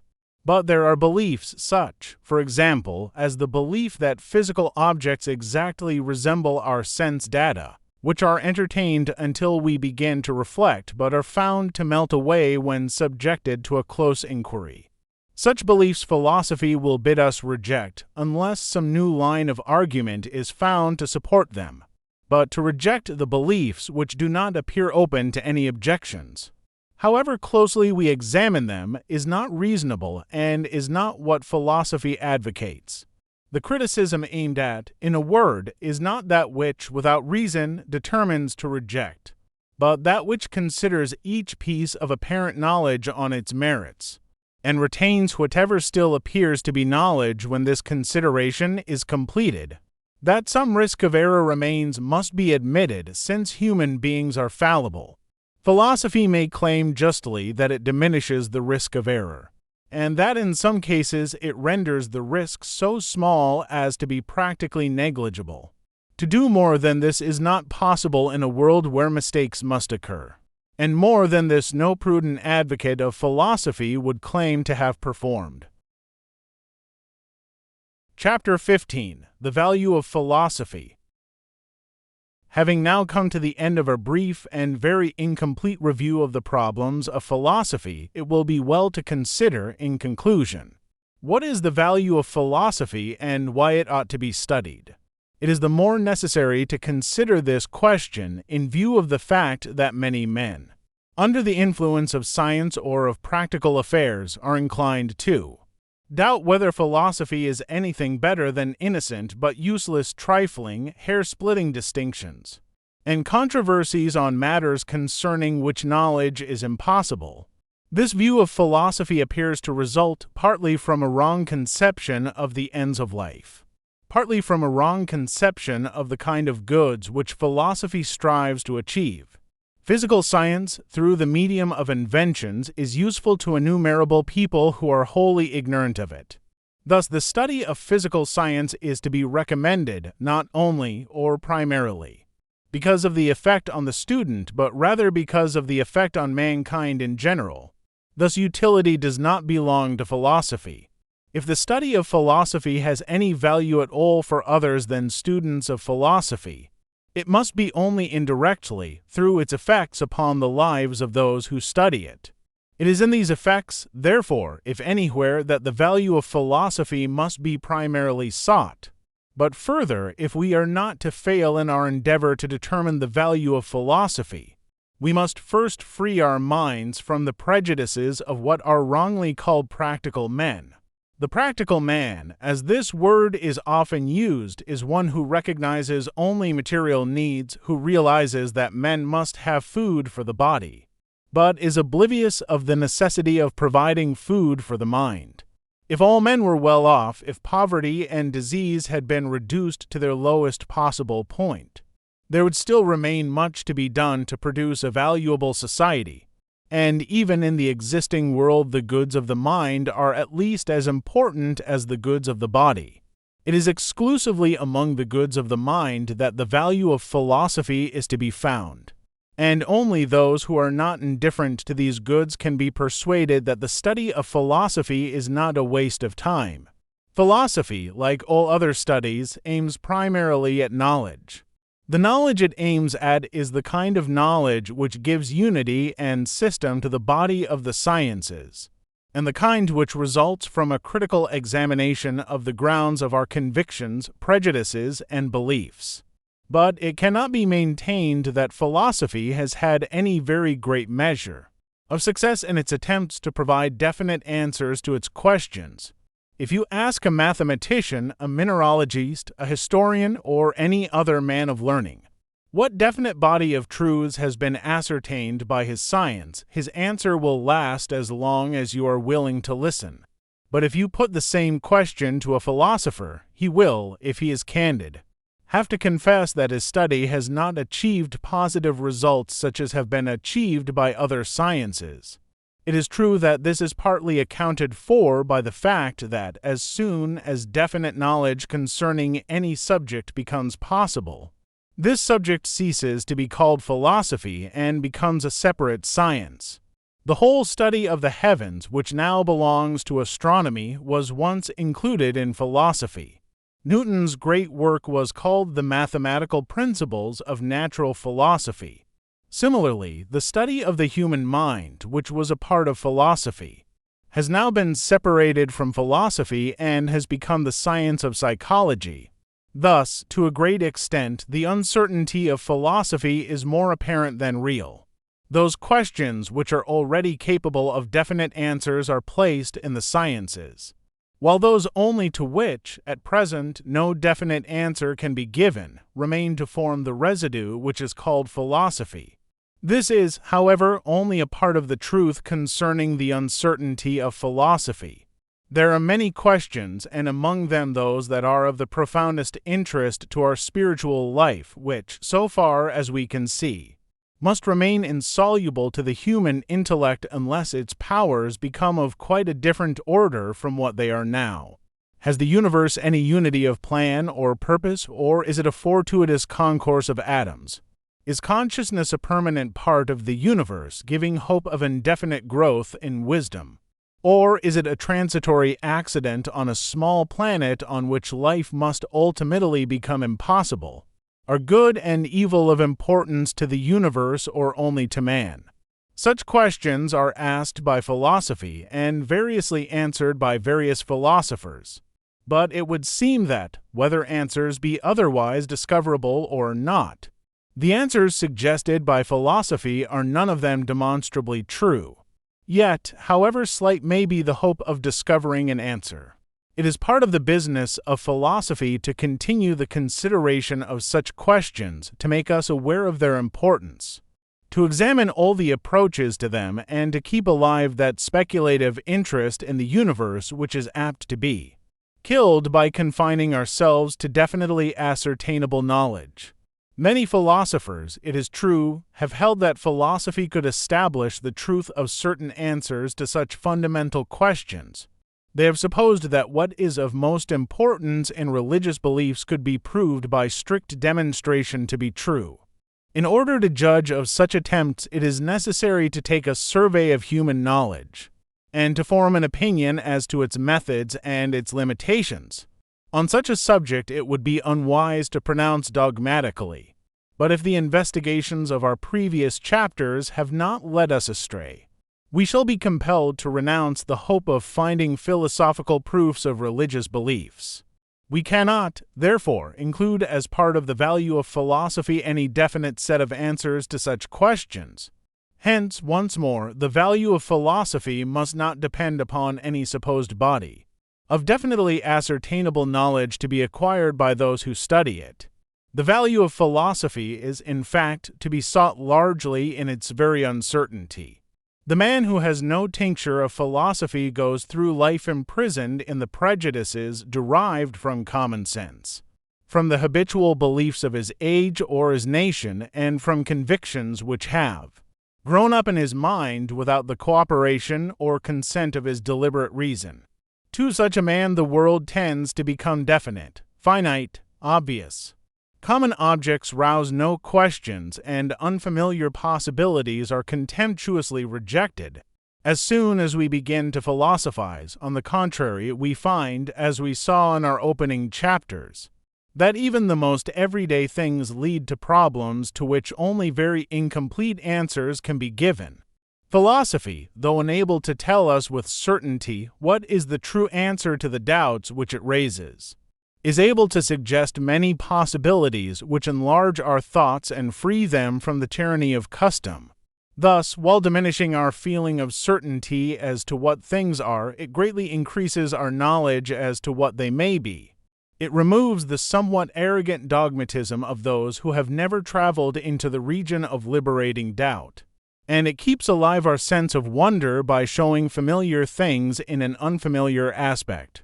Apart from its utility in showing unsuspected possibilities, philosophy has a value, perhaps its chief value, through the greatness of the objects which it contemplates and the freedom from narrow and personal aims resulting from this contemplation. The life of the instinctive man is shut up within the circle of his private interests. Family and friends may be included, but the outer world is not regarded except as it may help or hinder what comes within the circle of instinctive wishes. In such a life there is something feverish and confined, in comparison with which the philosophic life is calm and free. The private world of instinctive interests is a small one, set in the midst of a great and powerful world which must, sooner or later, lay our private world in ruins. Unless we can so enlarge our interests as to include the whole outer world, we remain like a garrison in a beleaguered fortress, knowing that the enemy prevents escape and that ultimate surrender is inevitable. In such a life there is no peace, but a constant strife between the insistence of desire and the powerlessness of will. In one way or another, if our life is to be great and free, we must escape this prison and this strife. One way of escape is by philosophic contemplation. Philosophic contemplation does not, in its widest survey, divide the universe into two hostile camps, friends and foes, helpful and hostile, good and bad. It views the whole impartially. Philosophic contemplation, when it is unalloyed, does not aim at proving that the rest of the universe is akin to man. All acquisition of knowledge is an enlargement of the self, but this enlargement is best attained when it is not directly sought. It is obtained when the desire for knowledge is alone operative, by a study which does not wish in advance that its objects should have this or that character, but adapts the self to the characters which it finds in its objects. This enlargement of self is not obtained when, taking the self as it is, we try to show that the world is so similar to this self that knowledge of it is possible without any admission of what seems alien. The desire to prove this is a form of self-assertion and, like all self-assertion, it is an obstacle to the growth of self which it desires and of which the self knows that it is capable. Self-assertion, in philosophic speculation as elsewhere, views the world as a means to its own ends. Thus it makes the world of less account than self, and the self sets bounds to the greatness of its goods. In contemplation, on the contrary, we start from the not-self, and through its greatness the boundaries of self are enlarged. Through the infinity of the universe, the mind which contemplates it achieves some share in infinity. For this reason, greatness of soul is not fostered by those philosophies which assimilate the universe to man. Knowledge is a form of union of self and not-self. Like all union, it is impaired by dominion, and therefore by any attempt to force the universe into conformity with what we find in ourselves. There is a widespread philosophical tendency towards the view which tells us that man is the measure of all things, that truth is man-made, that space and time and the world of universals are properties of the mind, and that, if there be anything not created by the mind, it is unknowable and of no account for us. This view, if our previous discussions were correct, is untrue. But in addition to being untrue, it has the effect of robbing philosophic contemplation of all that gives it value, since it fetters contemplation to self.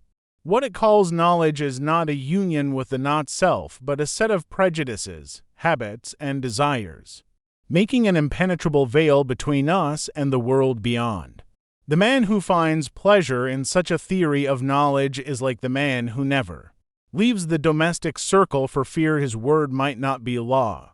The true philosophic contemplation, on the contrary, finds its satisfaction in every enlargement of the not-self, in everything that magnifies the objects contemplated and thereby the subject contemplating.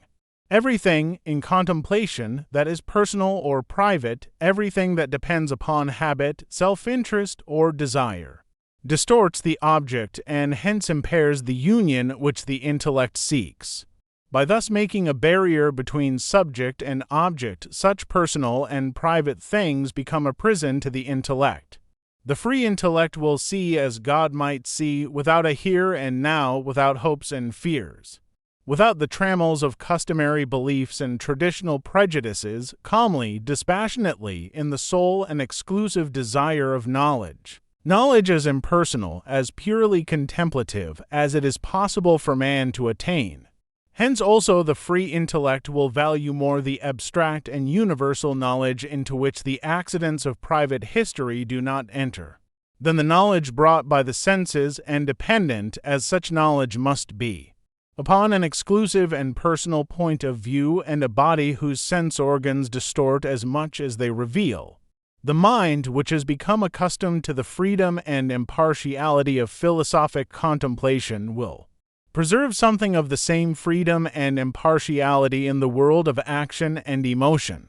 It will view its purposes and desires as parts of the whole, with the absence of insistence that results from seeing them as infinitesimal fragments in a world of which all the rest is unaffected by any one man's deeds.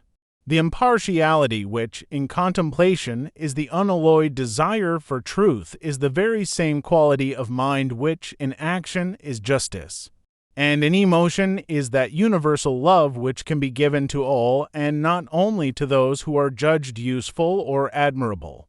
Thus contemplation enlarges not only the objects of our thoughts, but also the objects of our actions and our affections. It makes us citizens of the universe, not only of one walled city at war with all the rest. In this citizenship of the universe consists man's true freedom and his liberation from the thraldom of narrow hopes and fears. Thus, to sum up our discussion of the value of philosophy, philosophy is to be studied not for the sake of any definite answers to its questions, since no definite answers can, as a rule, be known to be true, but rather for the sake of the questions themselves, because these questions enlarge our conception of what is possible, enrich our intellectual imagination, and diminish the dogmatic assurance which closes the mind against speculation. But above all because, through the greatness of the universe which philosophy contemplates, the mind also is rendered great, and becomes capable of that union with the universe which constitutes its highest good.